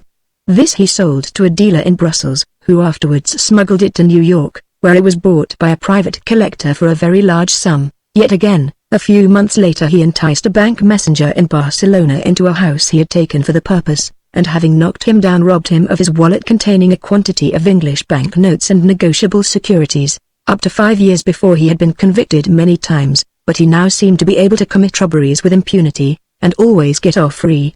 It was believed that he lived in secret somewhere abroad and only came to Spain to commit thefts. Probably he passed to and fro to France by one of the obscure mountain tracks through the Pyrenees known only to those who dealt in contraband, and there are many in that chain of mountains. In any case, the police were now hot again upon his track. Suddenly the head of the detective department had another inspiration and rang up both Jaco and Pamplona, which are at the end of each railway line towards the barrier of mountains which form the French frontier. If he is on his way to France he will go to either one place or the other, he said. But have they his photograph? I asked. A copy of this photograph taken at the prison of Barcelona is in every detective office in Spain, was his reply. Rodriguez Despujol is the most dangerous and elusive criminal at large, he went on. He never leaves anything to chance. No doubt he believed that you were in possession of something valuable, and his intention was to drug you and get it. But you were too quick for him. My chief surprise is why, when he found himself cornered as he was, that he did not draw his knife and attack you, but I had a pistol.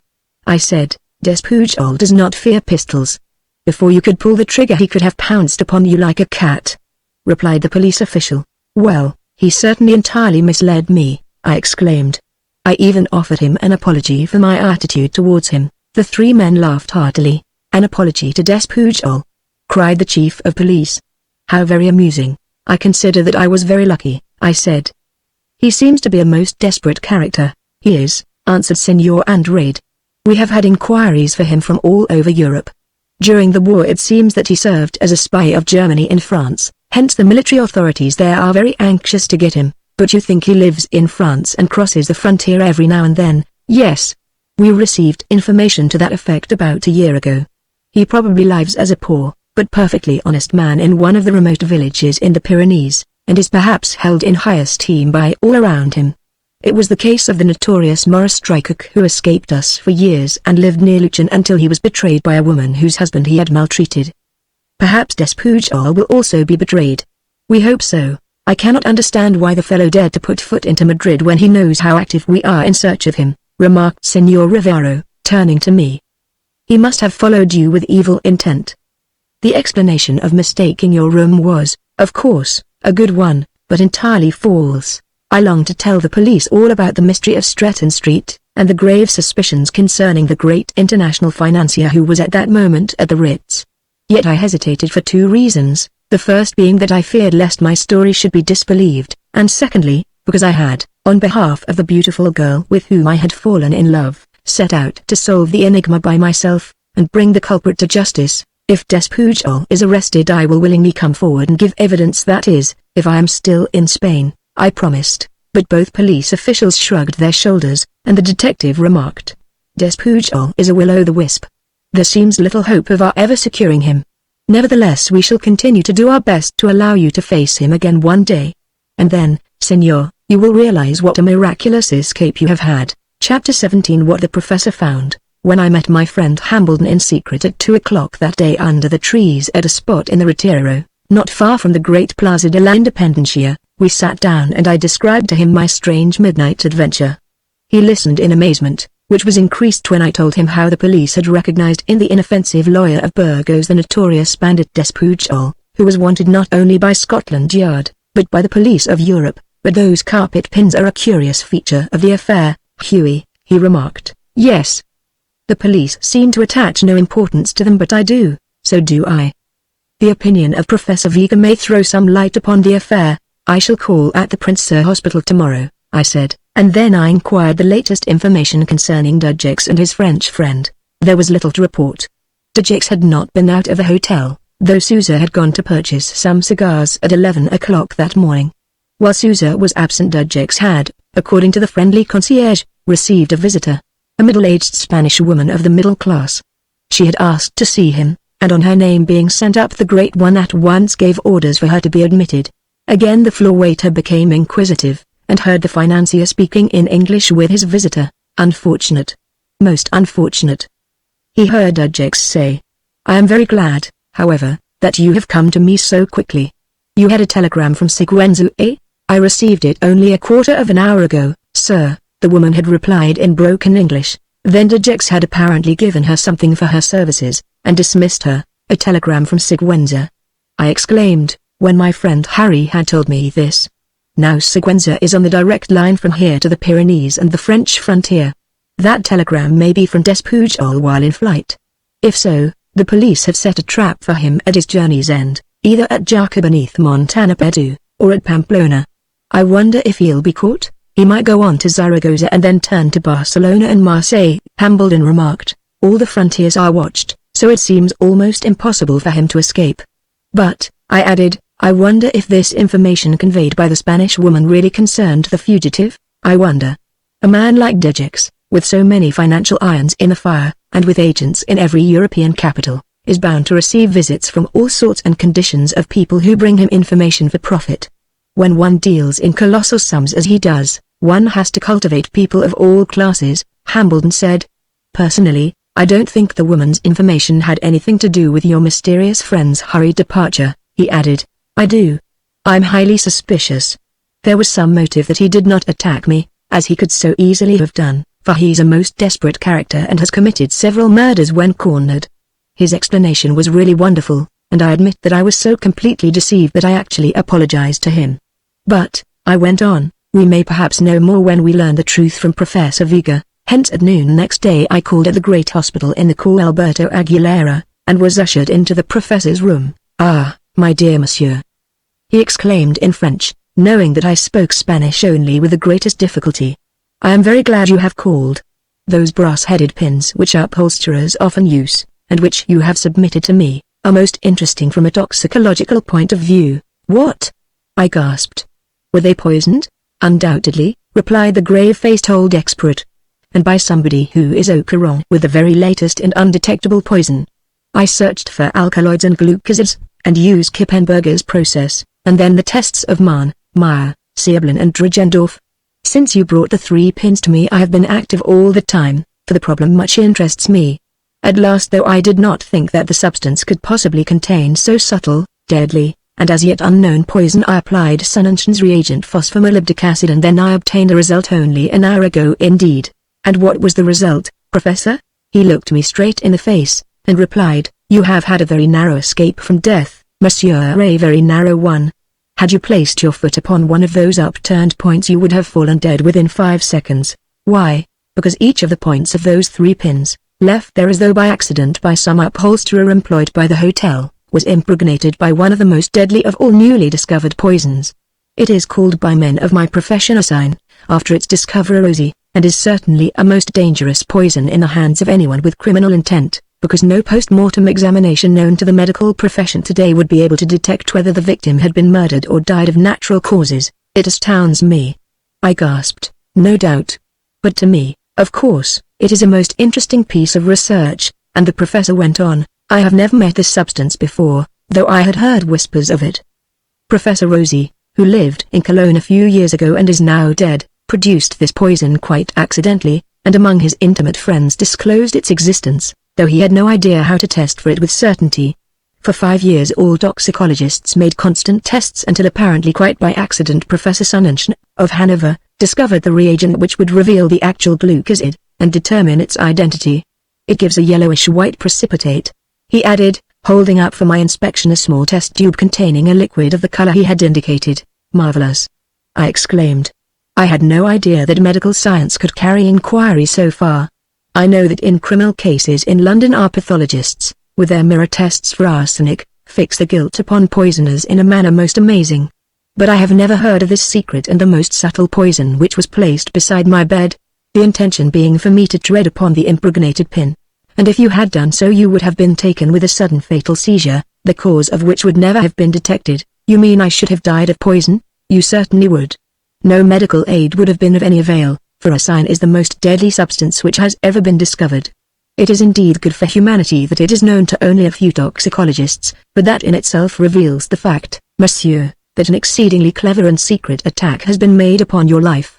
A single puncture of the skin with one or other of those pins which were placed so conveniently at your bedside when you sprang out to meet the intruder, and you would by this time have been buried as one whose death had been due to natural causes. I held my breath.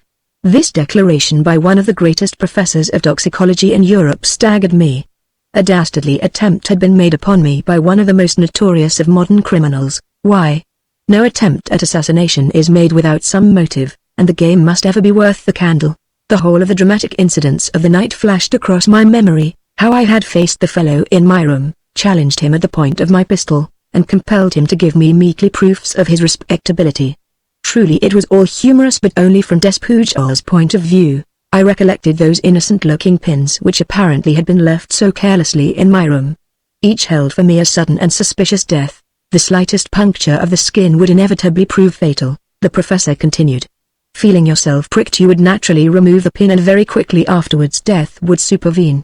So prior to it you yourself would no doubt have removed all trace of the crime. It is as well that such poison is not generally known, or it would be used by many who wished to get rid of their friends, I remarked. The professor laughed, and agreed, saying, there are several poisons of the same type which are known only to toxicologists, and we are very careful not to allow the public sufficient knowledge of them. I must confess that I never dreamed when I commenced my investigations that I was in the presence of arsine. There is sufficient in this little tube and he held it to the light to kill 100 persons. It certainly is one of the most dangerous of known compounds, so it is evident that the man Despougel entered my room and placed the pins there intending that I should step upon one or other of them. I gasped, without doubt. And it seems little short of a marvel that you escaped, said the professor. It certainly does, I remarked. But I must tell the police of the fact you have established. The affair now assumes a new phase. The man was not in my room with the intention of robbery, but in order to encompass my death by secret means. If you had not so fortunately avoided treading upon the pins you certainly would not be alive at the moment, remarked the professor, again reflectively examining the yellow fluid in the tube. What motive could the man have had in gaining access to your room and placing the pins there? I suppose he did not risk putting them there before you went to bed, as you might have picked one up on your boot, and that would have drawn your attention to them. By placing them there after you were in bed he hoped that, on getting out, your barefoot would come into contact with one of the impregnated points. It was certainly a most fiendish plot, I declared. And I thank you, Professor, for taking all this trouble with your analysis and so establishing the truth. I will go to the police and inform them. Yes, I wish you to do that, for the fellow is undoubtedly in possession of arsine, and intends to use it. Perhaps he has already killed people by the same subtle and secret means. He must be arrested at all costs, I said. Already the police all over Spain are watching for him, and special surveillance is being kept along all the railways and on the frontier. Any person with arsine in his possession should be detained and examined, the professor declared. I wonder where he obtained it. Who knows? I exclaimed, but I was reflecting whether, after all, my presence in Madrid was not known to Dejecks. If so, was it possible that he had hired the notorious Despujol to attack me in secret? Of course we know that there is a secret traffic in poisons. Medicologists, with the police, have established that fact over and over again, said Professor Vega. But the vendors are very difficult to trace. One was found only 6 months ago, a doctor living in a suburb of Copenhagen. But Hassan is not known to a dozen people beyond those who study toxicology. Hence this man Despujol must have been supplied with it by someone who knew. The suspicion had arisen in my mind that Dejecks and his agent Sousa knew that I was in Madrid for the purpose of watching them, and they had resorted to a very clever and secret means of getting rid of me once and for all. If the notorious criminal Despujol was in their pay, he would no doubt afterwards blackmail them, now that the desperate plot had failed. Again, could it be possible that Moroni had had any hand in supplying this most effective and dangerous of all secret poisons to the Spanish malefactor who snapped his defiant fingers under the very nose of the police? As I sat in that quiet room of the professor's, a room that smelt strongly of chemicals, though it was filled mostly with books, I could not refrain from shuddering when I reflected upon the narrow escape I had had. Yet if Dejecks resorted to such measures, he must certainly hold me in great fear. Besides, if my life was threatened, so also was that of my friend Harry Hambledon, who remained so vigilant in the serene belief that his presence was undetected. At that time I never dreamed that the great financier who controlled the destinies of certain European states never moved without a police official being in attendance, and that surveillance was kept upon him as though he were royalty traveling incognito. Dejecks, it seemed, was ever afraid that one of his enemies, the hundreds whom he had ruined by dint of sharp practice, unscrupulous dealing, and flagrant bribery, might seek revenge. Hence, though neither Hambledon nor myself knew of it, both Dejecks and his toady and agent, Gaston Sousa, were well aware of our presence, and, moreover, were kept posted concerning our movements from day to day. Though we were in ignorance of all this, yet the desperate nature of the plot against me caused me to wonder what exactly was the fear in which Dejecks held me. Of course it concerned Gabrielle Denison. But exactly how, I failed to surmise. One thing was certain, that the mystery man of Europe intended to rid himself of me, and in this he was being aided by certain of his friends, chief among whom were Sousa and Moroni. That the assassin Despujol was only a paid servant was quite clear. But the pay must have been a very handsome sum to cause him to dare to come to Madrid so boldly and run the risk of arrest. I smiled at my own innocence when I remembered how completely he had imposed upon me by showing me his papers of identity, and the photographs of his pretended family. Truly only a great criminal could have remained so imperturbed and polite to the man whom he intended should die. This drug sign is a very mysterious one, I suppose? I remarked a few seconds later as the professor, who had offered me a cigar, was in the act of lighting up. Yes. A very weak solution taken by the mouth produces extraordinary effects upon the human brain. The latter almost instantly becomes unbalanced and the victim lapses into an unconscious state for days, even for weeks, he said. Very often the brain is quite normal, save that a complete loss of memory follows the return to consciousness. In other cases our sign has produced complete and hopeless dementia. Always hopeless? I asked eagerly, recollecting my own case and that of Gabrielle Denison. Not always hopeless. There have been cases that have been cured. Do you know any personally? I demanded breathlessly. There are one or two, very few on record. Professor Corbeil, the well-known alienist of Lyon, has observed 2 patients who recovered. But the majority of cases where a sign has been administered were found incurable. The mind is blank, the memory completely destroyed, and the general health so undermined that only the strongest persons can withstand the strain. At once I described Gabrielle's symptoms and general attitude, whereupon the professor said, "What you tell me are the exact symptoms exhibited by a person to whom a small dose of a sign has been administered. In most cases, however, such a state of mind develops into actual insanity with a homicidal tendency. Such a patient should be very carefully watched, for in 90%, the chance of a cure is, alas, beyond expectation." Chapter 18. More about the mystery man. One very important fact I had established. Osine was the obscure and little-known drug that had been administered to Gabrielle Denison, as well as to myself, by the mystery man of Europe at his palatial house in Stretton Street. Gabrielle, being the weaker, was still suffering from its paralyzing effects, while I, the stronger, had practically recovered. Yet it had been intended by the daring Despujol that a fatal accident should now befall me. and could anything be plainer than that the fellow for whom the police were searching so eagerly was a hireling of the MagneonBooks who went in fear of me? That most secret and the most potent of all poisons might be known to Moroni. Indeed, it apparently was known to him, and the endeavor had been to introduce it into my system by means of an infected carpet pin. On leaving Professor Vega, I at once sent a note round to Hambledon, and awaited his arrival. When he came, I related all the professor had told me. "Well, Hugh," he said, "we now know the truth, and it remains for us to combat the fiends. If you are marked down, no doubt I am also. So it behoves us both to be very wary. Why can't we tell the police the whole circumstances?" I suggested. "My dear fellow, they wouldn't believe you, and they wouldn't arrest such a powerful man as Oswald Dejix," was his serious reply. "Money can buy immunity from arrest in every country in Europe, and especially Dejix's money, for it can be distributed in secret by his agents. No. If we are to be successful, we must lay our plans just as cleverly as he lays his. We must allow him to believe that we are entirely unsuspicious of his plotting. That is our only way." I realized that there was much truth in his argument. It remained with us to pretend ignorance.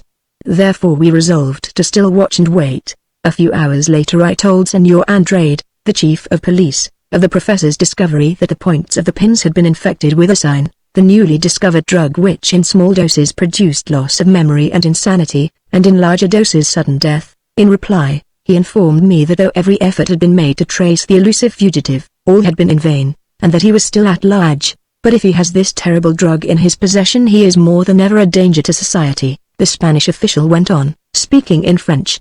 "I thank you, monsieur, for all the information you have given me, and you may rely upon me to take every possible step towards securing his arrest.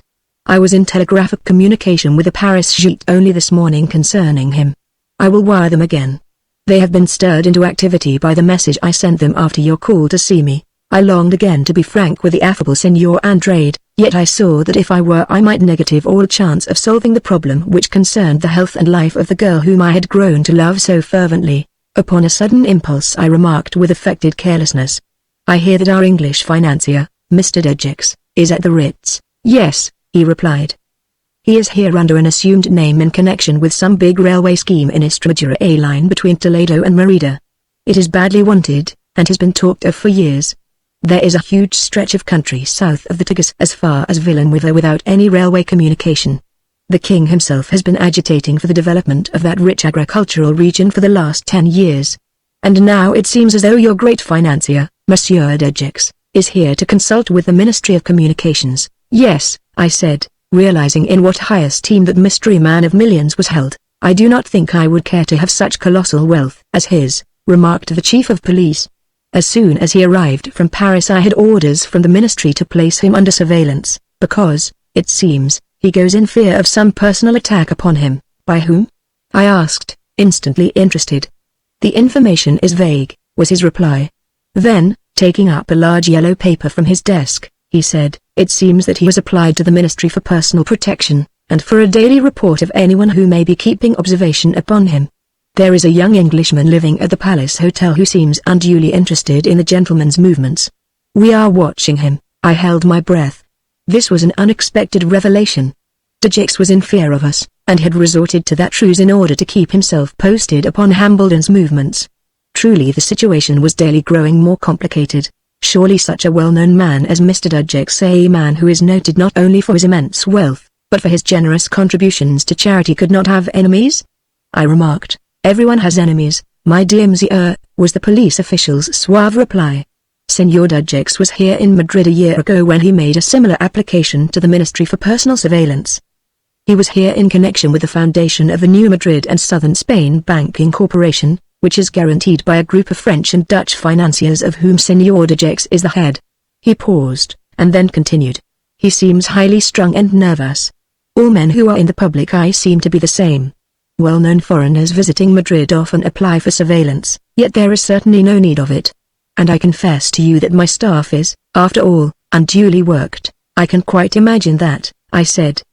"But is a strict watch kept upon Mr. Dejix?" "Yes, and upon his agent, Monsieur Souza, also." "Has Monsieur Souza been in Madrid before?" "He was here 2 years ago when Senor Dejix had some big financial deal with the Count Chamartin, who was head of the Miramar Shipping Company of Barcelona. They say he bought the whole fleet of steamers from Count Chamartin, Was Count Martin wealthy? Yes. A millionaire, without a doubt. But it is said that shortly before his death he quarreled with his wife. Why, nobody knows. She lives at Segovia, and their house here in the capital has just been sold. Was any attempt made upon Mr. de Gex? I asked. Well, a mysterious young Frenchman called one night at the Ritz and demanded to see him. He was very excited, and when he was refused admission upstairs, he flourished a revolver. My agent on duty arrested the stranger, who was, after examination, deported. For that Senor de Gex sent me a letter of thanks, and the scarf pin which you see I wear. The pin he indicated consisted of a single black pearl with the base surrounded by diamonds, an expensive piece of jewelry. That, in itself, was sufficient to show that Oswald de Gex was a past master in the art of bribery, and that he had established in the minds of the authorities of the Spanish capital that when he came there he came in the interests of the government, and hence he could do no wrong. Ah! How I longed to be able to tell my story to that charming official. But I saw that if I did so he would not only disbelieve me, but put me down as an exaggerating fool. So I held my tongue. I further questioned him concerning de Gex and his friend Sousa. Monsieur Sousa has been in Madrid before, he said. He is agent of Senor de Gex. But how wealthy the latter must be. During the war he made a big loan to our government. The real extent of it is not known, but some say that he can pull the strings of the cabinet in any way he wishes, though the king disapproved of the whole transaction. At least that is the rumor.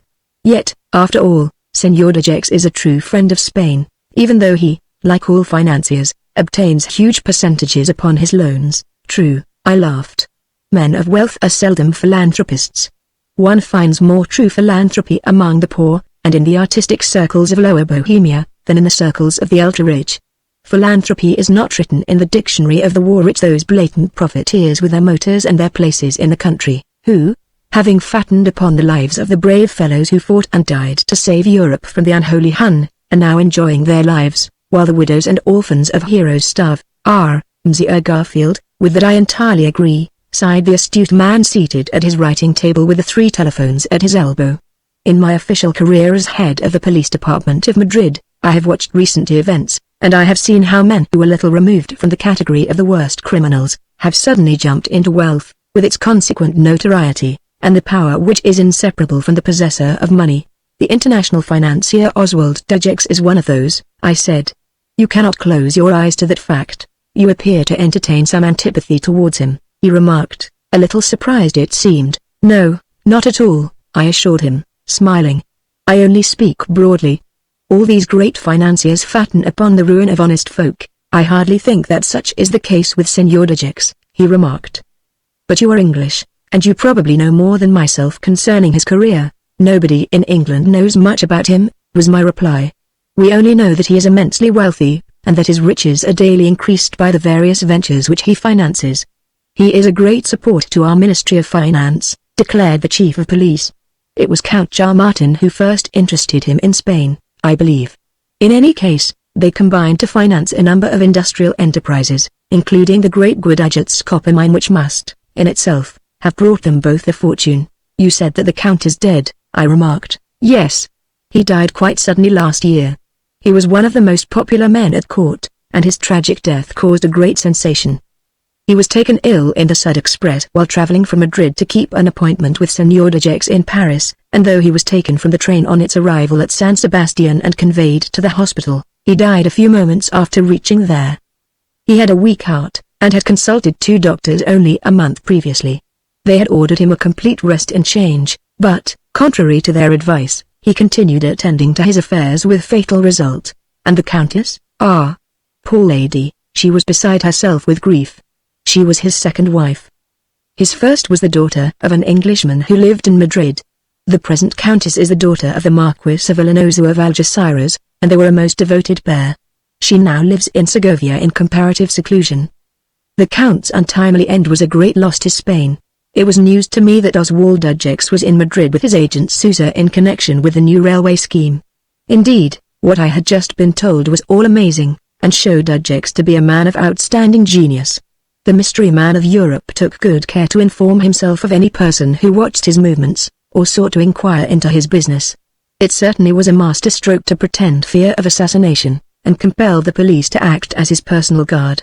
By that means he had learnt that Hambledon and myself were in Madrid on purpose to discover what we could. Hence he had hired the assassin Despujol to set that dastardly trap for me. Again it was upon the tip of my tongue to reveal the suspicions I had of the great financier, but I refrained, because I could see that my companion held Dejecks in high esteem as a friend and financial mainstay of his country. A few moments later I reverted to the possibility of the arrest of Despujol, for if arrested he might betray Dejecks as the person who had paid him to place those infected pins in my room. In such case my story would be heard and investigated, but the chief of police shook his head dubiously. I fear that he has again gone into safe hiding up in the mountains somewhere. Without a doubt, he replied.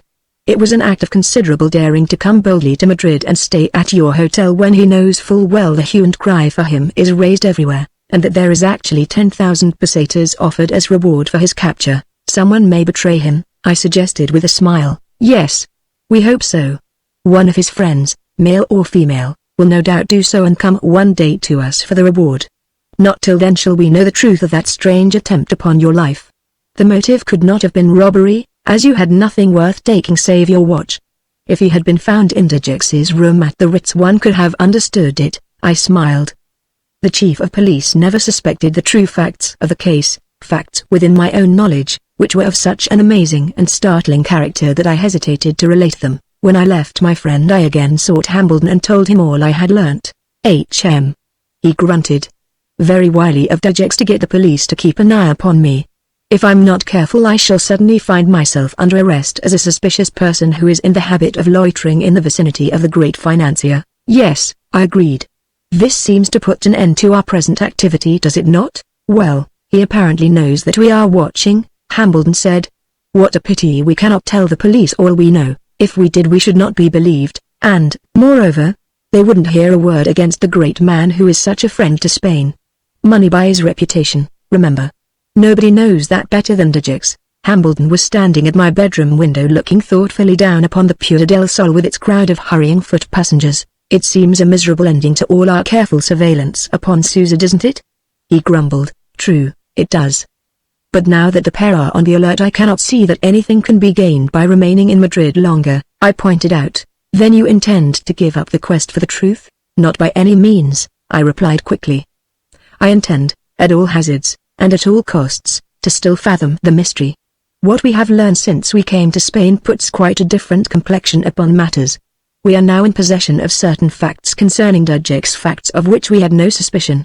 We had never dreamed that to further his ends he did not hesitate to employ a notorious criminal to commit murder with malice aforethought. Neither did we know anything of his financial dealings with the Spanish Ministry of Finance, or his partnership with the Conde de Chamartin, or that the drug he used upon poor Gabrielle and myself was the obscure but most deadly and dangerous assign. All these are points which may, in the near future, be of greatest advantage to us. Therefore we must not despair. Let us take courage and continue to probe the mystery for the sake of poor Gabrielle Denison, I urged.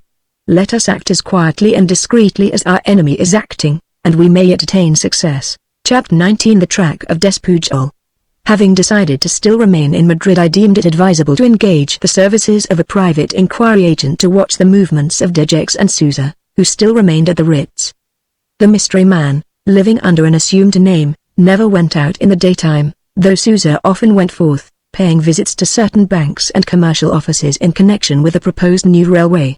The man we engaged was an elderly ex-detective of the Seville police, named Pardo, who very soon discovered the identity of the secret agent employed to keep surveillance upon Dejecks on behalf of the police so that no harm should befall him. In consequence, I took Pardo into my confidence, and calling him to my hotel, explained that I desired to keep secret watch upon the Frenchman Sousa, without the knowledge of the detective watching Dejecks. I particularly desire to know the addresses of any telegram which Sousa may send. Probably he may send some message to Italy. If so, please discover the address and the text of the message. I believe that Dejecks might communicate with Moroni, now that the plot of Despujol had failed. I will watch, Senor, was the grey-haired Spaniard's reply. If Senor Sousa sends any telegram I shall probably obtain a copy of it. They know me well at the chief telegraph office. Senor Sousa appears to be transacting a considerable amount of business in Madrid. A scheme for a new railway, I understand. Yes, I know. All I want you to do is to find out who visits Mr. Dejecks, and whether any telegrams are sent by either him or Mr. Sousa. I quite understand, Senor, was the detective's reply as he rose, and a few minutes later withdrew. Late in the evening 2 days afterwards I returned to the hotel to find the man Pardo awaiting me. After I had taken him up to my room and closed the door, he drew a piece of paper from his pocket, saying in French, "Senor Souza sent a telegram at 8:30 this evening of which this is a copy." The message he handed me was in a pencil scribble, and was in English as follows: Charles Rabel, Rue de Lalande 163, Montauban. Important that I should see you. Meet me at Hotel Luxembourg, Nîmes, without fail, next Monday at noon. O. The initial O stood for Oswald Dajeks. So the mystery man of Europe contemplated leaving Madrid. I thanked the man Pardo, who said, Senor Souza did not dispatch the telegram from the chief office in the Call del Queux, but from the branch office in the Plaza del Progreso. He apparently wished to send it in secret. I wonder why? I asked. The Spaniard raised his shoulders. The address conveyed nothing to me. But the message was proof that Dajeks intended to leave Spain, and further, it was a source of satisfaction to know his destination in case he slipped away suddenly. After Pardo had gone I sat and pondered. It struck me as very curious that Souza should have gone to a distant telegraph office in order to send the message. It seemed that he feared to be recognized by the counter-clerk at the chief telegraph office. For over an hour I smoked reflectively. I confess that a curious ill-defined suspicion had arisen in my mind, a suspicion that became so strong that just about 11 o'clock I entered the Jefatura Superior de Policia in the Call de la Princesa, and again inquired for Senor Andrade. Fortunately he had been detained in his office, and I was shown into his presence. He seemed surprised to see me, but at once he became interested when I said, I have a distinct suspicion that I know the whereabouts of Despujol. Have you? He exclaimed quickly. What causes you to suspect? A man whom I believe to be an acquaintance of his has today sent an urgent telegram to Charles Rabel, Rue de Lalande, 163, in Montauban, in France, making an appointment to meet him at the Hotel Luxembourg at Nîmes next Monday at noon. Who is his friend? He asked eagerly. I regret, Senor Andrade, that I am not in a position to answer that question. The whole matter is only one of suspicion, very strong suspicion. The chief of police looked very straight at me. Ah. Then you are in possession of certain secret knowledge concerning the man who made such a dastardly attempt upon your life, he remarked. And you suspect this Charles Rabel at Montauban to be the fugitive, eh? Exactly, I replied. He asked me to repeat the address, which he scribbled down, and then looking up, said, Personally, Senor Garfield, I think your suspicions are unfounded. Despujol, if he is ever found, will be discovered in hiding somewhere in the mountains of the north, but why not in Montauban? I asked. He is apparently a well-educated man, judging from his conversation with me. He speaks French well, and perhaps passes as a French subject. He could pass for a Spaniard, an Italian, a Greek, or a Frenchman, Andrade remarked. And as forged passports are so cheap nowadays, and almost impossible to detect, the means of escape of such a daring criminal are both numerous and easy. But, he added, I am interested in this person whom you believe to be a friend of the fugitive. Cannot you tell me who he is? I shook my head, and smiling replied, I have only come here to tell you of a very distinct suspicion I entertain that Despujol is at Montauban. Then his friend is your enemy, eh? He suggested, his dark, penetrating eyes fixed upon mine. You know the motive of that trap which Despujol set for you, and yet you will not reveal it to me. Again I shook my head and smiled. It would make my task much easier, he remarked. I am aware of that. But at present mine is only a suspicion. I have no actual knowledge that Charles Rabel is the man you are so desirous of arresting, and you really refuse to tell me who sent this message? He asked in a tone of disappointment. It was sent in secret, I answered. Indeed, it was that fact which caused me to suspect. You can, of course, obtain the original of the telegram by applying for it from the authorities. But it is only signed by an initial. How did you obtain knowledge of it? Again I have no intention of disclosing the source of my information, Senor Andrade. I replied as politely as I could. I am, as a matter of fact, here in Madrid attempting to solve a very remarkable mystery which occurred in London a few months ago. This is most interesting. You never told me that before, he exclaimed. I confess I wondered with what motive you and your friend Senor Hambledon, living at separate hotels, had in remaining here. It was regarded as suspicious by the detective force that being such intimate friends you lived at separate hotels, and met only in secret. Reports have reached me of your movements, and of your meetings, he laughed.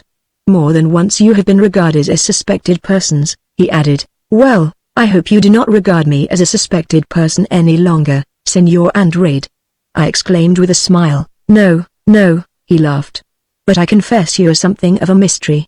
Why should the notorious Despujol dare to put his foot into Madrid and lay that deadly plot to kill you? You know the motive, and yet you will not disclose it to me." "Not at present," I said. "If it is found that Charles Rabel is really Despujol, then I will come forward and state all that I know." "You promise that?" "I do." "Very well, then I will give orders to have your suspicions investigated," replied the patient, urbane official. "A detective shall leave by the next train for Montauban with a request to the prefect of police of the department of Tarn-et-Garonne for the arrest of the individual in question, if he should be identified. Then I will accompany him," I said. "Excellent," he exclaimed. "It would be well if Senor Rivero, the head of the detective department, whom you have met, went in person to France. I will ring him up at his house." He took up the telephone and a few minutes later spoke rapidly in Spanish to the chief detective of Spain. Presently, after a rapid conversation, he put down the receiver, and said, "Senor Rivero will meet you at the Delicias station at 2 o'clock tomorrow morning. The express for Barcelona leaves at 2:15. From Barcelona you can get direct to Nîmes, and on to Montauban. And," he added, "I only hope you will be successful in arresting the notorious Despujol." I thanked him, and suggested that if we should be fortunate enough to identify him, we should watch for the keeping of the appointment at the Hotel Luxembourg at Nîmes on the following Monday. "With whom is he keeping the appointment?" asked Senor Andrade. "That I will disclose later," was my reply. "I know that the appointment has been fixed, and if we watch, we shall, I feel assured, gain some knowledge of considerable interest." "As you wish," replied the chief of police, who now seemed convinced by my manner that I was in possession of certain actual facts. "You will meet Senor Rivero, eh?" "Certainly," I said. "Then I wish the pair of you the good fortune of arresting the assassin Despujol," he said as we shook hands and parted. I drove at once to Hambledon's hotel, where I found that he had just retired to bed. As he stood in his pajamas, surprised at my unexpected visit at that hour, I told him what I had arranged. "Then I will remain here and watch Dejex's departure," he said. "Yes. But be very careful of yourself," I urged. "Keep your revolver handy, for you never know when an attack may be made upon you. These fellows, though great men in the eyes of the world, employ desperate characters to do their dirty work." "I'm quite alive to that fact, Hugh," replied my friend. "But we won't give up till we punish those responsible for poor Miss Tennyson's state, will we?" "No, we won't," I declared determinedly. "Of course we may be on a wrong scent, but something seems to tell me that we are pretty hot on the trail.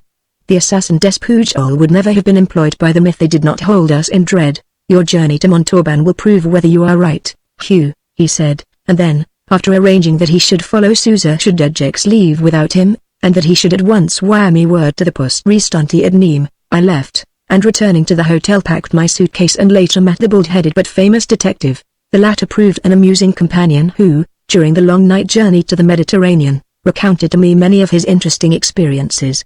His French was better than his English, so we conversed in the former tongue. There was no sleeping carriage upon the train, therefore, after my companion had spoken to the conductor, we made ourselves as comfortable as we could in the first-class compartment which had been reserved for us. At 3:30 in the morning, with true Spanish forethought, he produced some sandwiches, fresh fruit, and a bottle of excellent wine, upon which we made a hearty meal, after which we dozed in our corners till dawn. Throughout the day my companion, who was quite as eager as myself to arrest the notorious Despujol, chatted in French as we went slowly down the fertile valley of the Ebro and suddenly out to where on our right lay the broad blue sea. Not until late afternoon did we arrive at Barcelona, and having 2 hours to wait we went along the Paseo de San Juan to the Francia station, and having deposited our bags there, strolled along to the Plaza de Catalunya, where, at the Gay Maison Dorée, we had coffee and cigarettes, while my companion read the diario and I watched the picturesque crowd about us. Rivero knew Barcelona well, so after we had finished our cigarettes we took a taxi to the Central Police Office, where we had a chat with the chief of the detective department, a short stout little man with a round boyish face and a black moustache. After that we took another taxi along to the toy fair in the Plaza de la Constitución, it being the feast of St. George, the patron saint of Catalonia, which accounted for the bustle and gaiety of the city. Then, after an interesting half-hour, we returned to the station and set out upon our slow 8-hour journey through the rich wine lands of Catalonia, with their quaint medieval villages and towns, with occasional glimpses of sapphire sea, and passing over many ravines and gullies we at last, long after nightfall, entered a long tunnel at the end of which was the station of Portbou, the French frontier. The usual prying douaniers were quickly at work, and after some coffee at the restaurant Book, which is so well known to travelers to southern Spain, we re-entered the train for Narbonne, where in the morning we changed and traveled to Montauban, by way of Carcassonne and Toulouse. It was late in the afternoon when, on arrival at our destination, we took rooms at the Hotel du Midi on the opposite side of the Tarn to the prosperous pleasant little French town, once a headquarter of the Inquisition, and even now containing in its museum the executioner's axe and many instruments of torture.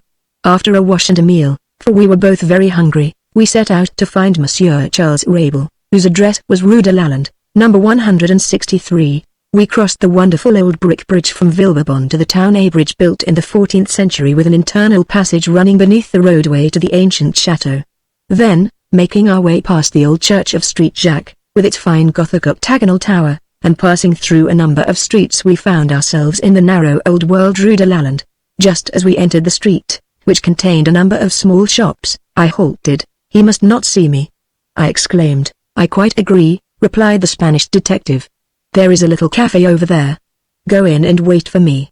I will make some discreet inquiries concerning this Monsieur Rabel." Hence we parted, and while Senor Rivero sauntered along the street in search of the house in question, I went into the cafe and ordered a book, full of anxiety lest, after all, this man Rabel should be a respectable citizen. I waited. Time passed slowly. Half an hour went by. I ordered a Mazagran and sat smoking, trying to suppress my eagerness. An hour elapsed, an hour and a half, 2 hours. I waited yet another half hour until the proprietor of the cafe began to look askance at me. Then I paid, and rising, went out into the street. It was now dark. There was no sign of my friend the Spanish police agent. He had disappeared. I stood upon the pavement full of anxiety and bewilderment.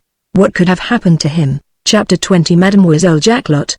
I returned to my rather barely furnished room at the Hotel du Midi, which overlooked the place outside the station in the suburb across the river, and sank into a chair to reflect. The concierge, a lad who wore the concierge's cap, the concierge being off duty at his evening meal, informed me that my friend had not returned. He seemed an alert French lad of that type so frequently seen in continental hotels. Senor Rivero had disappeared. For an hour I waited seated alone in my room, reflecting deeply. My sole desire and fixed object was to solve the enigma of Gabrielle Denison's unfortunate mental state and to bring to justice those unscrupulous blackguards responsible for it. As I sat there, her pale beautiful face rose before me, the wonderful countenance of the girl who had, in such a strange and indescribable manner, taken possession of my soul. To analyze my feelings towards her was impossible. I put to myself the query why I loved her, but I was utterly unable to answer it. I loved her most passionately and devotedly. That was all. The tragedy of the situation was that I loved one who, alas, could not return my affection as a girl with her mental balance unaffected could do. Her poor unbalanced brain could never allow her to understand me, or to return my love. I was tired after the long sleepless journey from Spain, and I suppose I must have dozed in my chair. I awoke suddenly, hearing a tap upon the door, and an elderly chambermaid entered with a telegram. I tore it open and found it had been dispatched from Castel Sarrazin, and was from Rivero, saying, "Absence unavoidable. Hope to be back by midnight." "Where is Castel Sarrazin?" I inquired of the woman. "It is about 16 kilometers from here, monsieur," replied the buxom woman in the strong accent of Toulouse. "It is on the road to Agen and the railway junction for Beaumont de Lomani. Just a small town. They say that the name is a corruption of Castel Sarrazin. At least my mother used to tell me so." What, I wondered, had taken the head of the Madrid detective force out there? He must be following some fresh clue, so I went forth across the bridge to a big cafe opposite the theater, and there idled till nearly midnight, when I returned eagerly to meet my friend. He entered my room just before 1 o'clock in the morning, tired and dusty, for he appeared to have walked a long distance. I had some cognac and a siphon of seltzer awaiting him, and sinking exhausted into a chair, he took a long and refreshing drink before he spoke. "Well?" he said with a sigh. "You have been wondering why I disappeared so mysteriously? The fact is I was compelled. On making inquiry of a shoemaker who has a little shop near Charles Rabel's house, I learned that the man for whom we are searching lived in a flat on the first floor of the house kept by a widow named Caliot. But he was frequently absent in England or in Italy. Only for short spells was he there, for he was a commercial traveller representing a Lyon firm of silk weavers.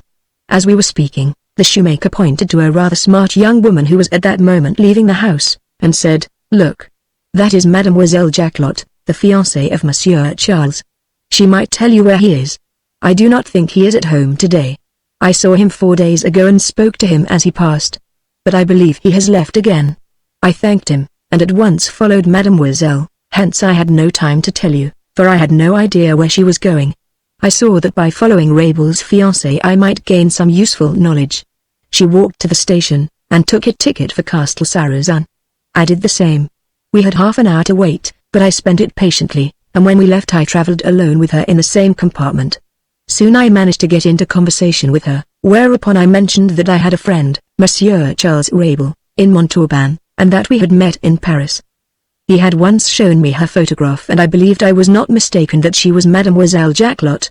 At first she was surprised, but I told her a very plausible story, whereupon she explained that Charles had gone to Toulouse on business 3 days before, but that he was returning at noon tomorrow. She herself lived in Castle Sarrazin. "But do you anticipate that we shall discover in Charles Rabel the notorious despouchal?" I inquired eagerly. Rivero raised his shoulders and elevated his black eyebrows, saying, "From facts I gathered from Mademoiselle concerning him I certainly think that we are really upon his track.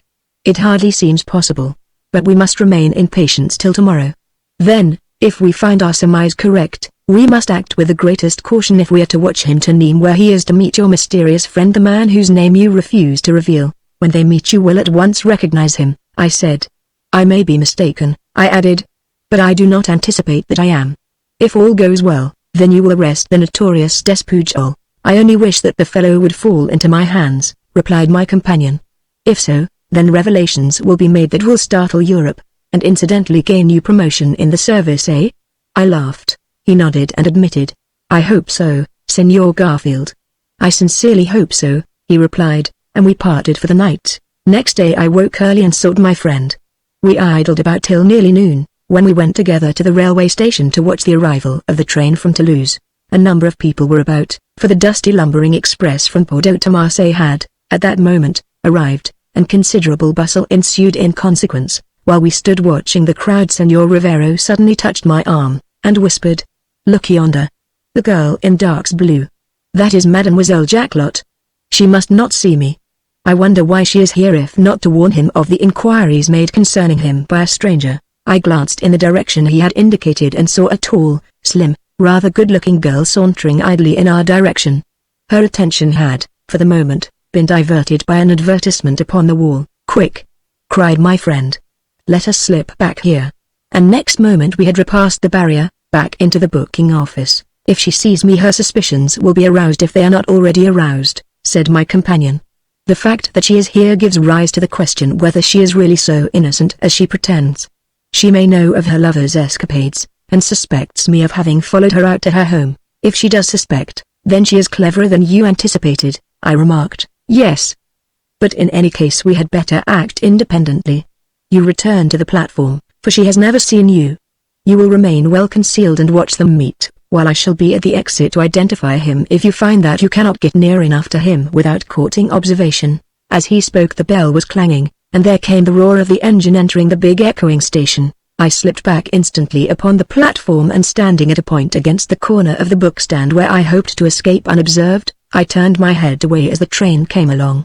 Then, when it drew up, I held my breath anxiously as I turned around. The girl in navy blue was not far from me searching along the train until, of a sudden, she espied a man in a dark overcoat and dark green velour hat, who had just alighted, carrying in his hand a small leather case.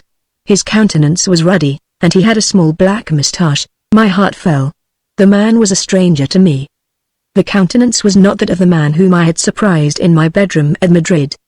He bent and greeted her affectionately, but next moment it was apparent that she was explaining something which caused his countenance to grow serious. He put 1 or 2 swift questions to her.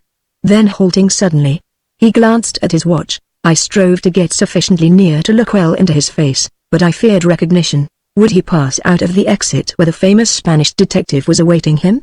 Rivero knew Despouchal by photographs, and indeed had been present when he had been convicted on the last occasion a few years before. Mademoiselle's friend hesitated for some moments, and then accosting a porter asked a question.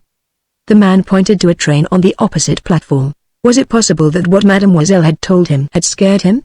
It seemed so, for with a sudden resolve, instead of walking to the exit he entered the booking office and bought another ticket. In an instant I dashed to the exit where the Spaniard was waiting, and in a few breathless words told him of the man's intention. To my amazement Senor Rivero heard me unmoved. "I was awaiting you," he said. "The man you have been watching is not Despujol at all."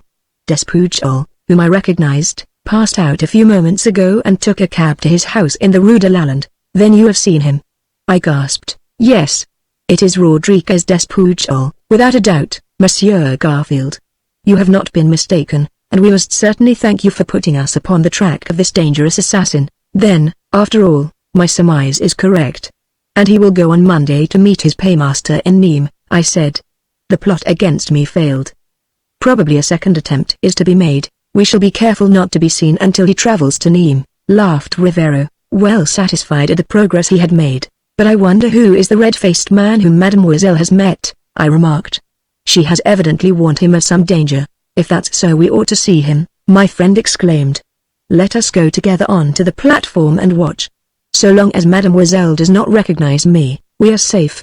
With the reassuring knowledge that the man who was being sought for by the whole police of Europe had gone to his unsuspicious abode in the Rue de Lalande, we returned to the far platform where a train stood waiting to leave.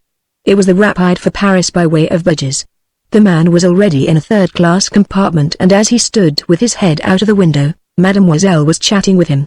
Truly his stay in Montauban had not been long. The instant Rivero caught sight of the fellow's face, he exclaimed, "Holy Madonna! Why, it is Mateo Sanz, the motor bandit. We've been searching everywhere for him. He shot and killed a carabineer near Malaga a month ago. Next second he had left me and a few moments later hurried back. He had bought a ticket. Sanz does not know me. As soon as we've left the station and are away from Mademoiselle I shall be all right. Remain here. I will wire you, and in any case we shall be together in Nîmes on Monday. But be careful not to be seen by Despujol. He is a wary bird, remember." Then, unseen by Mademoiselle, he entered a first-class compartment of the train. Just as the signal was given to start, the train moved off, and I was left alone. Surely much had happened in those few exciting moments, but why had Mademoiselle Jacquelotte warned her friend the motor bandit? If she had warned him because of Rivero's inquiries concerning Despujol, then she could also warn the latter. Again it was curious that she met Sanz, and did not meet Despujol.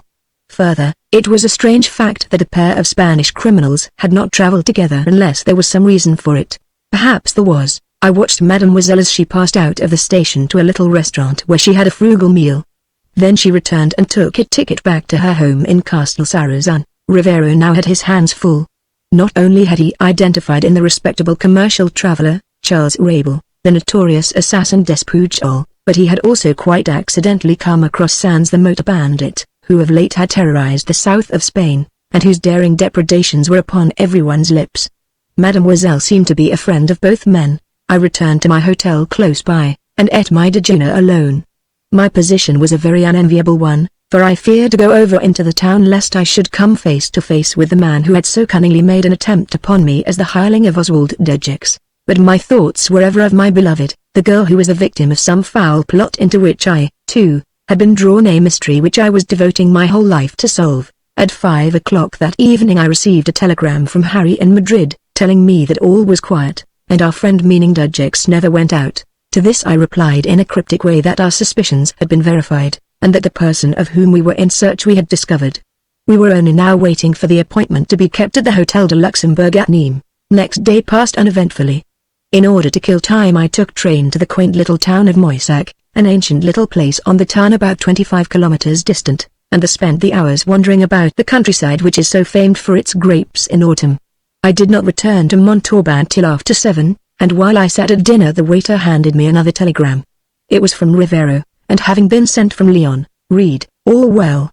Just returning to Montauban." Later, I busied myself with timetables and found that he would be due to arrive about 6 o'clock on the following morning. Therefore I possessed myself in patience, and I was still in bed when in the morning he entered my room. "Well?" he exclaimed in French, as he sank wearily into a chair. "I've had a swift and weary journey. Sanz has been alarmed by the girl. Why, I cannot tell. Did she go to see Despujol?" "No," I replied. "She didn't see him. but went straight home. You have not ventured near Despujol, I hope? No. I have hardly ventured into the town. Good. Well, we shall make a double arrest, he went on. When the train arrived at the junction at Montlecan at midnight, Sands, evidently fearing lest he was followed, slipped out of the train and into another on the opposite side of the platform. It is a favorite dodge of elusive persons of his type. So, unseen by him, I also joined the train, and we travelled across to Lyon. There he went to a house in the Rue Chevreuil, close to the river, and when I had him safely there I went to the Bureau of Police and asked that observation should be kept upon him until such time that we in Spain should demand his arrest and extradition. The Lyon police know me very well, so 2 agents were at once detailed for that duty, and I immediately made my way back here. It seems that Sands is also wanted in France for a motorcar exploit outside Orleans. Therefore our discovery is indeed a lucky one. Will Sands be arrested? I asked. Yes. I have already reported by telegram to Senor Andrade in Madrid. He will at once ask them in Paris to order the arrest, and Despujol, we have now to await his journey to Nîmes to keep this mysterious appointment with your friend. Not my friend, I remarked, rather with my bitterest enemy. Chapter 21 At the Hotel Luxembourg. As a detective, Rivero was of outstanding shrewdness. He knew that more could be gained by patience than by sharp activity. Hence he did not go near the Rue de Lalande. Indeed, on the Saturday night we both left Montauban together, and travelled by that slow, cross-country route through the Aveyron, by way of Séverac, down to the ancient city of Nîmes, that quaint, quiet old place which contains more monuments of antiquity than any other town in France. Early in the morning we alighted at the station, high up on a viaduct, after a sleepless night, and drove to a small commercial hotel, the Cheval Blanc, in the Place des Armes, nearly opposite the Luxembourg, where the mystery man of Europe had appointed to meet the infamous Despujol. When I inquired for a telegram one was handed to me. It was from Hambledon, saying that Dudgex had left for Nîmes and Souza was returning to Paris, therefore he would follow the latter. Having installed ourselves in a hotel, Rivero went to the concierge, and taking him into his confidence over a 20-franc note, told him that he was very anxious to know whether a gentleman named Rabel had arrived at the Luxembourg. Would he ask the concierge that privately on the telephone? The man in uniform at once rang up the Luxembourg, and addressing the concierge as his dear Henri, made the inquiry. The reply was that Monsieur Rabel was expected at noon. Ask if a gentleman is expected who has engaged a private sitting room, Rivero said. The reply came back that a gentleman, believed to be English, had arrived in the night and now occupied the best suite. His name was Monsieur Johnson, of London. I then described Dudgex to the concierge, who repeated the description to the other hotel. Yes, monsieur, he said, turning again to me. Henri believes it is the same gentleman whom you describe. Who is he? Asked Rivero, much puzzled. Wait and you will see, I replied, laughing, for we now seemed to be within an ace of success. Just before midday we watched the arrival of the train from Montauban, and from it there descended the man we expected, the notorious Despujol. Though his features were unmistakable, he was made up to look much older, his hair being made grey above the ears. At his side there walked a man whom I instantly recognized, and sight of him, I must confess, caused me to hold my breath. It was the sinister-faced Italian, Dr. Moroni. We drew back, and hastening to a taxi, returned at once to our hotel, from the door of which we could see the entrance to the Luxembourg, where a few moments later we saw both the travellers enter. What further devil's work was now in progress. We watched the hotel in patience, until just before 3 o'clock the trio came forth laughing airily. Why, look! Gasped Rivero. Despujol is with your great English financier, Senor Dudgex. I smiled triumphantly. I told you that I had a surprise in store for you, I exclaimed. But if Despujol is with him it must be with some evil intent, that is certain. While Senor Dudgex was in Madrid we had orders to afford him police protection, Rivero said. Possibly he suspected that some attempt might be made upon him. Certainly he has no idea of the man's true identity. Yes, he has, for he has come here specially to meet him in secret. But why that Italian should be here I can only surmise. He is a doctor from Florence, named Moroni, a man of very evil repute. But why should Senor Dudgex meet such people in secret? Asked Rivero, much astonished. I suppose there is some strong motive why they should meet, the more so, now that I have proved to you that the notorious Despujol is a hireling of this wealthy man Dudgex. A hireling? He gasped. What do you mean? I mean that Dudgex hired Despujol to make that attempt upon my life. and I have a suspicion, one not yet entirely verified, that Moroni prepared that deadly sign by the agency of which it was hoped that I should meet with my death. Do you really suggest that Dejix, one of the best-known and most philanthropic men in Europe, actually hired Despujol to go to your room that night?" my companion asked, his eyes following the trio as they walked together and chatted beneath the trees of the Avenue Fouquiers. "I do. And further, Dejix has every motive in closing my lips." "Ah. Then you hold some secret of his, perhaps?" asked Rivero, a new interest being instantly aroused. "I do, one that I intend to expose when I obtain sufficient corroborative evidence," I answered with determination. "But is not the fact of the three men meeting here in secret under assumed names sufficient proof to you that some fresh plot is afoot?" "Certainly it is," Rivero agreed. "But I wish you would reveal to me the whole facts." "It is unnecessary," was my reply. "You are here only to deal with Despujol. I promised I would bring you to him, and I have done so. Instead of living in obscurity in a high-up frontier village in the Pyrenees, as you in Madrid believed, I have shown you that he lives in Montauban, where he passes as an industrious commercial traveler. If you search that house in the Rue de Lalande, you might find a quantity of stolen property. As a matter of fact, it has already been searched by the police of Montauban at my request," he replied. "The raid was made last night after Charles Rabel had left.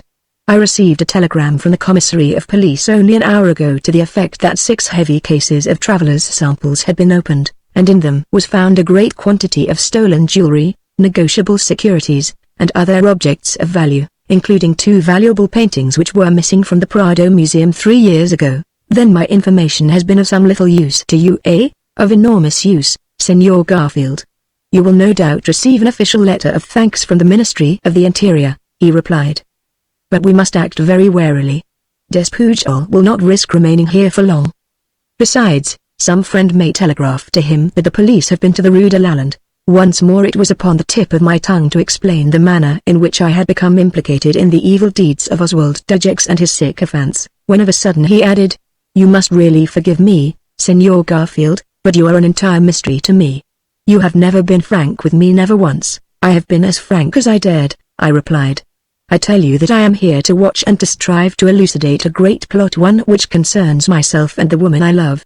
We have both been victims of a violent, desperate conspiracy." "And whom do you suspect?" "Oswald Dejix." "With what motive?" he asked, for he held the enormously wealthy financial friend of Spain in awe and admiration, that, alas, is an enigma to me. I only know that he has made an attempt upon my life, and that at least one woman has been sent to the grave by foul means." "Do you really infer that Senor Dejix is an assassin?" he asked incredulously. "I only tell you what I know, Senor Rivero," I replied quietly. "I said that I would lead you to the secret abode of Despujol, and I think I have now fulfilled my promise, and shown you that he is on friendly terms with the great financier whom you in Spain all hold in such high esteem." "There is certainly no man more welcome in Madrid than Senor Dejix," replied the police official. "At the Ritz, whether in his own name or incognito, he constantly receives our greatest politicians and the most prominent personages. Even the king has more than once commanded him to the palace, in order to confer with him upon acute financial problems in the interests of our country." "And yet you infer that Senor Dejix is an assassin." "I not only infer it," I said, "but I openly allege it," I added hotly, as I thought of Gabrielle. Rivero, glancing at me, quickly raised his shoulders with a gesture of disbelief. "Very well," I said. "At least I have proved to you that he is a secret friend of the notorious Despujol. Why is he here in Nîmes to consult with Dejix and his friend the Italian, Moroni, if not for purposes of evil? Despujol has made desperate war upon society, and it is Dejix who secretly finances him. Hence he is the servant of the man with money." The dark-faced Spaniard reflected. "Well," he exclaimed at last, "what you have revealed is certainly most interesting, and if you wish to capture Despujol you must lose no time," I assured him. "Remember, he and his gang have agents everywhere with eyes and ears open. He will soon know of the raid upon his retreat in Montauban." "No doubt he will," agreed my companion. "They will return presently, and then we will arrest him. In the meantime I will call upon the commissary of police. Come with me." We at once took a cab to the prefecture, where we were ushered into the presence of Monsieur Coulani, a rather tall, grey-haired, elegant man, with a rosette of the Legion of Honor in his coat. When Rivero introduced himself, the commissary bowed to us both and bade us be seated. In a few quick sentences the Spanish detective explained the object of his mission, and producing his authority from the Spanish ministry, requested the arrest of the infamous bandit Despujol. But is Despujol actually in Nîmes? Cried the commissary astounded. He certainly is. I identified him on his arrival here at midday. We have been searching for him for over 2 years. He is wanted, among other things, for the murder of Madame Lescaut, a wealthy widow of Aix-en-Provence. Ah. Then it is not a matter for extradition, eh? Remarked Rivero. We want him for a dozen crimes of violence in Spain. He attempted the death of my English companion here, Monsieur Garfield, who will give evidence against him. The commissary pressed an electric button, whereupon his secretary appeared. In a few rapid sentences the tall, elegant French official gave orders, and the secretary retired at once to execute them. Despujol is a desperate character. He is always armed, and possesses abnormal strength. He could strangle his strongest opponent, Rivero remarked. I have taken precautions, replied Monsieur Coulani, smiling. I have ordered 10 men in plain clothes to go at once unobtrusively to the Hotel du Luxembourg, and arrest him when he returns. That will frighten Dudgex and Moroni, I said quickly. And if they are frightened they will escape, Rivero laughed. I knew that he entirely disbelieved my statement. In his eyes the wealthy friend of Spain could do no wrong. Did not his king invite him to conference, in ignorance, of course, of his true character? I was not surprised at Rivero's attitude, yet I had hoped that Despujol's arrest would be effected without the knowledge of Dudgex and his sinister medical friend. I pointed this out, whereupon Rivero remarked with sarcasm. If what you allege against Senor Dudgex and his friend be true, they ought also to be arrested. Yes. They ought, and they will be when I am able to bring forward sufficient evidence to convict them, I replied warmly. Why, I ask you, should Oswald Dudgex be in secret association with that dangerous bandit? The Spaniard merely shrugged his shoulders, while at the commissary's request a dossier was brought in, and then they both went through a long catalogue of crimes alleged to have been instigated or actually committed by the man whom I had found in my bedroom, and who had so cleverly deceived me. The list was a formidable one, and showed how elusive was the man whom the police of Europe had been hunting for so long. Among the big batch of papers was a report in English from the Metropolitan Police at Scotland Yard stating that the individual in question had arrived in London on a certain date, and stayed with a respectable family at Ham, near Richmond, representing himself to be a lawyer from Barcelona. Thence he had gone to Glasgow, where he stayed at a certain hotel, and then moved to Oban. Afterwards he had come south again to Luton, in Bedfordshire, where all trace of him had been lost. Well, laughed Rivero triumphantly, we shall take good care not to lose him now. No, said the commissary of police. My men will be armed, and will take him, alive or dead. And Dudgex and Moroni will then instantly flee.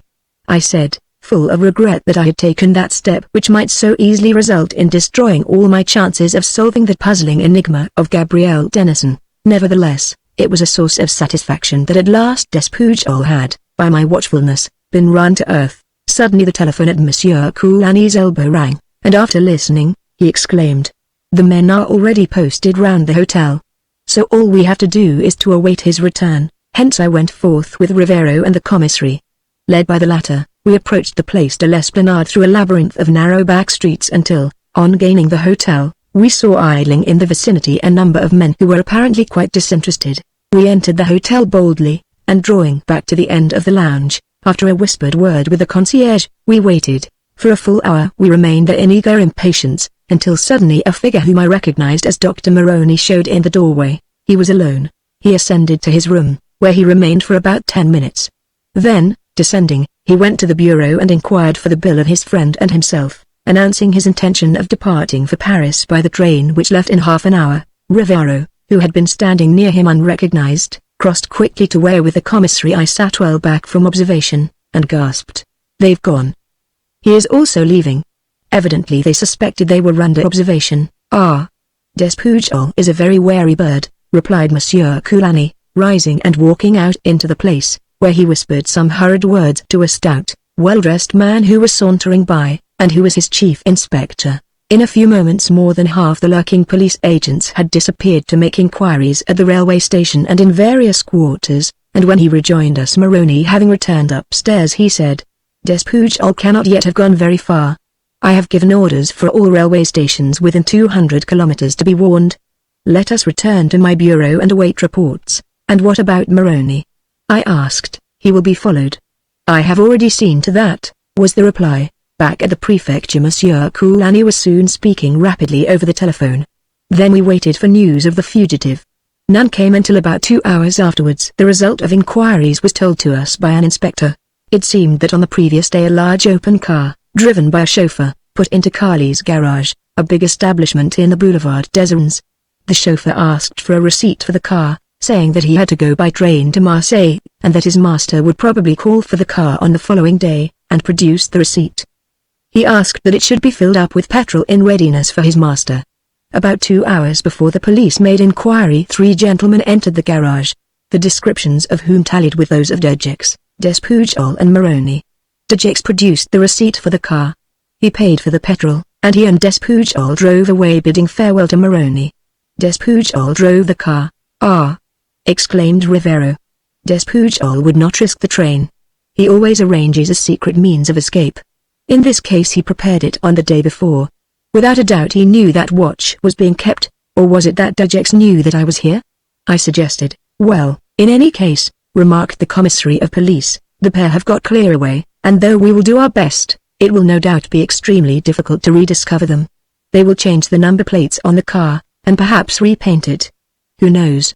Despujol is one of the most desperate characters in all Europe, and Oswald Dejeux is equally dangerous," I declared, for I was still no nearer the truth. Chapter 22 Gabrielle at home. I had been back in London a little over a week when I read in the paper one morning a paragraph which possessed for me a peculiar interest. It ran as follows. The notorious Spanish bandit Rodriguez Despujol, who has for several years terrorized Murcia and Andalusia and has committed several murders, is dead. The police have been searching for him everywhere, but so elusive was he that he always evaded them. The celebrated Spanish detective Señor Rivera learned a short time ago that the wanted man had been seen at Nîmes, where he cleverly contrived to escape by car. Certain clues came into the hands of the police, and by these Señor Rivera was able to trace the fugitive to Denia, not far from Valencia. He was hiding in a small cottage in an orange grove just outside the town. The place was surrounded by police, but Despujol, discovering this, opened fire upon them from one of the windows and also threw a hand grenade among them, with result that 2 carabineers were killed and 4 others injured, among the latter being Señor Rivero himself. A desperate fight ensued, but in the end the bandit received a bullet in the head which proved fatal. A large quantity of stolen property of all sorts has been discovered in rooms which the criminal occupied in Montauban, in France. Despujol's latest exploit was an attempt to administer in secret a very deadly poison to an Englishman who was visiting Madrid. It was that attempted crime which aroused Señor Rivero's activities which have had the effect of ridding Spain of one of its most notorious assassins. I read the report twice. So the defiant Despujol was dead, and poor Rivero had sustained injuries. Nothing was said of the powerful financier's friendship with the bandit. When I showed it to Hambledon, he remarked, "At least you've been the means not only of putting an end to Despujol's ignoble career, but also of restoring a quantity of very valuable property to its owners." "True, but it brings us no nearer a solution of the affair at Stretton Street," was my reply. Gabrielle's mother had returned to London, and that evening I called upon her by appointment. I found her a grey-haired refined woman with a pale anxious face and deep-set eyes. When I mentioned Gabrielle, who was in the adjoining room, she sighed and exclaimed, "Ah, Mr. Garfield. It is a great trial to me. Poor child. I cannot think what happened to her. Nobody can tell, she least of all. Dr. Moroni has been very good, for he is greatly interested in her case.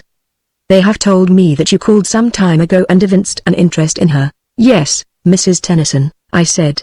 "I feel a very deep interest in your daughter because, well, to tell you the truth, I, too, after a strange adventure here in London one night completely lost my sense of identity, and when I came to a knowledge of things about me I was in a hospital in France, having been found unconscious at the roadside many days after my adventure in London." "How very curious," Mrs. Tennyson remarked, instantly interested. "Gabrielle was found at the roadside. Do you think, then, that there is any connection between your case and hers?" "Yes, Mrs. Tennyson," I replied promptly. "It is for that reason I am in active search of the truth in the interests of your daughter, as well as of those of my own." "What do you suspect, Mr. Garfield?" asked Gabrielle's mother, as we sat in that cosily furnished little room where on the table in the center stood an old punch bowl filled with sweet-smelling La France roses. "I suspect many things. In some, my suspicions have proved correct. In others, I am still entirely in the dark. One important point, however, I have established, namely, the means by which this curious, mysterious effect has been produced upon the minds of both your daughter and myself. When one knows the disease, then it is not difficult to search for the cure. I know how the effect was produced, and further, I know the name of the medical man who has effected cures in similar cases. You do?" she exclaimed eagerly. "Well, Gabrielle has seen a dozen specialists, all of whom have been puzzled. Professor Queux, of Lyon, has been able to gain complete cures in 2 cases. Osine, a newly discovered poison, is the drug that was used, and the professor has a wider knowledge of the effect of that highly dangerous substance than any person living. You should arrange to take your daughter to him." The pale-faced widow shook her head, and in a mournful tone, replied, "I am afraid it would be useless.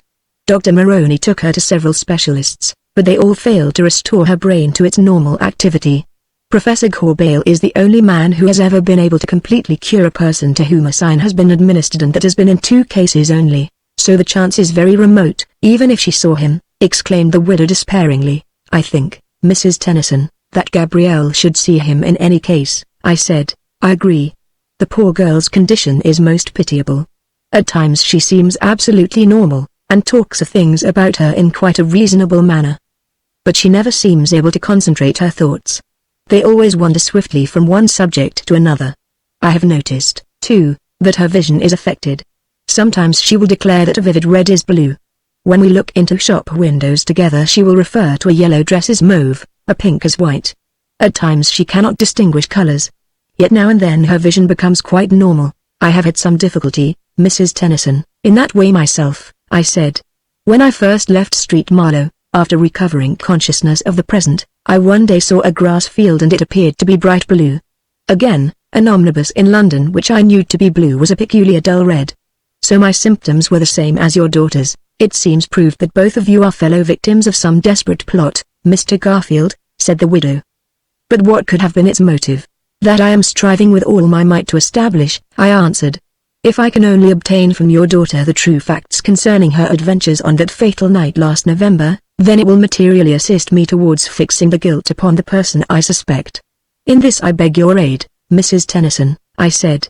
"I have only just returned from several weeks abroad, during which I have gained considerable knowledge which in the end will, I hope, lead me to the solution of the problem." I then told her of my journey to Spain and afterwards to Nîmes.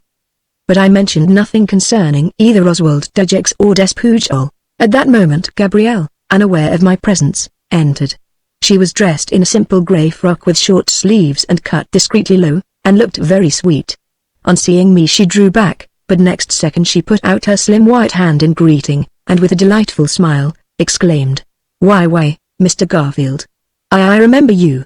You called upon me some weeks ago, did you not?" "Yes, Miss Tennyson, I did," I replied as I sprang from my chair and bent over her hand. "So you recollect me, eh?" "I do."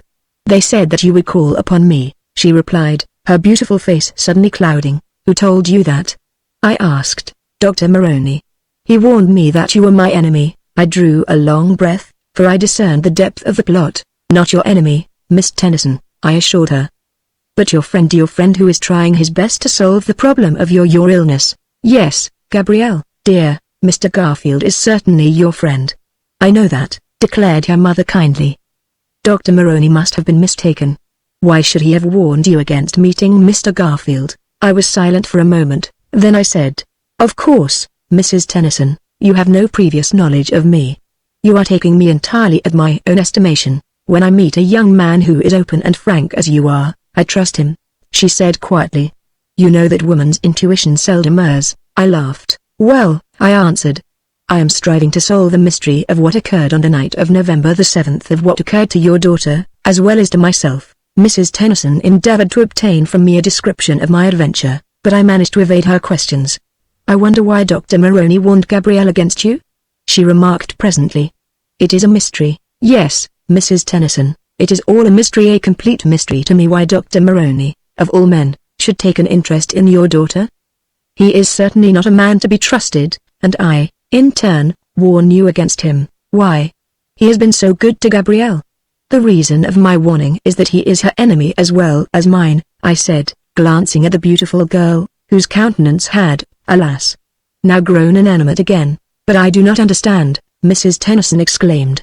"Why should the doctor be Gabrielle's enemy?" "Ah, That I cannot tell except that he fears lest she should recover and reveal the truth, a serious truth which would implicate him. Do you think he had any hand in the mysterious affair? I certainly do, was my reply, and then I told her of my journey to Italy, and of my discovery of her daughter with Moroni in Florence. But how did you know my daughter? She asked. Because on that fatal night I saw her in a house in London. You saw her? Where? In the house of a mutual enemy. Who? Mrs. Tennyson, I exclaimed quietly. At present I cannot reveal to you more than I have done. Please excuse me. When I have fully verified my suspicions I will explain all that occurred to me, all that is within my knowledge. Until then, please remain in patience. I never dreamed that Gabrielle had a single enemy in the world. I cannot understand it, she exclaimed. Neither can I. But the fact remains. The greatest care should be exercised regarding your daughter. Why did she meet that Frenchman in Kensington Gardens? I have only just heard about it, was her mother's reply. It appears that Dr. Moroni introduced them. She had only seen him once before. Then, turning to the girl, her mother asked, "What did he say to you?" "He brought me an urgent and secret message from Dr. Moroni, telling me that there was a plot against my life," she replied in a slow, mechanical voice. "The doctor sent word to me that Mr. Garfield would probably call and endeavor to be friendly with me, but that he was my enemy, and I should have no dealings with him." "Ah!" I exclaimed. "So that was the second warning given you, Miss Tennyson. It is more than ever plain that they fear lest, by meeting, we shall discover the plot and its instigators." "What else did he say?" "He told me that Dr. Moroni was still in Florence, but that he would be coming to London again very soon, and that he would call. He urged me at the same time to tell nobody that he had seen me, or that he had warned me against you, not even my mother." "All that is in no way surprising," I remarked, "for I happen to know that Monsieur Souza and the doctor are on terms of closest friendship, a partnership for evil." "How?" "As I have already explained, Miss Tennyson, I have not yet fully solved the enigma, though I have learned a number of facts which, though they increase the mystery, yet they give some clue to the solution of the enigma." "But their evil design?" asked her mother. "Their evil design is against us both, hence your daughter's interests have become my own," I replied. "My sole object is to bring to justice those who have, for their own ends no doubt for financial gain, been guilty of the astounding plot against your daughter. You may believe Dr. Moroni and his friend Souza as you will, Mrs. Tennyson, but I shall not withdraw from my present attitude. That they fear me is conclusively proved." "I quite see your point," said the quiet-voiced, refined lady. "Then I do urge you to have a care of Miss Gabrielle," I exclaimed. "If it is known, as it may be, that I have been here, an effort will surely be made to close the mouth of one or other of us. These men are desperate. I have already proved them so. Therefore we must take every precaution against surprise." "Why not go to the police?" suggested Mrs. Tennyson. "Because the whole circumstances are so strange that, if I related them at Scotland Yard, I should not be believed," was my reply. "No. I, with my friend Mr. Hambledon, must carry on our inquiries alone. If we are sufficiently wary and active we may, I hope, gather sufficient evidence to elucidate the mystery of your daughter's present mental condition, and also the reason why a similar attempt was made upon myself." "Well, Mr. Garfield," exclaimed the charming, elderly lady with a sigh, "I only hope you will be successful in your quest after the truth. This blow upon me is, I confess, a most terrible one. It is so distressing to see my poor child in such an uncertain state of mentality. Sometimes, as I have told you, she is quite normal, though she has no knowledge of what occurred to her. And at other times she is painfully vague and often erratic in her actions. She must consult Professor Corbeil, the great alienist, at Lyon. He has a wide knowledge of the symptoms and effects of a sign." The poor lady sighed, and with tired, sad eyes looked upon her daughter, who had sunk into a chair with her pointed chin resting upon her palms. "Unfortunately, Mr. Garfield, I am not rich," she said in a low earnest tone. "I will give most willingly all I possess in order that my poor child be restored to her normal senses. But I have very little in these post-war days, when everything is so dear, and taxation strangles one, in face of what they told us during the war, that they were making England a place fit for heroes to live in. It seems to me that they are now making it fit for Germans and aliens to live in." "My dear Mrs. Tennyson, our discussion does not concern politics," I said, anxious for the future of the graceful girl whom I had grown to love so dearly, even though her brain was unbalanced. At first I regarded it as strange that, being fellow victims of Oswald Dujeks and his desperate, unscrupulous accomplices who included the assassin Despouge, I had been drawn towards her by some unknown and invisible attraction. But when I analyzed my feelings and surveyed the situation calmly, I saw that it was not more extraordinary than in any other circumstances when a man, seeing a woman who fulfills all his high ideals, falls desperately in love with her and worships at her shrine. Chapter 23 The Death Drug. It was July. The London season, later in these modern days, was already on the wane. The Derby and Ascot had been won, in glorious weather. There had been splendid cricket at Lord's, fine polo at Hurlingham, and Henley Week had just passed. London society was preparing for the country, the continental spas, and the sea, leaving the metropolis to the American cousins who were each week invading London's big hotels. I was back at Francis and Goldsmith's hard at work as I had been before my strange adventure, while Harry was busy at his legal work in the police courts. From our windows looking across the Thames between the trees on the towing path we had a wide view of the river with the chimneys of the factories on the opposite bank. On the right was Putney, the starting place of the university boat race, and on the left the great reservoirs and the bend of the river behind which lay Mortlake, the finish of the boat race course. Each morning, when I rose and dressed, I looked out upon the wide and somewhat uninteresting vista, racking my brains how to further proceed with my campaign against the great intriguer who could, by his immense wealth, juggle with dynasties. With Mrs. Tennyson I had become on very friendly terms. Fearing to reveal myself as having taken the bundle of Bank of England notes as a bribe, I held back from her what had actually happened to me on that fateful night.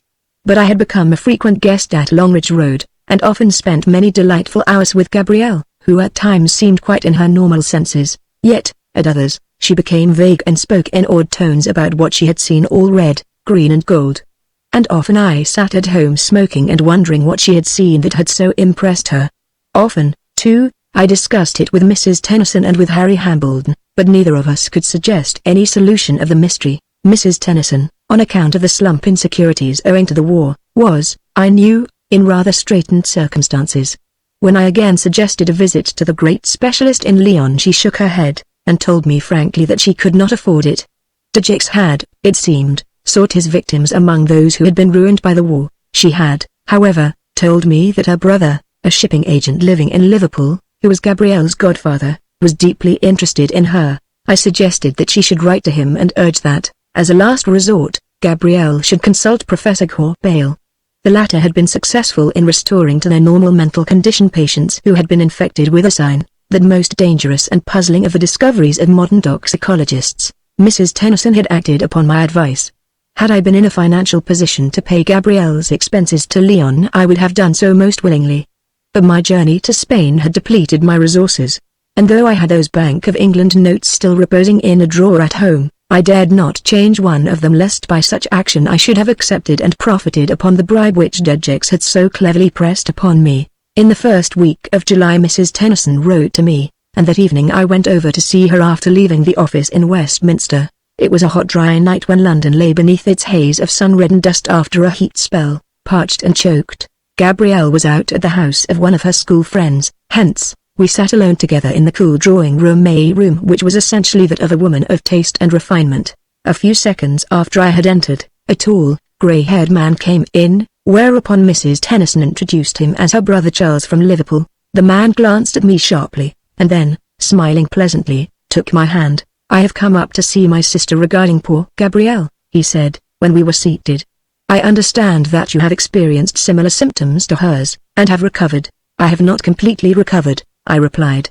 "Often I have little recurrences of lapse of memory for periods from a few moments to a quarter of an hour. My sister has told me that you believe that poor Gabrielle and yourself are fellow victims of some plot." "I am certain of it, Mr. Maxwell," I replied. "And I have already devoted considerable time and more money than I could really afford in an attempt to solve the mystery of it all." "Can you explain the whole circumstances?" he asked. "I am deeply interested in my unfortunate niece. I can relate to you a few of the facts if you wish to hear them," was my reply. I certainly had no intention of telling him all that I knew, or of the death and cremation of the mysterious Gabrielle Ingledew, whoever she might have been, so I explained practically what I had told his sister. I also described how Professor Vega at Madrid had told me of the 2 cures effected by Professor Gourbail, of Lyon. "My sister tells me that you suggest Gabrielle should consult him," Mr. Maxwell said. "But she has consulted so many specialists. Dr. Moroni has been most kind to her. He took her to doctors in Paris and in Italy, but they could do nothing." "Well," I think that as Professor Gorbale has cured 2 persons of the deadly effects of the drug, Miss Tennyson should see him, I remarked. I quite agree.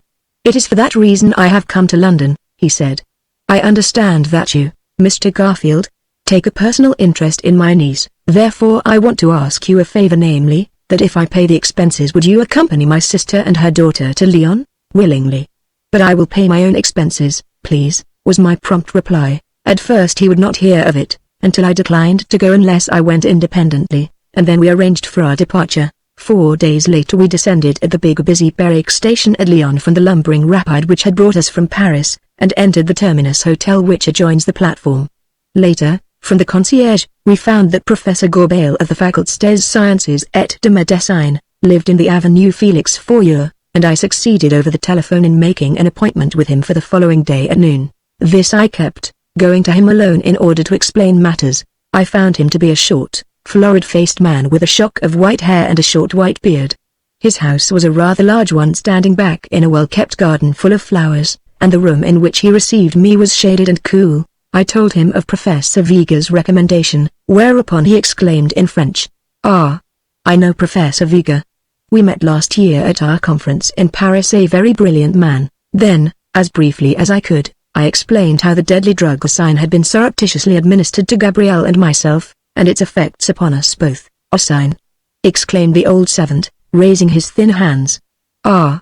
There is not much hope of the lady's recovery. I have known of only 2 cases within my experience. The effect of Osine upon the human brain is mysterious and lasting. It produces a state of the brain cells with which we cannot cope. A larger dose produces strong homicidal tendencies and inevitable death, and a still larger dose almost instantaneous death. I told him how we both had lost all sense of our surroundings for weeks, and how we were both found at the roadside, she in Hampshire and I in France. You were both victims of some plot, that is evident. Of course you have invoked the aid of the police. I did not reply. I certainly feared to seek the assistance of Scotland Yard. He explained to me practically what Professor Viga had done regarding Osine and its terrible effect. There have been other cases of its administration, said the great alienist. Somebody must be preparing the drug and selling it for sinister purposes. Though it is so little known as yet that its manufacturer must be an expert toxicologist with special knowledge. Have you seen many cases of its administration? I asked eagerly. Yes. Quite a number, was the old professor's reply. I am in communication with Dr. Duroc, of the Salpêtrière in Paris, and together we are keeping a record of the cases where Osine is administered by some mysterious hand. Whose, we have no idea. We leave that to the sheet. But you say that your adventure and that of Mademoiselle occurred in London? I repeated my story. Then I ventured to ask.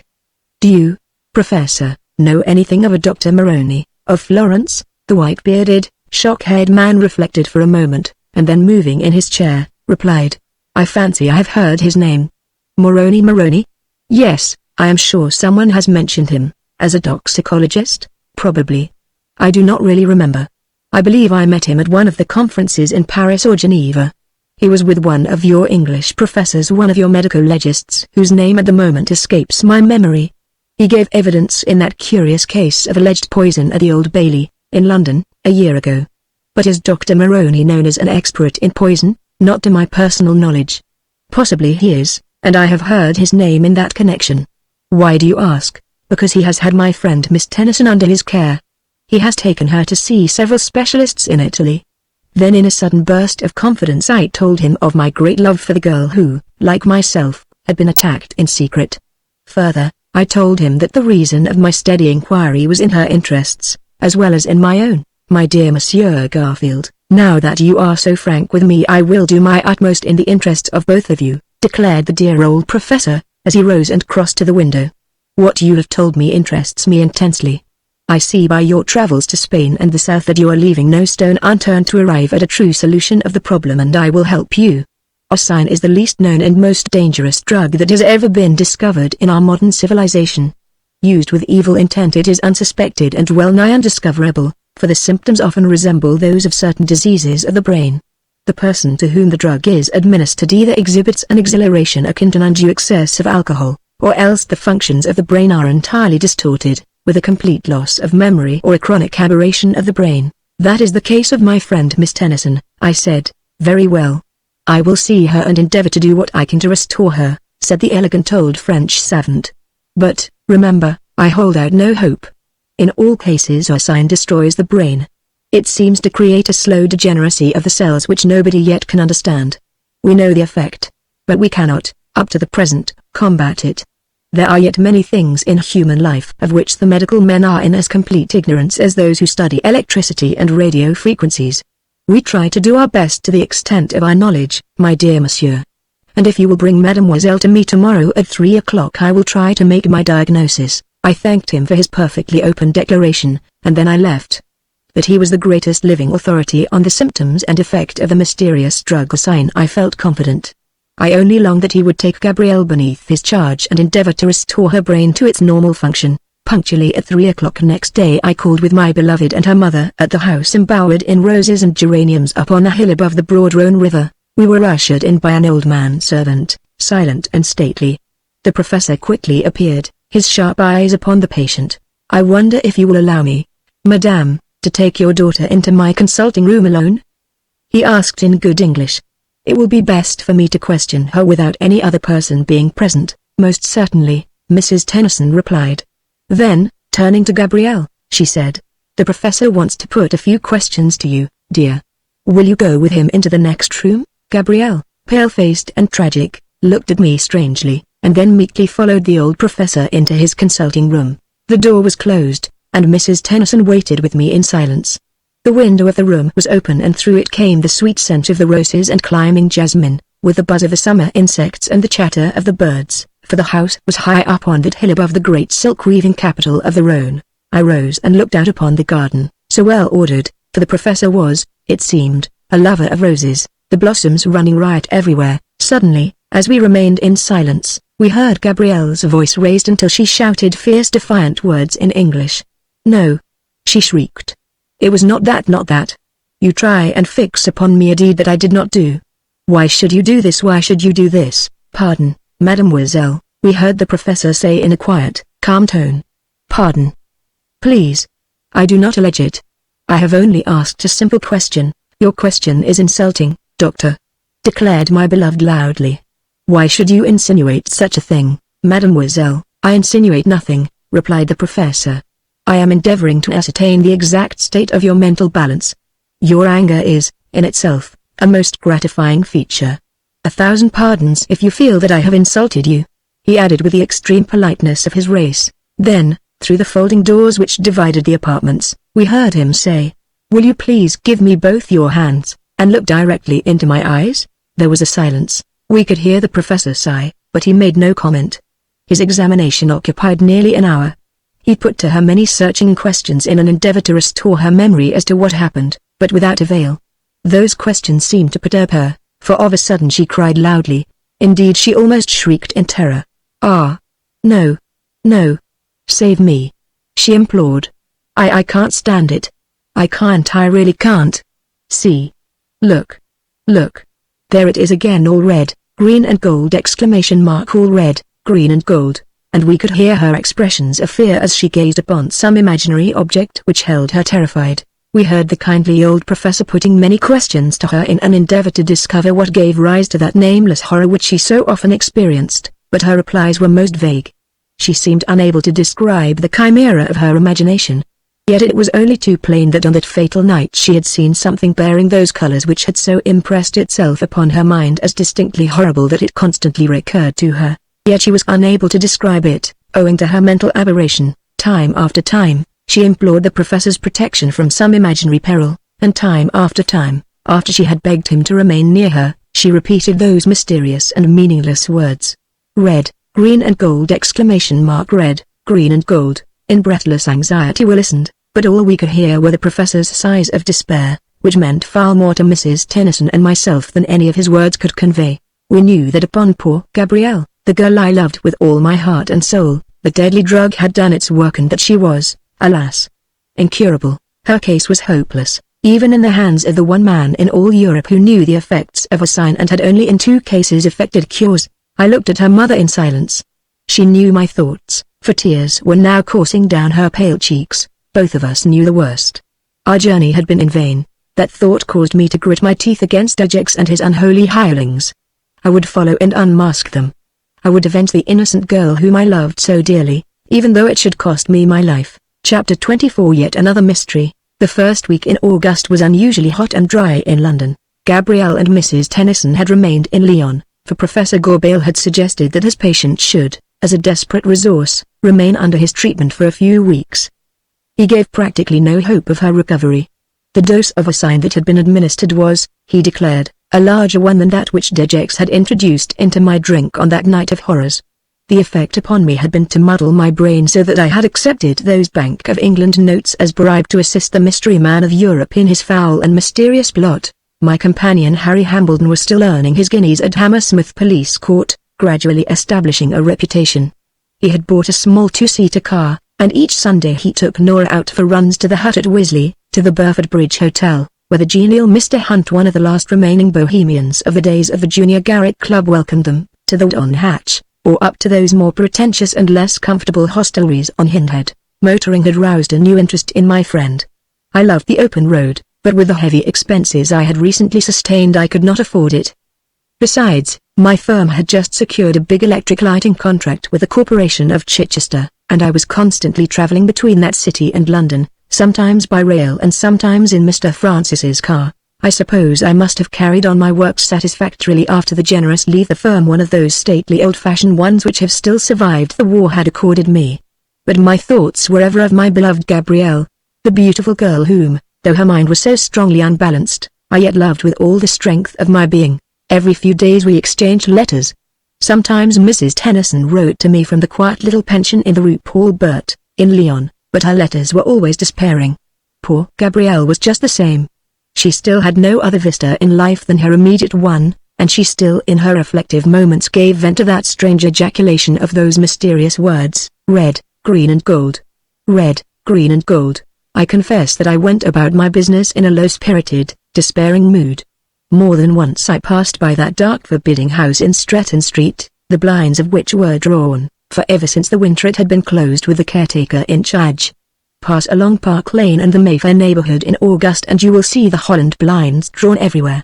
The window boxes filled with geraniums and marguerites are drooping, for they have served their turn and the families are out of town, enjoying themselves in Scotland, in Norway, or at the French spas.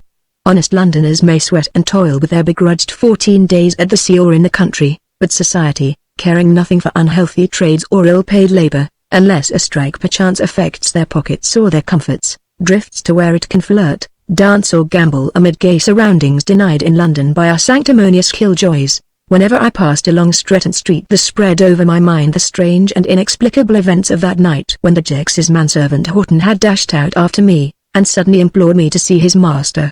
Ah! I saw the amazing cleverness of the whole plot, a plot such as could only be conceived by a master brain. De Gex's dark, sinister, half-oriental countenance haunted me in my dreams.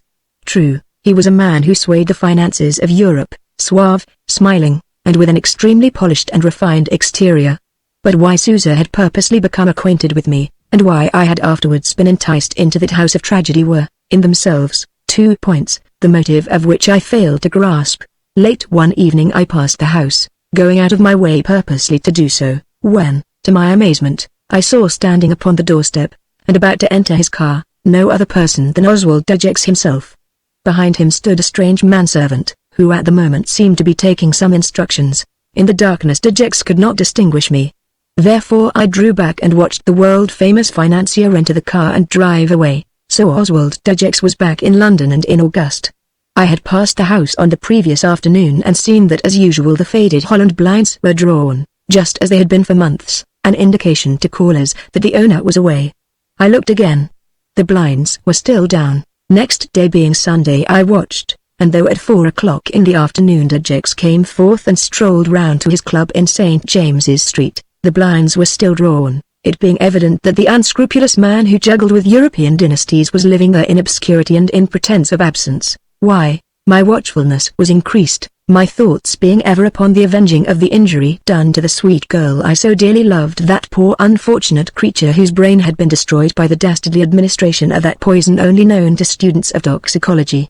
In my waking hours I conjured up scenes of how mother and daughter, living in that obscure pension in busy Lyon, went each day to the professor's house, and how the kindly old servant did his best to restore her brain to its normal activity. One hot day I had been to reading on business for the firm, and on arrival at Paddington I bought an evening paper and took it home to Rivermead Mansions. As usual, Harry and I had dinner together, and after he had gone out to Richmond, I sat by the open window which looked upon the towing path beside the Thames, and with my pipe in my mouth, scanned the day's news. Of a sudden I came across a heading which attracted me, and read as follows: "The sudden death is announced, at his house outside Amsterdam, of Baron Harty van Veltrup, the well-known Dutch financier, who for some years was in active association with a Spanish banker, the late Count de Charmartin. The Count died recently in San Sebastian just after he, with Van Veltrup, had promoted a great railway scheme in central Spain. The circumstances of the Baron's death appear to be somewhat mysterious," says our Amsterdam correspondent. 3 days ago the banker, who is a widower, went to The Hague, where in a private room in an obscure hotel, he met a man on business. The meeting was apparently in secret, for he told his valet that he did not wish anyone to know of the mysterious visitor for a certain financial reason. The man remained with the Baron for nearly an hour, after which the financier went home in his car to Amsterdam, his valet driving. On the way the servant noticed that his master seemed very perturbed, once or twice muttering threats beneath his breath. On arrival at his house facing Vondel Park, he dressed, ate his dinner alone, and was about to re-enter his car to drive to the Park Schouwburg, where opera was being given that night, when he staggered and fell just outside the gate, and expired in a few moments. Though a medical examination proved that death was due to heart failure, some comment has been caused by the valet's story of his master's mysterious visitor at The Hague. The latter he describes as middle-aged, with a small dark moustache, a ruddy complexion, wearing round horn-rimmed spectacles. He thinks the latter were worn for purposes of disguise. 3 doctors have, however, declared that death ensued from natural causes, hence the police discredit the valet's story. Baron van Veltrup, who was well known in international finance, was a frequent visitor to London, where he had permanent chambers in Jermyn Street. He was in the habit of receiving strange callers, persons who probably gave him secret information regarding government concessions and other such matters. Therefore it is not believed that the man whom he met in secret has any connection with his sudden and lamented death. The Baron contributed most generously to Dutch charities, especially to the Blinden Institution, of which he was one of the governors. Some of his financial deals were of outstanding magnitude. The last loan to Peru was made through his house, in combination with that of Charmartin, in Madrid, while he negotiated a big loan to Serbia immediately before the war, as well as obtaining the concessions for 2 new railways in northern Italy and in Portugal. The reputation of the House of Veltrup was one of the highest standing, and the Baron's untimely death has cast a gloom over financial circles in all the European capitals. I raised my eyes from the paper and gazed across the Thames, now growing grey in the evening light. Outside, the soft wind whispered in the trees, and across the long suspension bridge ran an endless stream of motor traffic into and out of London. The affair in Amsterdam was certainly curious, but what attracted me most was the fact that the dead Baron had been a partner with the late Count Charmartin, whose widow I knew by sight. The Count had also died very suddenly. So within a short time of each other 2 men whose names were once to conjure within international finance had both died. The valet's story I did not doubt. I knew that such men as the late Baron were often compelled, in their own interests, to receive visits from mysterious and often undesirable persons, most of whom were paid for their information. Every giant of finance employs his secret agents, whose duty it is to keep his principal informed of the various political and other secrets in Europe. Indeed, the great financiers know more of the underground currents of foreign politics than they do at any embassy or Ministry of Foreign Affairs. It is their duty to know the secrets of nations, and they profit upon their knowledge. I sat ruminating. The sudden deaths of the 2 pillars of finance was, to say the least, a curious coincidence. I recollected that Charmartin had been associated with Dujeks, and the object of the latter's journey to Madrid had apparently been to interview his dead friend's widow. I also remembered Professor Vega's description of the deadly effect of that secret poison, a sign that it might cause almost instant death, and that all doctors would attribute the cause to heart failure. This caused me to ponder for a long time. I read and reread the report of the Baron's death, and when I retired to bed, Harry not having yet returned, I could not sleep, so haunted was I by vague suspicions. Next day I found that I could not apply myself to work at the office, so gave it up and once more wandered towards Hyde Park Corner and up Park Lane, where again I passed through Stretton Street. The blinds of the big dark mansion were all lowered, indicating that its owner was still out of town. Yet I knew that he was living in the half-darkness of that closed house. Why? Several days passed when, unable to rest, I at last asked leave of absence from old Mr. Francis, and crossed by the night boat from Harwich to the Hook of Holland. On the following day I found myself in quaint old Amsterdam, that city built upon the sand in defiance of a certain text in St. Matthew, the city with its great network of canals, and its many gaudily painted barges. As I left my hotel and walked to the Dam, the central square of the city, my nostrils were saluted upon one side by the perfume of the flowers adorning the windows and the odor of cook shops, while on the other was the smell of tar and the fumes of the humble kitchens of sailing vessels. I happened to know an Englishman employed as clerk to a firm of Dutch forwarding agents whose offices were in the Dam, and this man, whose name was Graham, I at once sought. We went out to a cafe together, and I explained the object of my visit, namely, the investigation of the death of Baron van Veltrop. Graham at once regarded me with considerable astonishment, for very naturally he could not make out why I should take such a keen interest in the death of one of the richest men in Holland. The Baron died of heart failure, my friend said. The doctors are agreed upon that. His valet told some extraordinary story, but no credence has been placed in it. There has been a good deal in the papers concerning the unfortunate affair, but the excitement has now all died down. The Baron was, I believe, buried yesterday. I know that there is no suspicion that death was due to foul play. Graham, I said. But I confess that in face of certain knowledge I possess I am not altogether satisfied with the doctor's conclusion. My friend smiled incredulously. At first, the police were, I heard, inclined to suspect foul play. But after full investigation they are now quite satisfied as to the cause of death. Be that as it may, I intend to make a few discreet inquiries, I replied resolutely. I want you, if you will, to assist me. He smiled again in undisguised disbelief. Of course you are at liberty to express your own opinion, he said with some reluctance. And if you wish, I will assist you. But I really think, Garfield, that you will be only wasting your time and mine. I hope not, I assured him. Were I not in possession of certain exclusive information I should not venture to come here from London and trouble you, as I am doing. Graham, whom I had known for a number of years, looked very straight at me. What is the nature of this exclusive information? He inquired. You are concealing something, Hugh. Yes. I know I am, was my reply as I smiled at him. I am here to discover the truth regarding the death of Baron van Veltrop. Then you suspect foul play, eh? Asked my friend. Yes, I do, I replied in a low voice, and I want you, Graham, to put me in touch with the Baron's valet. He is a man named Folker, a Swede, according to the newspapers. I dare say I could find him. If you can, you will assist me very much. I must have a chat with him, I said. I feel somehow that in face of the strange facts within my knowledge that he can give me the clue to the cause of his master's death. Graham smiled.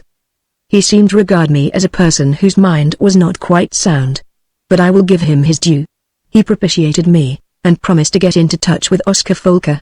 By virtue of the wide ramifications of the firm by which Graham was employed, I knew that it would be an easy matter, hence I was not surprised when next day he rang me up on the telephone to my hotel and told me that he had been able to find the valet Folker who would call upon me at 6 o'clock that evening. Chapter 25. What the valet knew.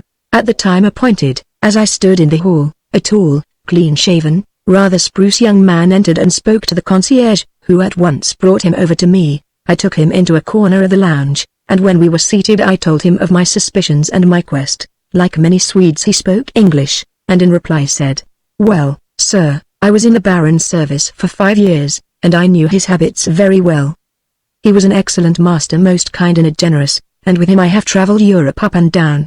We were very often in London, where the Baron had bachelor chambers in Jermyn Street. I know that, I said.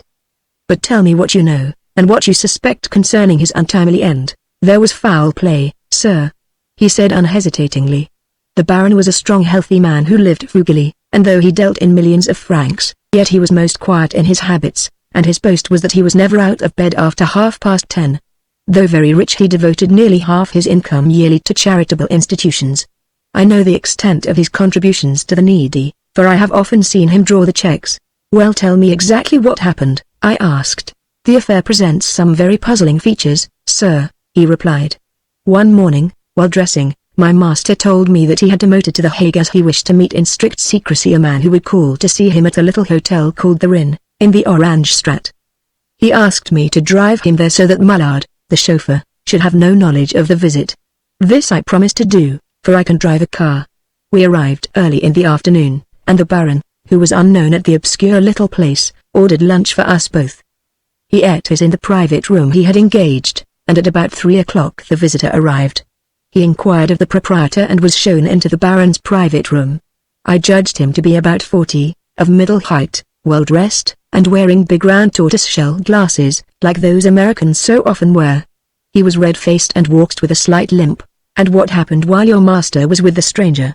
The Baron came out and told me to go to the garage with the car, and I was telephoned for an hour later. When I met him again he seemed to be in an ill and petulant mood, for he told me to drive back to Amsterdam with all speed. He also again made me promise to tell nobody of the secret meeting. "And then?" I asked anxiously. "On arrival home he washed, dressed, and dined alone. Afterwards he put on his gloves, grey suede ones, ready to go, but exchanged them for a pair of white ones, as he recollected that he was going to the opera. Then he walked out to the car, but suddenly cried, 'Oh! My head! My head!' and fell onto the pavement. I was just behind him when he did so, and hurried to get him up. But he was already unconscious, and scarcely before we could get him into the house he expired." "And why do you suspect foul play?" I asked.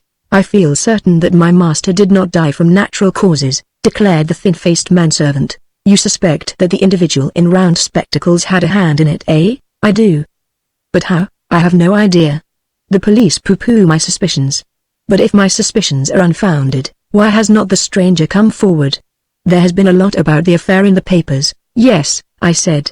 "It certainly appears strange, for there can be no cause for secrecy now that the Baron is dead, even if some great financial transaction had been involved. My master often received very queer visitors," said Folker. "Once he entertained 2 very strange-looking shabby individuals when he was at Aix-les-Bains with Mr. Dergix." "With Mr. Dergix?" I echoed. "Was the Baron a friend of his?" "Yes, an intimate friend.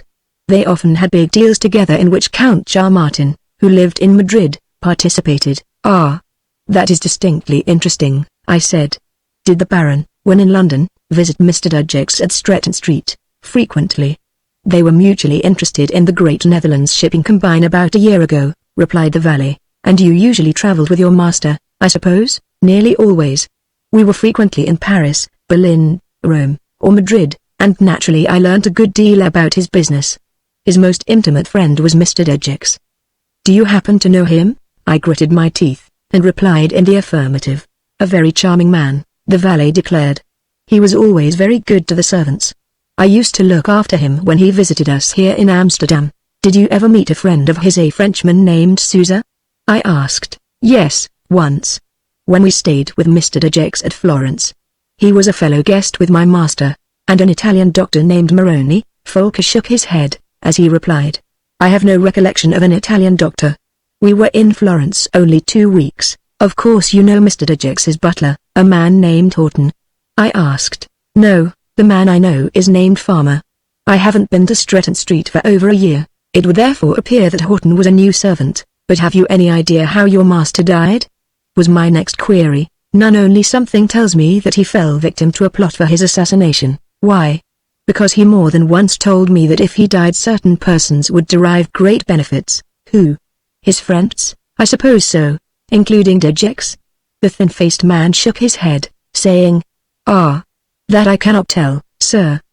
But I know that Mr. Dergix owed the Baron a very considerable sum over a financial deal regarding some oil wells in Romania. Only a few months ago he mentioned to Mr. Grant, one of his friends, in my presence, that he hoped Dergix would very soon settle with him. In fact he seemed annoyed at the delay in the payment." This statement caused me to reflect deeply. Was it really possible that the Dutch Baron's death had been due to the machinations of this mystery man of Europe? The fact that he owed the dead man money would serve as sufficient motive. I did not overlook the deeply laid plot against myself, one that must have sent me swiftly into my grave had it not been for my providential escape. The whole amazing facts, my meeting with Souza in the express between York and King's Cross, the trap set for me at Stretton Street, and my astounding adventures afterwards, all flashed through my mind. Oswald Dergix was a most unscrupulous person who had climbed to fame and fortune over the ruined homes and bodies of his victims. I was now out to obtain direct and undeniable evidence of his crimes, yet up to the present I could not go much further than mere surmise. 2 of his business friends, Count Charmartin and Baron van Veltrop, had died quite suddenly.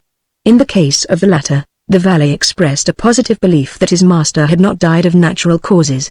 This was supported by the fact that the Baron received a mysterious visitor at an obscure hotel at The Hague, a man who was apparently disguised by bighorn spectacles, and was certainly not a Dutchman. And above all that, I held most conclusive evidence that both de Gex himself and the dead bandit, Des Pujol, had used the deadly drug assigned to secure their nefarious ends. But the most irritating feature of the affair was that I was as far off as ever from solving the mystery of what happened on that memorable night in Stretton Street, or with what motive I had been induced to give a death certificate that had enabled the body of an unknown girl to be cremated. I questioned the valet, Volker, still further, telling him that I had come especially from London to endeavour to elucidate the truth concerning his master's death. He was devoted to the Baron, and was highly incensed at the attitude taken by the Dutch police. "I will give you every assistance, sir," he replied. "Excellent," I said. "I would very much like to go to the Baron's house. Could you take me there?" "Most certainly, sir," was his response, and with willingness he accompanied me in a horse cab up the cobbled Straat with its many canals to the pleasant Vondel Park, just outside the city.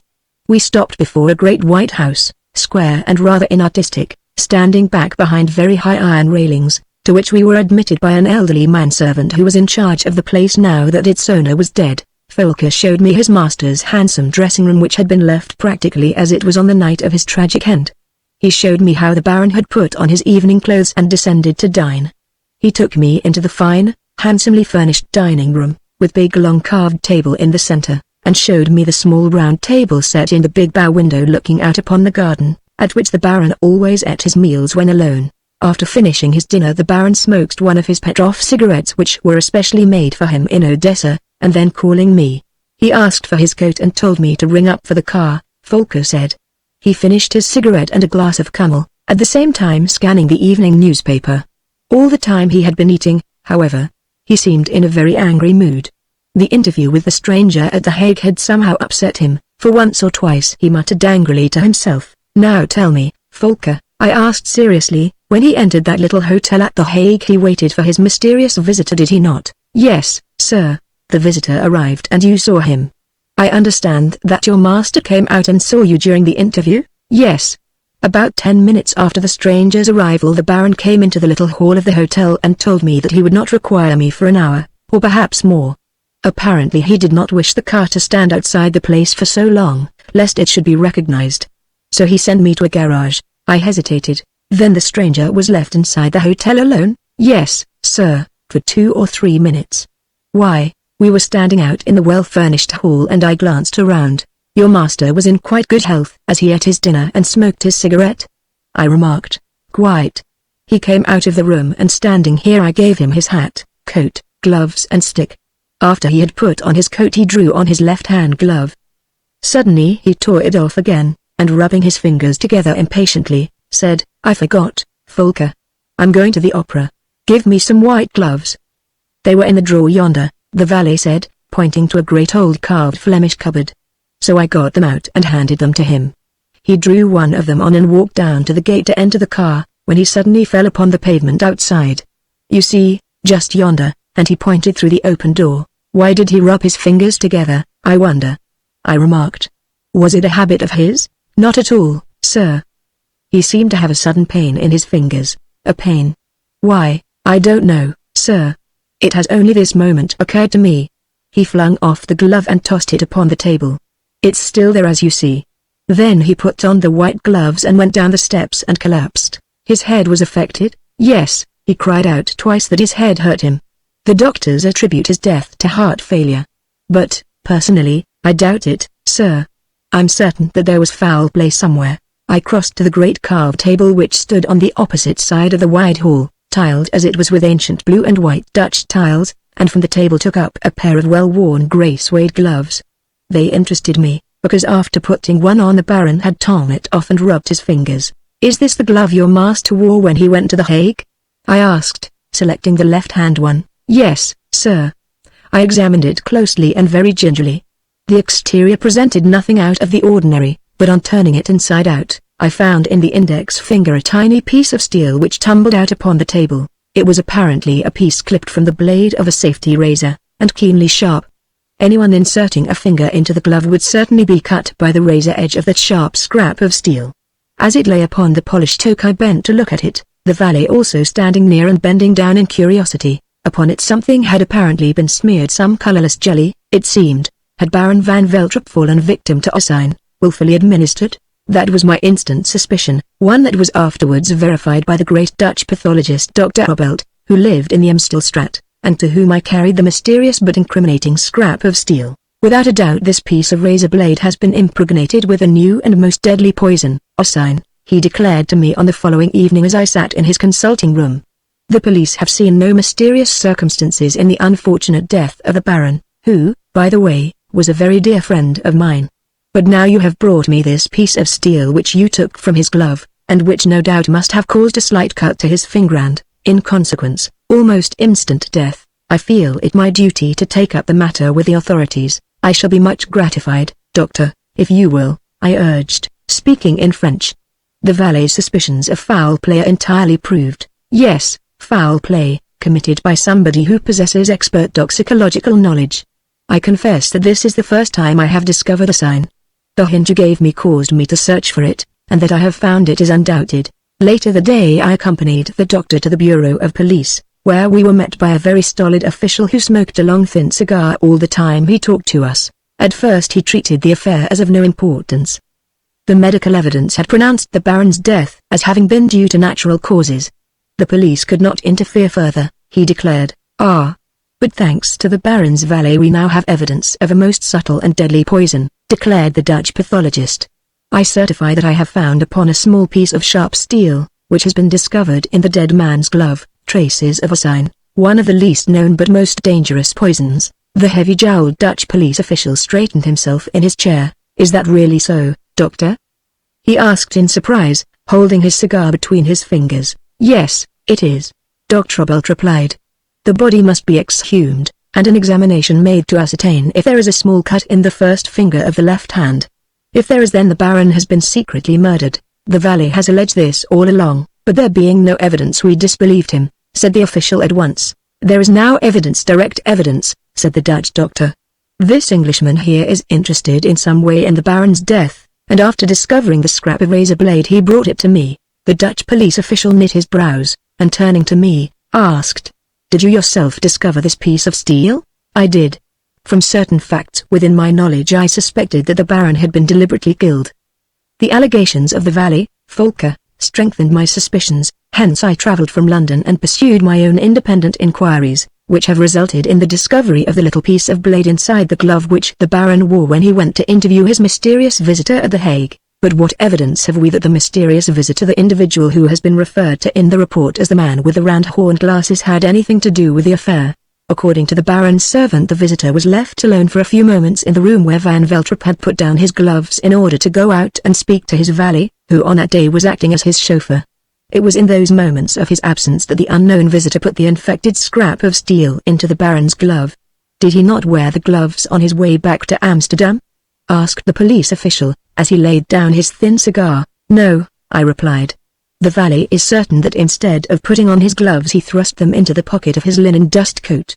Volker says that when his master returned he took the gloves from the pocket of the linen coat and placed them on the table in the hall as was his habit. It was only when the Baron was going out again that he put on the left-hand one, and then suddenly drew it off and rubbed his fingers. The first finger of his left hand had undoubtedly been cut, and hence infected with that substance which causes almost instant death and the exact symptoms of heart disease. Osine, did you say? Asked the head of the Amsterdam police. Yes, I replied. Osine, the most dangerous, subtle and easily administered poison known to our modern toxicologists. And your great financier Baron van Veltrup has died by the hand of one who has willfully administered it. Well, said the stolid man with the scraggy beard, rather reluctantly, I confess that this has come to me as a perfect revelation.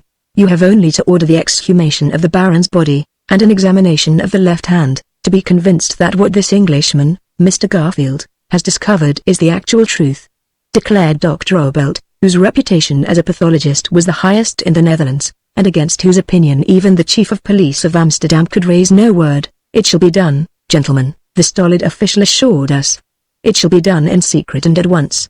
He was true to his word, for at noon next day I received an invitation to call again at the police bureau, and was there informed that a small superficial cut upon the first finger of the left hand had been discovered. Therefore there was no doubt that death had resulted from foul play. If such were the case, it seemed more than probable that to Count de Charmartin, the intimate associate of Oswald Dejecks, a similar dose of osine had been administered. Chapter 26. More about Matteo Sands. The means by which the unfortunate Baron van Veltrup had met with his death was as ingenious as that practiced upon me by the expert thief, Despujol.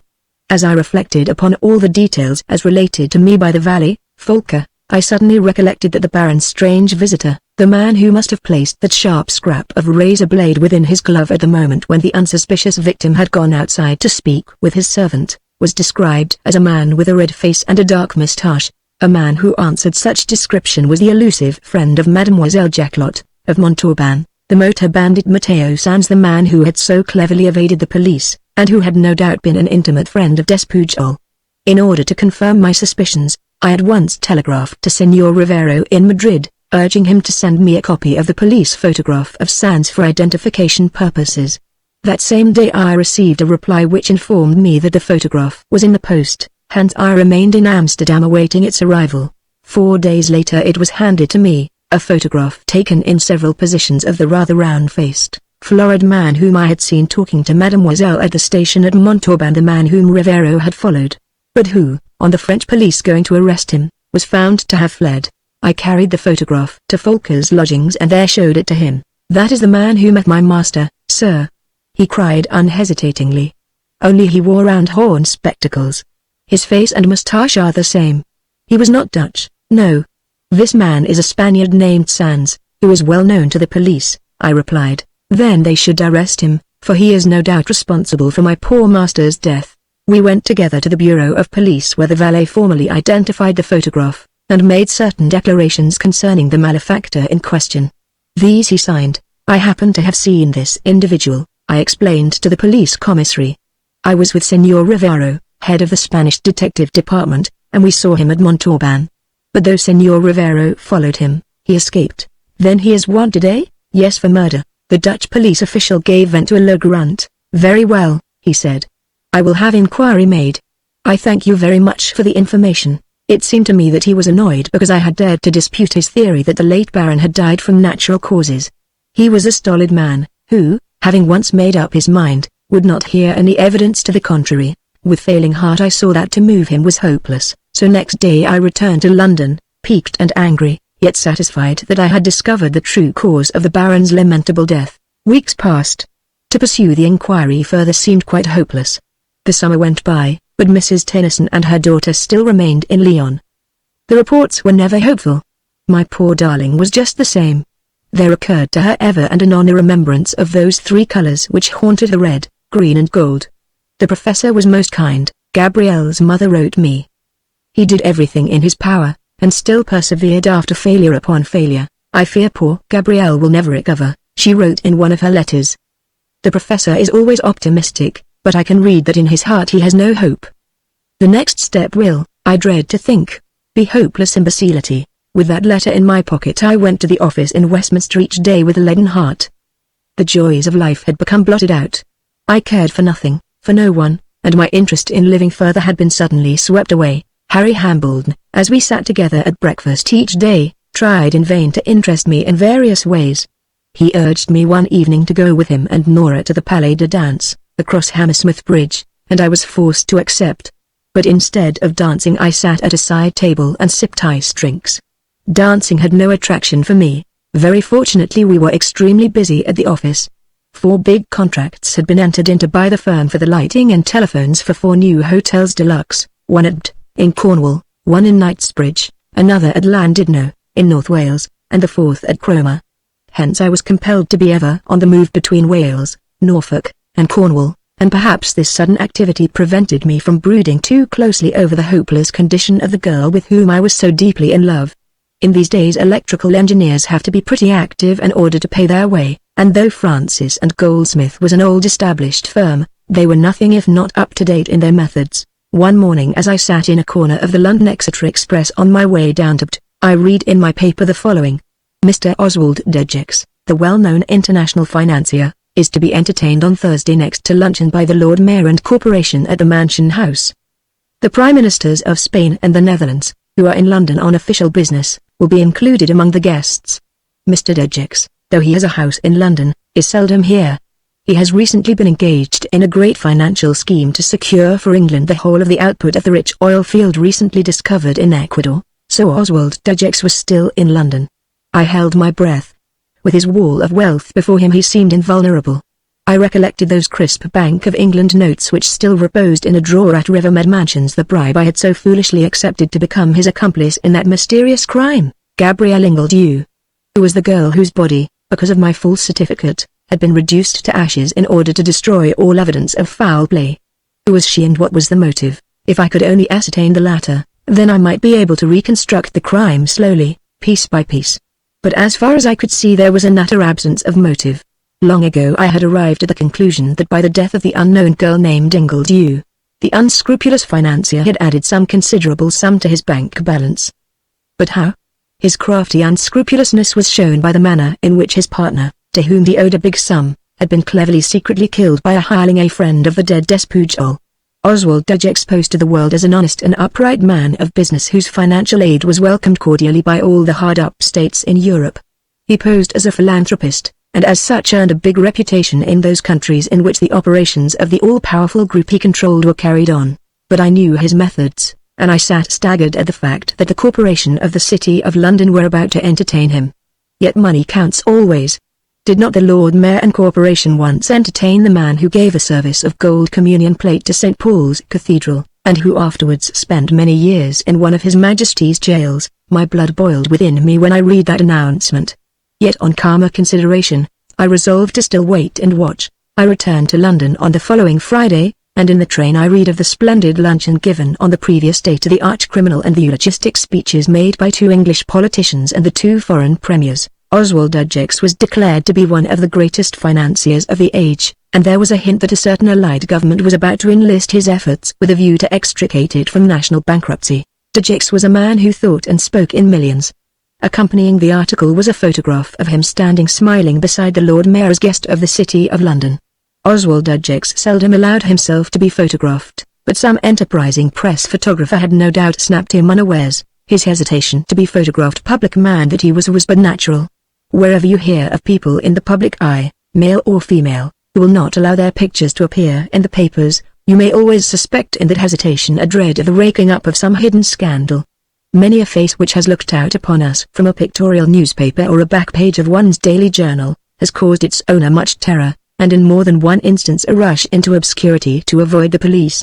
Scotland Yard and the Paris Gite have many albums of photographs, and it is not generally known that each day their counterparts are searched for in the daily journals. Oswald Dejecks had on that memorable day become, against his will no doubt, a lion of London.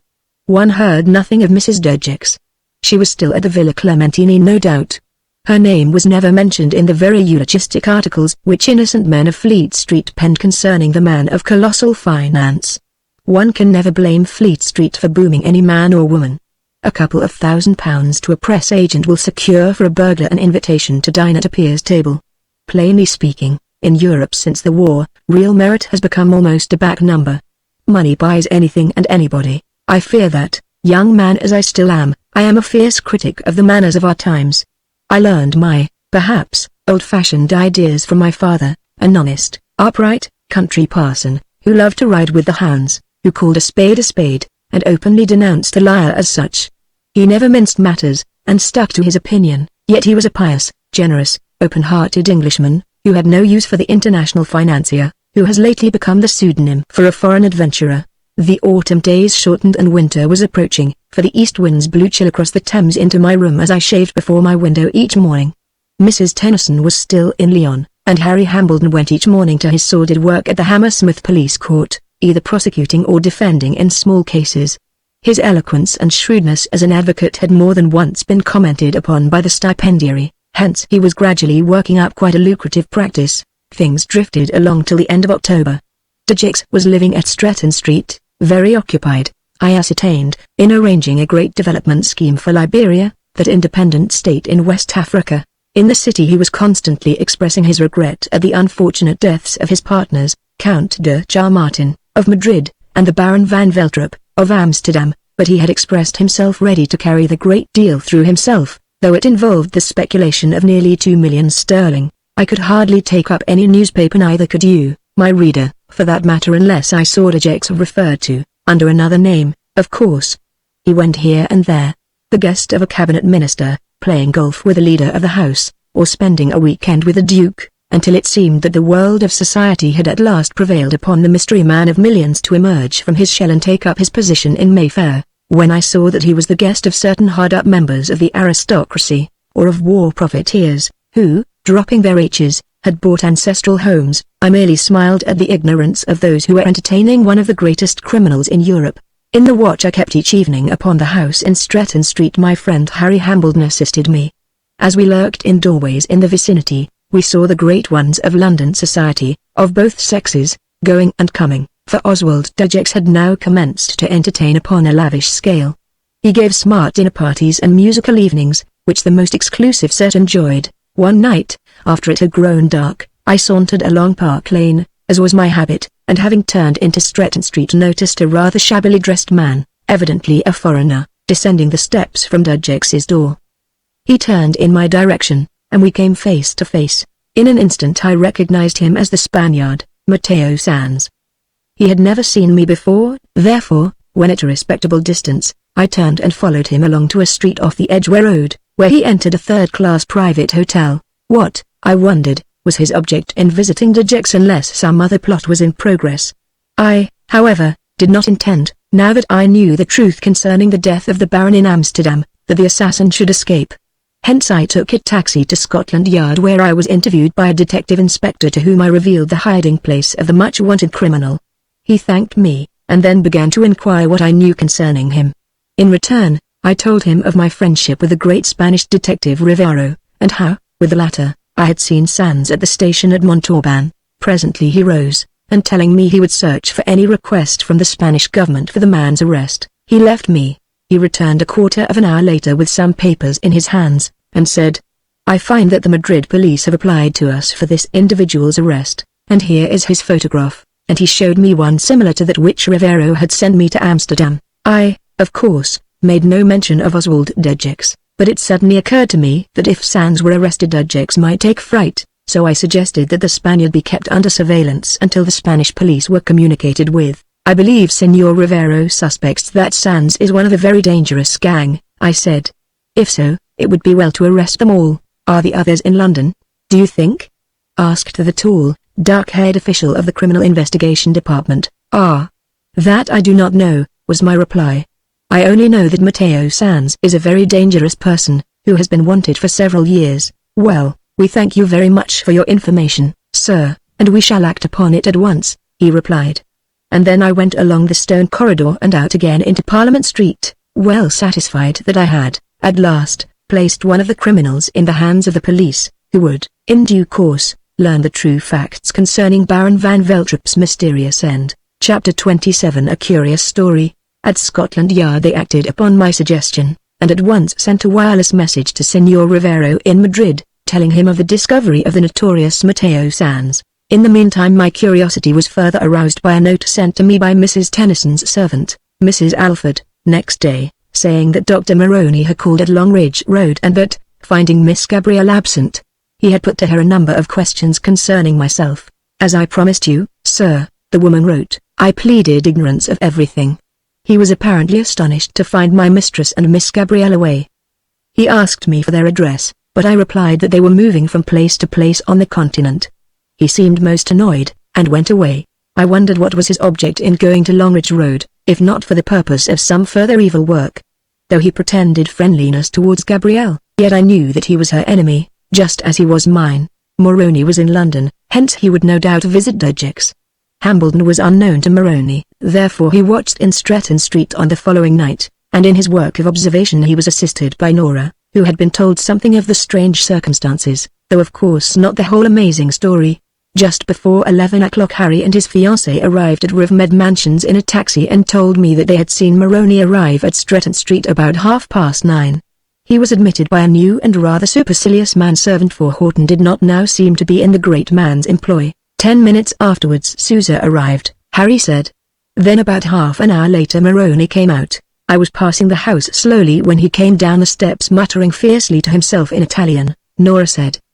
He took no notice of me, for he seemed extremely angry and excited. Indeed, as he left, he glanced back at the house, his hands clenched, and he seemed to invoke a curse upon it. By Jove! I gasped. That's interesting. The precious trio have perhaps quarreled, perhaps, said Hambledon. And as a lawyer I venture to predict that if they really have we shall, ere long, obtain some very interesting disclosures. Nora stayed and had some supper, for we were all desperately hungry, and later on Harry saw her back to Richmond. 3 days later, in consequence of a message sent to me from the Hotel Cecil, I went home early from the office to Rivermead Mansions, and had only been in 5 minutes when the doorbell rang. On opening it I found my expected visitor, Signor Rivero. "Ah, my dear friend," cried the good-humored police official, as he wrung my hand warmly. "So I have found you at last." The taximan made a mistake in the address and took me further down the road. "Well, so you have been doing good business for us, eh?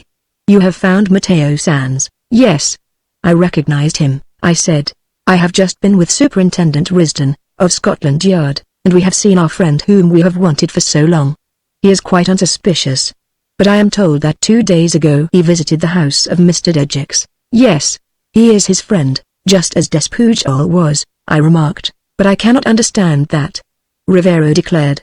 "It seems incredible that a person of such high standing as Mr. Dejecks should number bandits among his friends." "I revealed to you the truth concerning Dejecks when we were in Nîmes," I said.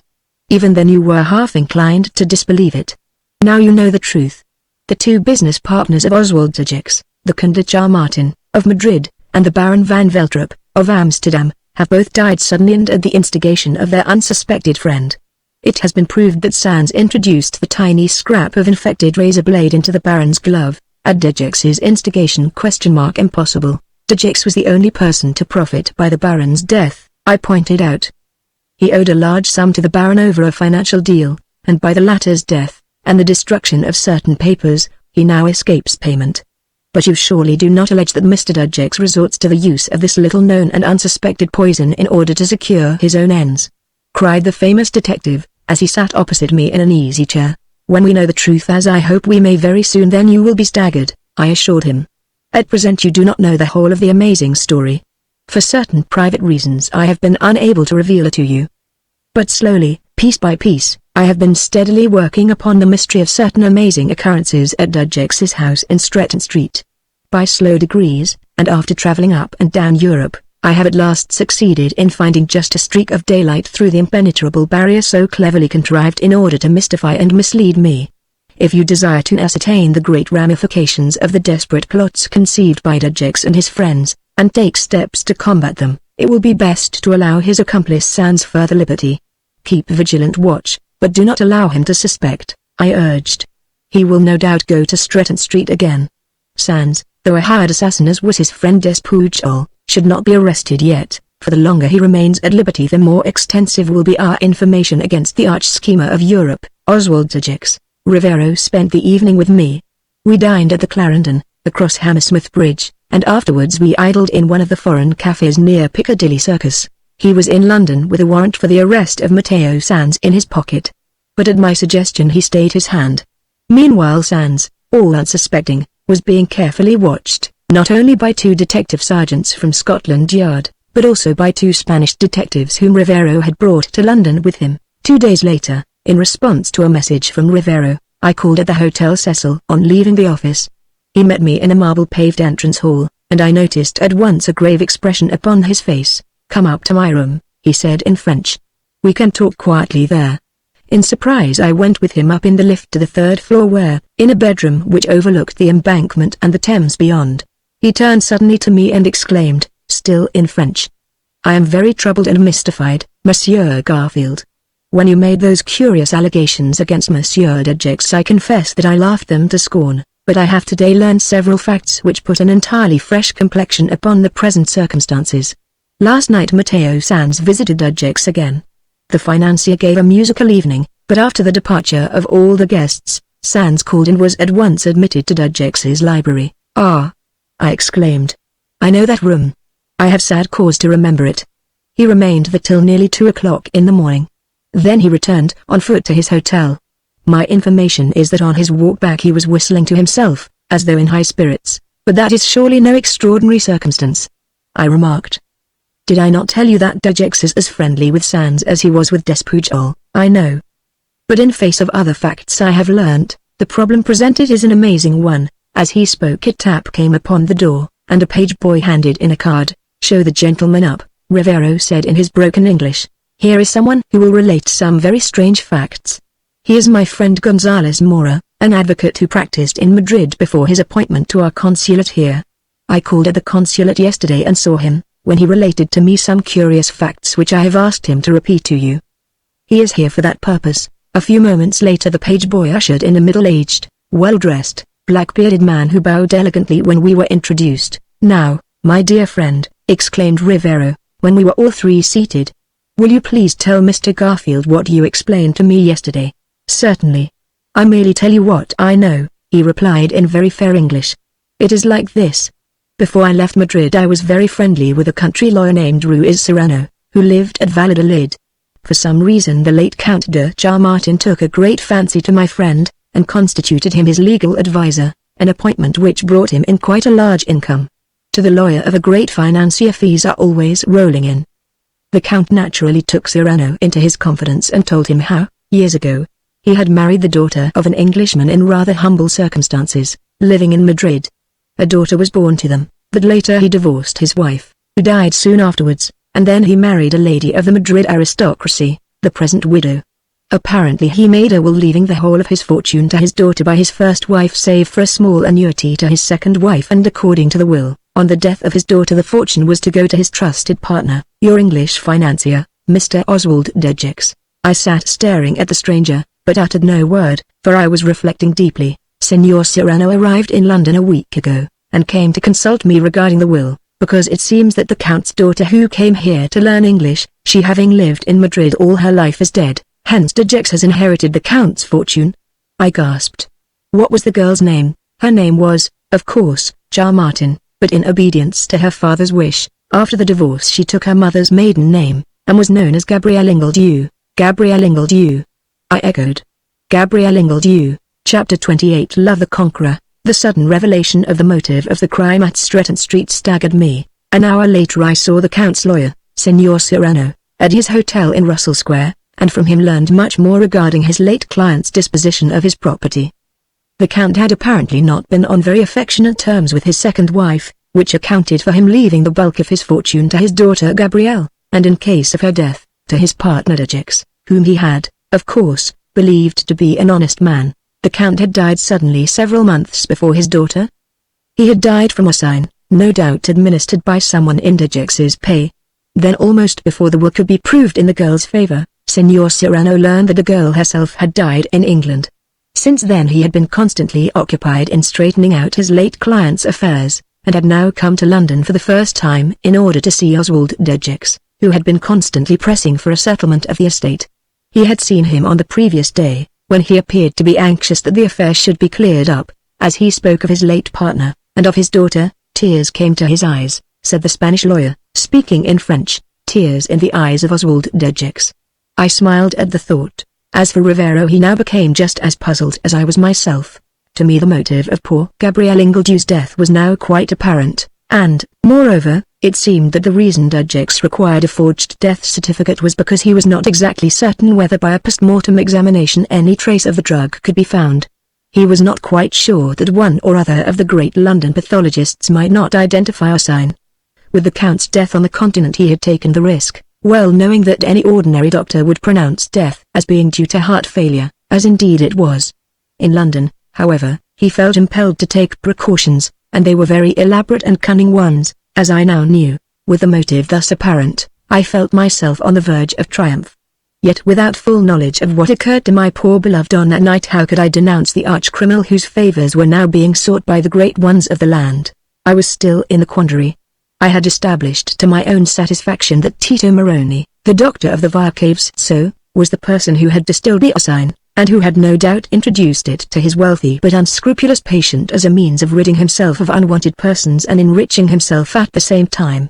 Indeed, these facts were eventually proved up to the hilt. The motives for the deaths of the Count de Chamartin, his daughter, and the philanthropic Dutch financier, were all quite plain, but, of course, I had said nothing to Rivero, or to anybody else, regarding my acceptance of a bribe to assist Dutch in the committal of a crime. I confess that on that night of horror I had no suspicion of foul play, for knowing the great financier as a person of very high standing, I naturally believed the story of his niece's sudden death. It was not until I found myself in the hospital at Street Marlow that I realized how cleverly I had been tricked. The drug had been administered to me in just sufficient dose to ensure that my brain should be affected, and that any story I might afterwards tell should be discredited. Happily, however, I had now nearly completely recovered. I was the third person known to return to their normal senses after a dose of osine. Would there be a fourth? 3 further days went past, watchful, anxious days. Dutch was still at Stretton Street, apparently quite unconscious that his hireling Sands was being kept under close surveillance. Another plot was in progress, without a doubt. Twice again had the elusive Spaniard, who was such a close friend of the notorious Despujol, visited Stretton Street. It seemed, too, that Dutch, though anxious to return to Italy, still remained in London in the hope that Signor Serrano would arrange for the immediate transfer of the Count's property. One could scarcely take up a newspaper without finding that Oswald Dutch had attended this function or that, for he was apparently courting the favors of certain high political personages, no doubt with a view to a place in the next on his list. I smiled within myself as I read of all the great man's doings, of his vast financial interests, of his estates in England and in Italy, and his assistance to the Ministry of Finance or Spain.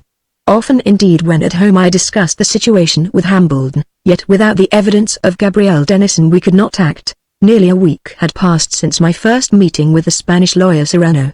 Tito Moroni had apparently returned to Italy, for he had not been again to Stretton Street. His last visit there had no doubt resulted in a quarrel with his wealthy client, whom I had suspicions he was blackmailing, for such would undoubtedly be the procedure of a blackguard of his caliber.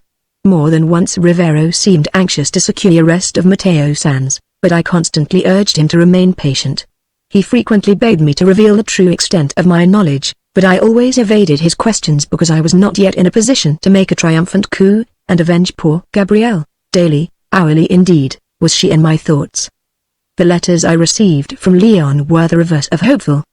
The last one indeed reported that little or no progress had been noted during the weeks she had been under the care of the kindly old professor. One evening, on returning from the office, I found upon the hall table a note in Mrs. Tennyson's well-known hand.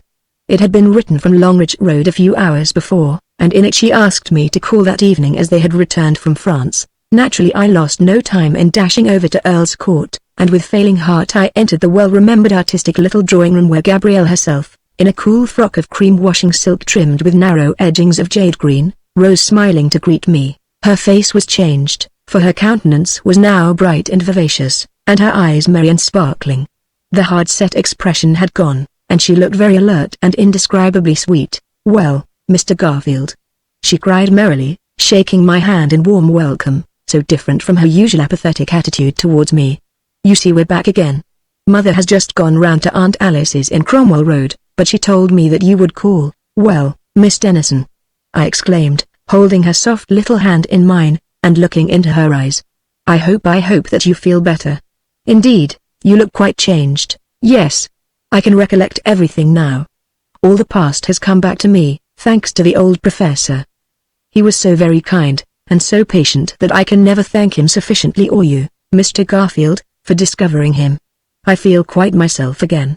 And it was all so sudden. At first, the treatment gave me no relief, my brain seemed so muddled, but quite suddenly one day I found that I could recollect the past, all that happened to me on that terrible night. And in 3 days the professor announced that I had quite recovered. My heart leapt with joy. "She was cured!" Cured. "Tell me all that you recollect regarding the events of that night," I urged breathlessly as we sat together in the little London drawing-room. I looked at her countenance and realized now that it was full of life and animation. How very beautiful she was. How different from when I had seen her half dragged along the streets of Florence by her pretended friend Moroni. But justice was at hand. So I urged her to tell me exactly what happened. I give it to you, my reader, in my love's own words, just as she related it to me. "Well," she said, drawing a long breath. "One night about 12 months ago I was at a private dance at the house of a friend in Holland Park, when I was introduced to a young married woman named Cullerton, the wife of a man on the stock exchange. I rather liked her, and as she invited me to a small dance which she gave a week later, we soon became friends. One day, while we were walking together in Bond Street, we met Mr. Dejecks, the great financier, to whom she introduced me. His car was standing at the curb, so he took us back to tea at his house in Stretton Street. While we were at tea, a tall, dark Spanish-looking girl came in and was introduced to us as Gabrielle Ingledew. As we sat at tea, we laughed over the similarity of our names, and she told me that though her mother had been English, she had lived all her life in Madrid, and had been over here for the purpose of studying English. She had been staying with a family somewhere in Essex, but was now at an hotel in London, for she was returning to Madrid in a few days. I rather liked her, and as Mr. Dejecks was charming to us both, I accepted his invitation to dine there a few days later. I did not tell Mother about this, for I feared that being rather old-fashioned she might disapprove of my new friendships. We had a delightful dinner, and Mr. Dejecks took us all three to the theatre afterwards, and drove each of us home. I was the first, and he put me down at the corner of Earl's Court Road.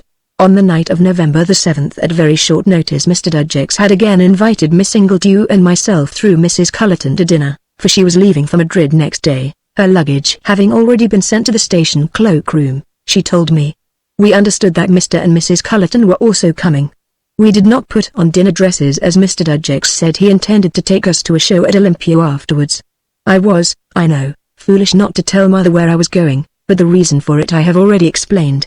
When I arrived at Stretton Street, after my dancing lesson, Gabrielle Ingledew was already there chatting with Mr. Dejecks in the library. He told me that he had just received a telephone message from Mr. Cullerton saying that his wife had been taken rather unwell and therefore could not come. So we three sat down, the only other guest being a man I now recollect as one who afterwards proved my friend, Dr. Moroni. The meal was quite a merry one, for Mr. Dejecks was quite a ladies' man when his wife was absent. At that time I understood that Mrs. Dejecks was remaining in Italy. The meal was served by a man whom the great financier addressed as Horton, and just before coffee was brought in I recollect that Moroni left the table and went to the telephone. Then, on his return, the man Horton brought in the cups which were already filled. The man put down a cup before me, but Dejecks, noticing that it was a little too full, politely exchanged his for mine. We were chatting, and Mr. Dejecks had just said that it was about time we were off to Olympia, when I sipped my coffee. I noticed that both Dr. Moroni and our host glanced at me curiously. The coffee tasted unusually sweet, and also it seemed to be slightly perfumed, I remember, almost like potpourri. I had just replaced the cup upon the table when I felt a most violent pain in my head, and cried out. Miss Ingledew was at my side in an instant, but I felt a sensation of giddiness, and next moment I knew nothing more. I remained silent for a few seconds, thinking deeply over her remarkable story. Then Miss Ingledew was quite well at the time? I asked. Quite. She sprang to my assistance. Then you were taken ill before she became similarly affected, was she? I did not know that, said my beloved in surprise. Yes. You were rendered unconscious by a drug which produced all the symptoms of death, but Miss Ingledew was afterwards deliberately killed. Gabrielle stared at me as though she believed that I was bereft of my senses. Was Gabrielle Ingledew killed? She gasped. Surely she was not. She was, I replied. And her body was afterwards cremated. My beloved gave vent to a shriek of horror, and what more natural? She now realized, for the first time, that she had been the victim of a clever and amazing plot. I recollect, she said, that just at the moment of my sudden seizure I seemed to become fascinated by the gorgeous Spanish shawl which Gabrielle Ingledew had around her shoulders. It was a most beautifully embroidered silk shawl with a long, heavy fringe, and flowers worked in red, green and gold upon a silk fabric. I had been admiring it all the time I sat at the table, but the colors seemed so dazzling as to bewilder me, to muddle my senses. Red, green and gold, how often had those words of hers puzzled me. Now I knew the truth. That magnificent Spanish shawl had stood out in her recollection as the last object she had seen before the deadly sign had done its work. Then I told her my own story. I was inveigled by a specious story into that house soon after you had sipped your coffee, perhaps even before, I said.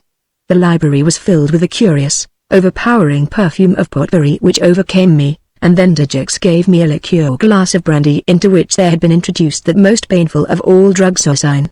It took immediate effect upon me, and a few moments later I was shown you lying upon the bed, as though you were dead. Indeed, I believed you to be dead, and in the muddled state of my brain I actually gave a certificate with which that fiend Dejecks had already provided himself. I declared that you had died of heart disease, a malady for which I had for some months treated you. But I knew nothing more until I was found on the road in Hampshire, she said. And I knew nothing more until I found myself in a hospital over at Street Marlow, I went on. The drug assigned in small doses destroys the memory, in large doses it produces an effect of death, and in still larger ones like that administered to your friend the Anglo-Spanish girl Miss Ingledew causes instant death, with no symptoms that the post-mortem can distinguish other than the natural cause of sudden heart failure. Was I given the drug deliberately? Asked Gabrielle, looking at me with her wonderful wide-open eyes so different from those dulled fixed ones which I had seen in the Duomo in old Florence, when she had raised herself from praying in her half-demented state while the sinister Italian doctor stood behind her. Yes, I said. Dejeux passed his coffee cup to you, smiling and without compunction, well knowing the effect it must have upon you, at the same time his intention being to kill your friend Miss Ingledew by administering a stronger dose. This must have been accomplished by the infection of some wound or slight abrasion of the skin so that the drug should be introduced directly into the system and not by the mouth. Such a method would cause almost instant death. But did Gabrielle Ingledew die? She asked excitedly. Yes, she did.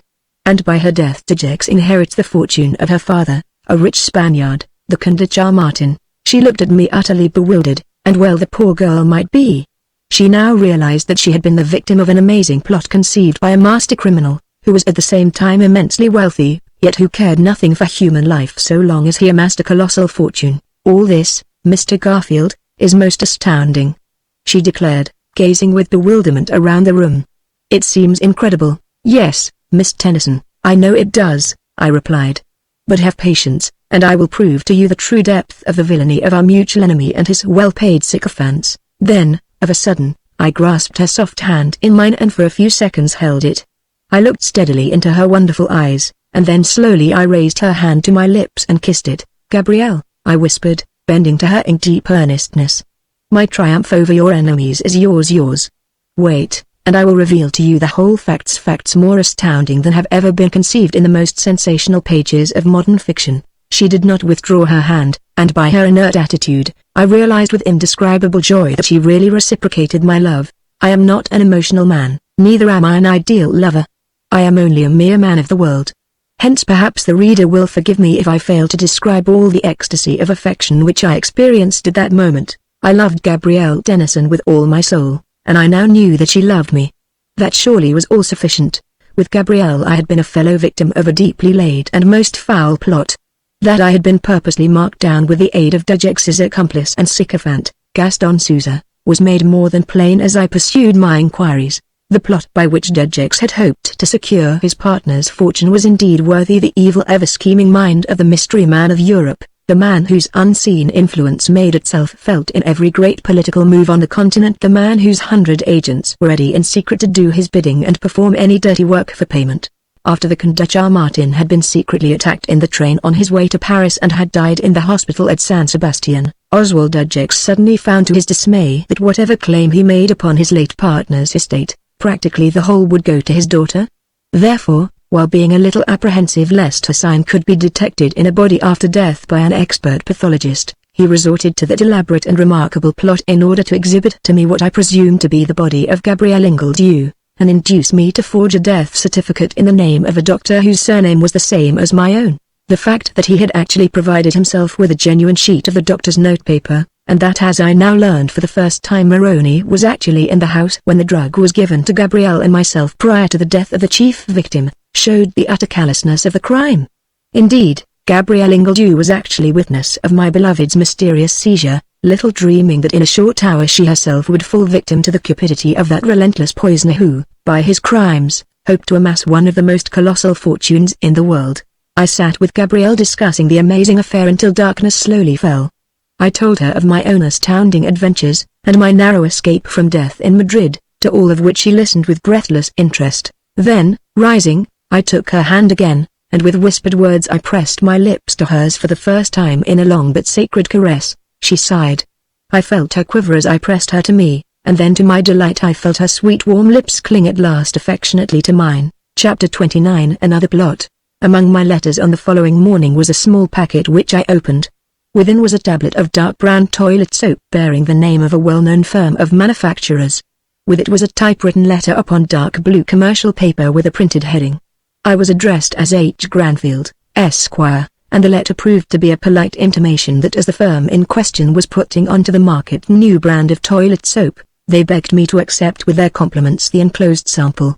I was also informed that, if I liked it, I could purchase it of their agents, a certain firm of chemists in King Street. Hammersmith, looks rather decent soap, remarked Harry as I passed it to him, and then I rewrapped it in its paper and placed it aside. At 11 o'clock I sat with Rivero, Gabrielle and Harry Hambledon in the dull reception room at Scotland Yard, that same room wherein I had given information concerning the whereabouts of Mateo Sands.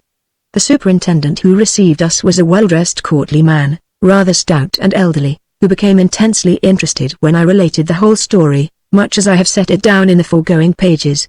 The consultation was a momentous one.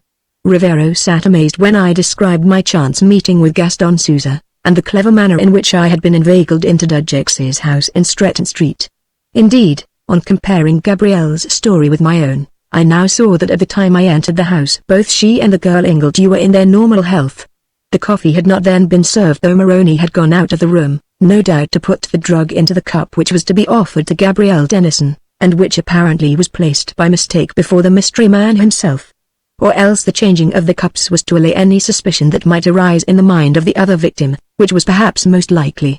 According to Gabrielle, it seemed that at the moment of her seizure Horton re-entered the room and said some words in a low tone to his master, whereupon the latter rose, left the table, and evidently went to greet me, leaving Gabrielle in Miss Ingledew's care. Horton, even though he had been engaged in serving the dinner at the rear of the house, was apparently also on the lookout for me, and now I recollected that on my journey down from York, I had mentioned to Susan my habit of going to visit my uncle in Orchard Street on certain evenings. He had asked me to dine with him on the 7th, but I had excused myself as my uncle would expect me that evening. He evidently held previous knowledge that the route I habitually took was through Stretton Street, hence the plot to get me within that house. Besides, it was quite likely that Souza himself was watching for me and had sent Horton out to call me. In any case, the plot had been well timed and elaborately thought out. The fact was plain that Gabrielle Ingledew, who had sent her luggage to the station cloakroom and was about to return to Madrid, was killed, probably by the scratch of a pin upon which a sign had been placed. All this is most astounding, declared Superintendent Fletcher. Of course, Dudgex contrived that no inquiry would be made concerning the dead girl. He might have shown you the body of Miss Ingledew, but he had some motive in keeping it from you, and obtaining a death certificate for the girl who was still living. The motive was that he was not quite certain whether the sign could be detected. Since then he has grown bolder, as witness the murder of the Baron van Veltrop, I replied. But why should he not have shown you the dead girl? Queried the superintendent. Because he no doubt wished to mystify me in case of my recovery from the effects of the drug, was my reply.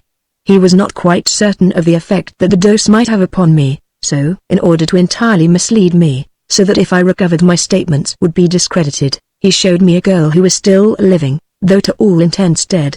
Indeed, I have come to the conclusion that, aided by Moroni, he purposely contrived that I should meet and recognize in Miss Tennyson the girl I had been told was the dead girl Gabrielle Ingledew.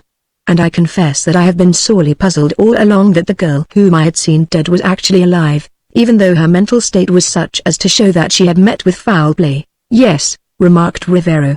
The plot was very cunningly conceived, especially the manner in which you were entrapped and induced to give the certificate. Here is the money which Dudgex gave me for my share in the crime, I said openly, laying the bank notes upon the superintendent's table.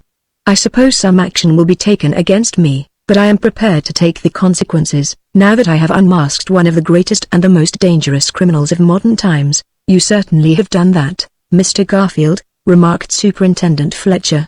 And I venture to think that the part which you have played in solving this problem will be taken into account when your own actions are considered. It seems to me, remarked Rivero, that the reason the poison maker, Moroni, evinced such a keen interest in Miss Tennyson, and his reason for taking her to a number of specialists was solely in order to gain their opinions and so further study the effects of the deadly drug which he prepared. I have learnt, I said, that Moroni was a laboratory assistant of the late Professor Rossi, the discoverer of the drug. Ah. Then of course he knows the secret of its preparation, how to administer it, and in what doses, remarked Fletcher. Even today, I said, I have had yet another attempt upon my life made by these scoundrels, and from my pocket I drew the little packet containing the sample cake of toilet soap, which I displayed to them all.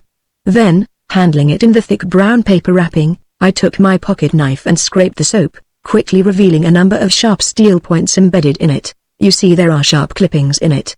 Each has no doubt been treated with a sign," I said. "Had I washed my hands with it as a trial, they would have become scratched and infected with a deadly poison before I was aware of it." "Sands has no doubt sent you that," remarked Rivero instantly. "Well, Hugh, it is certainly a providential escape that you discovered in time this latest plot against you," exclaimed Gabrielle. "Really, the craft and cunning of Dejex is without limit, but I think, Miss Tennyson, that you need have nothing further to fear from him," said the superintendent with satisfaction. "He has no doubt very powerful friends, and if the evidence were not so damning and direct as that collected after so much patience and perseverance by Mr. Garfield, he might perhaps wriggle out of it. But once we have him he can hope for no escape," he added. "And we shall arrest him before an hour is out. Fortunately he is still quite unsuspicious, though his chief fear is of Mr. Garfield, and of the ugly revelations which either Maroney or Sands could make. Nevertheless we shall see." Conclusion. Just after noon I accompanied Superintendent Fletcher and Senor Rivero with 3 detectives from Scotland Yard to the little hotel at Notting Hill Gate, where Mateo Sands was then staying, for he had twice changed his abode within the past week. Rivero saw the proprietor, and giving his name as Sanchez Orozco, a well-known criminal and friend of his, asked to see his visitor, who we knew had taken the name of Nardes, and represented himself as an agent of a firm of Spanish wine exporters. Mention of the name of Orozco at once brought the much sought-after bandit downstairs, and as he entered the little sitting room Rivero covered him instantly with his automatic pistol, shouting to him authoritatively in Spanish. The notorious bandit staggered, so completely was he taken aback. "You know me, Sands," exclaimed Rivero. "You are under arrest. Now tell me who prepared that cake of soap which you sent to Mr. Garfield?" The question was quite an unorthodox procedure in English justice. But it was the chief of the Spanish detective department who had arrested a Spanish criminal. "Find out," was the fellow's defiant retort. "It was Oswald Dejex," said Rivero. "You won't deny that. You may as well tell the truth, and things may go better with you. He was Despujol's friend, as well as yours, was he not?" "Yes," the dark-faced man admitted sullenly. "We have both done his dirty work and Maroney assisted him." "You sent that soap to Mr. Garfield, eh?" The man under arrest with Rivero's pistol still pointed at him nodded in the affirmative. "And you went to The Hague and met the Baron van Veltrop. You put that little piece of steel into his glove." "I know that you did," Rivero went on relentlessly. "Yes. Dejex paid me for it," was his reply. "As he paid Despujol, eh?" "Yes." "Very well," replied Rivero. "I will note your replies. Dejex is expecting you to call upon him today, is he not?" "Yes. At 1 o'clock. I was to receive some money," he laughed grimly. The Spaniard having been taken away in a taxi to Bow Street Police Station, together with his luggage, we went on to Stretton Street. "Mr. Dejex is not in," replied the manservant who appeared in answer to my ring. "Never mind," I said. "My friends and I have some business with him."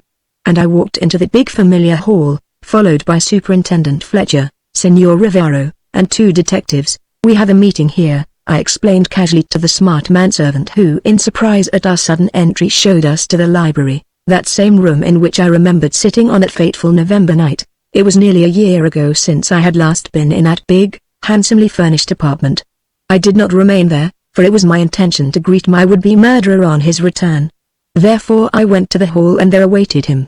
Just before 1 o'clock he entered with his latchkey, and he having closed the door I stepped forward in his path. "I think you know me, Mr. Dejex," I exclaimed very firmly, my eyes fixed on him. He started, and for a second went pale. Then in indignation, he exclaimed, "Who are you? What are you doing here?" "I am here to see you, Mr. Dejex," I replied quite calmly. "I don't know you," he declared angrily. "Perhaps not," I laughed. "But there are others with me here who wish to speak a few words with you." As I said this, Superintendent Fletcher stepped forward, while behind him came the others. "Mr. Oswald Dejex?" he asked. "Is that your name?" The owner of the big mansion went pale to the lips, and muttered an affirmative. "I hold a warrant for your arrest on the charge of the willful murder of Gabrielle Ingledew on the 7th of November last," said the superintendent. "Your accomplice Sands is already under arrest, I may tell you, and orders have gone out to Paris and to Florence for the arrest of your friends Sousa and Maroney." Then turning to his lieutenants, he gave orders for the great financier to be secured. So utterly aghast was the guilty man at our sudden appearance, and the terrible charge leveled against him, that he was quite unable to speak. He tried to articulate, to protest, but his tongue seemed tied. Only a low, gurgling sound escaped his lips, and the next second he had collapsed into the arms of the detectives who half carried him out to the taxi which stood nearby in readiness. He was placed in a cell at Bow Street to await his appearance before the stipendiary on the following day, but an hour later when the warder went to him he found him dead. Upon the thumb of his left hand was a slight punctured wound. Rather than face a trial and the penalty for his crimes, he had killed himself by that same most deadly drug by which he had sought to enrich himself. Next day all the world rang with the sensational news of the arrest and suicide of the mighty millionaire of Europe, but Dudgex had many influential friends, hence to the public the actual truth was never disclosed. Mateo Sanz was extradited to Spain, where at the assize court at Madrid he was, 6 months later, sentenced to death and in due course executed, while Moroni, after many delays, as is usual in the Italian courts, was sentenced to 15 years imprisonment for being in the possession of a sign, and also attempting to administer it. The charge against him of having had a hand in the heartless murder of poor Gabriel Ingledew was unfortunately not substantiated for lack of evidence. Though the police are still seeking everywhere for Gaston Souza, he has not up to the present been found. They, however, do not despair of arresting him. At first it was resolved to seek the manservant Horton and arrest him, but as it seemed that he had had no actual hand in the girl's assassination, and as, moreover, the murderer had committed suicide, his evidence was not required, the hue and cry after him was dropped. And myself? What need I say, except that today I am extremely happy. Owing to the sudden great rise of some securities which my father left me, I later found myself quite well off. Indeed, upon the death of old Mr. Francis a few months ago, I was able to purchase a partnership in the firm, and I am thankful to say we are doing quite well in face of the strenuous competition in electrical engineering. Gabrielle Dennison, the sweet, open-hearted girl whom I first met under such extraordinary circumstances, is now my wife. We live very happily in a charming, old-world farmhouse embowered in roses and honeysuckle, on the Portsmouth Road at Cobham, in Surrey. Life nowadays is one of idyllic bliss, of perfect love and undisturbed peace, different indeed from that fevered year of struggle, adventure, travel and unrest during which I strove so steadily and with all my might to avenge the crimes of Oswald Dudgex, and to unravel the tangled skein of the misdeeds of the international financier, the Stretton Street affair.